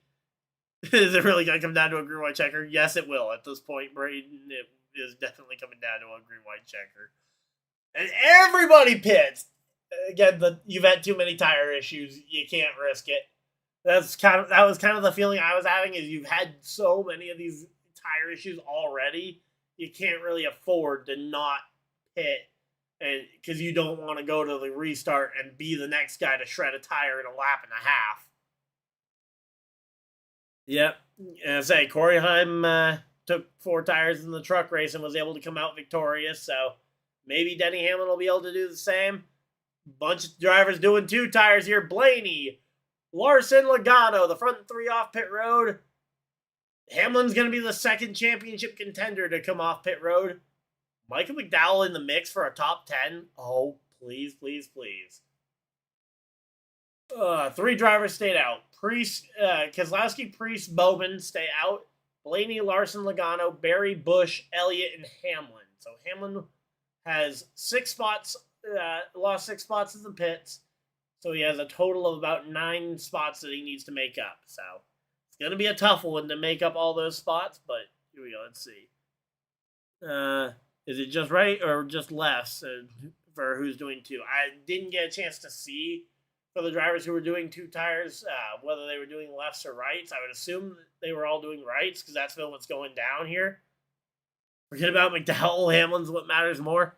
Hey, I'm a Michael McDowell fan. I want to see my boy up in the top 10. I want to see Hamlin win the championship at this point, but come on, that tide ride is too beautiful to leave as a forgotten paint scheme 5 years down the line. Let's see. Win it off. Cole Custer top 10. Oh, yeah. Okay, Cole Custer was in the top 10 for a minute. Michael McDowell restarts in 11th. Let's go. Michael McDowell in the top 10. Let's go. I want to see McDowell get a top 10 here. Hamlin versus Larson for the championship. Larson has a 5-spot advantage on Hamlin, but he has 2 tires, and everybody actually in front of him has 2 tires. Alex Bowman's tires are ancient. His last pit stop, he didn't take tires.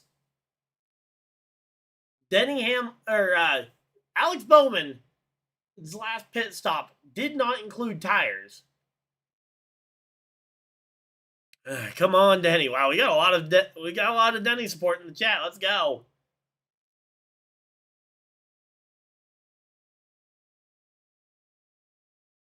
Saying the 48 again, and yet here's the 7 wide move here. As Corey Hunt goes 7 wide up the inside to go from 10th up to battling for the lead in one move. Ultimately, both of them got bailed out by another caution, so they got a second chance to try a race for it. But yeah, Hamlin should be the winner because we completed the scheduled distance. Yeah, well, unfortunately, that's not how it works in NASCAR these days.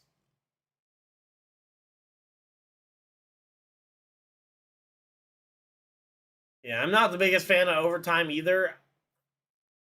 I get it's an effort to try and avoid races ending under yellow, and I don't hate the overall idea. I hate the endless version of overtime. I actually didn't mind back when they used to do like the 1 to 3 attempts at overtime rule. Same. Go 7 wide, Brad Larson. Oh boy. We got a lot of people popping on in here right at the very end. Welcome on in. Hopefully everybody's having a good time. Here comes the choose cone here. Brad to the top. Priest to the bottom. Bowman goes to the top. Larson goes to the top. Blaney goes bottom. We got the other 2 Penske's going bottom. We got Kyle Busch and Chase Elliott taking the top.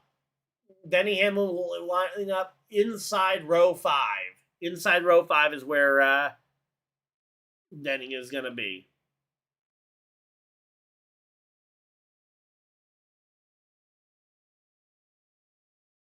Yeah, again, I understand people not wanting I understand people not wanting overtime, and as I say, the problem is if every single race starts ending under yellow, especially with the way these drivers race these days. If they were racing back how they were in the mid 2000s, yeah, you wouldn't have every single race end with a stupid wreck within the last 5 laps. And then you wouldn't need overtime if they weren't wrecking at the last 5 laps every 2 seconds. Because, I mean, what's to stop someone from wrecking someone intentionally, trying to bring out the caution to end the race early? Like if Denny Hamlin were to just accidentally run into a lap car when he was out front leading by that much with under 5 to go, bump a lap car, run out of laps, and suddenly you're the winner. Again, here we go. Doubled up, ready to go green. Again, lights are off in the pace car. Showing the highlight of Denny's pit stop here. 4 tires. Oh, right behind him. The 77, a Hocevar had an issue coming into his pit box. Just got had some sort of lockup on the brakes there. Here we go. Pace car is off. Field in the hands of the 2 Roush cars at the front of the field. The 6 and the 60. Here we go.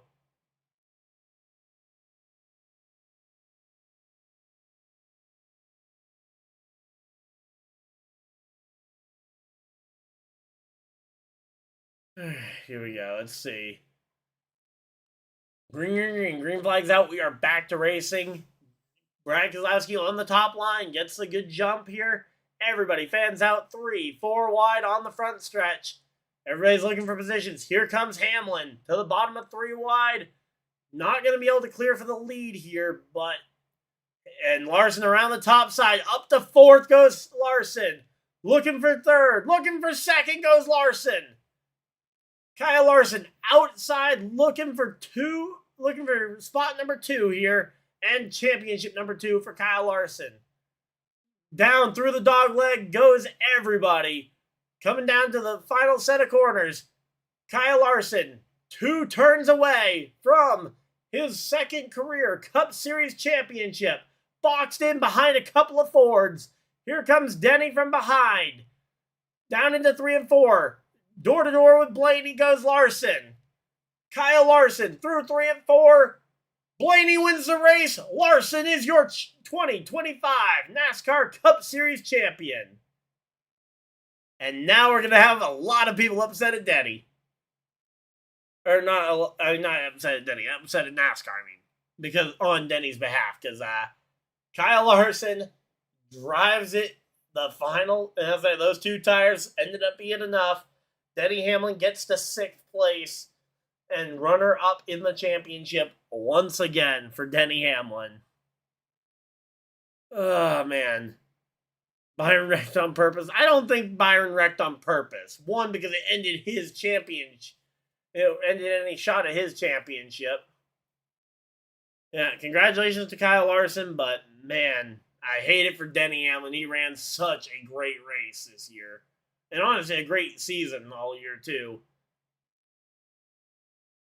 Man, that is bittersweet to see again. Larson had a great season in his own right. I mean, it's not like Larson didn't deserve this, at least not based on the full season's body of work, but Larson did not do much, if anything, today to earn this one. I'm officially done with NASCAR. I'm sure I will see about 50,000 of those on Twitter later today. I guess we'll see how many of them follow through with it, but again, Kyle Larson got it done when it mattered, and hopefully, as I've said, I'm hoping that this is the last year of this format. It sounds like it's an almost certainly done deal. And there it is, Kyle Larson waving the championship banner. He had a great season this year and isn't exactly an undeserving champion. But there it is. Kyle Larson wins the championship. Again, buried in this is Ryan Blaney winning the race. Oh yeah, I know they have a right to feel that way. I just know that I'm going to see about 50,000 of those, and only about 5 of them will probably actually follow through with it. I'm sure that there will be some and it's legitimate to be upset with NASCAR over this because it is their format causing stuff like this to happen. But again, looking at the stats, I mean, if you want to talk about a full season worth of work, I mean, Larson versus Denny. I mean, yeah, Denny had more wins, but the exact same number of top 5s total.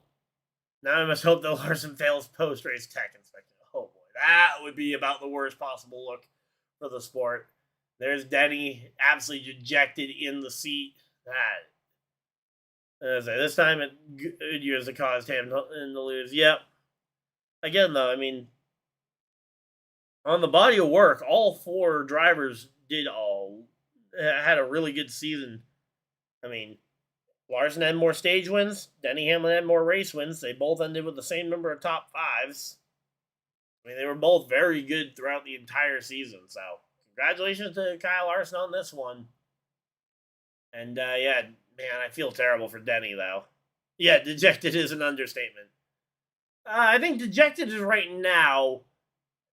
Denial will be in about 5 minutes, and then anger will follow that shortly after. Because right now he's a mix of dejected and probably some amount of disbelief. And again, about 5 minutes from now, it'll be denial that it actually happened. And then there will definitely be some anger as well, I'm sure. But they're going to commercial break. Or as per usual, if you guys just came for the reaction to the race, that'll be the end of it. Hopefully you guys enjoyed it. If you guys did enjoy this video, feel free to leave a like, subscribe if you guys are new. You guys don't miss any future videos or live streams. But as we've done throughout most of the entire season, we will go through every single driver's finishing positions and shout them out. So there we go. Yeah, I wouldn't mind the green white. I wouldn't.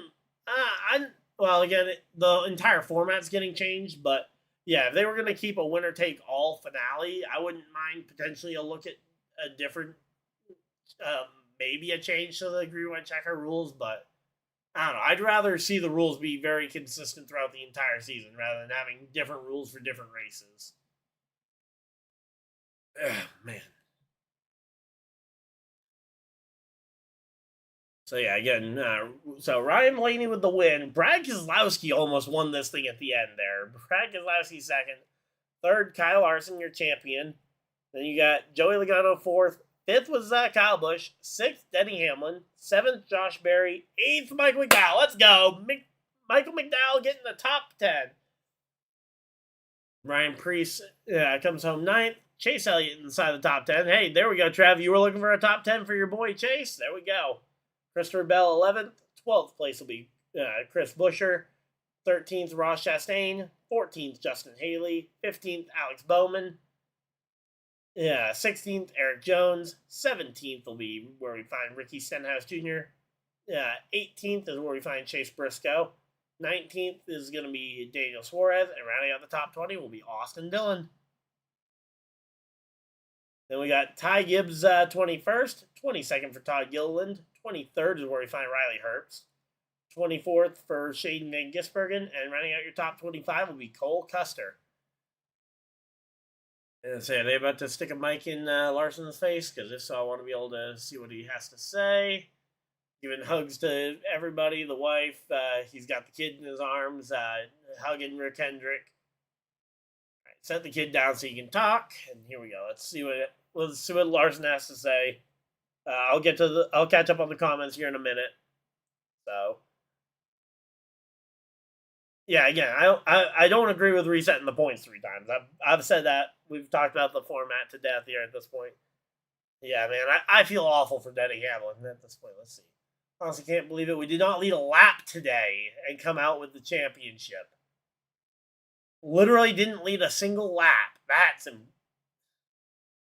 incredible. Again, Denny Hamlin led 208 of them. And there we go. Again, Larson speechless. We had an average car.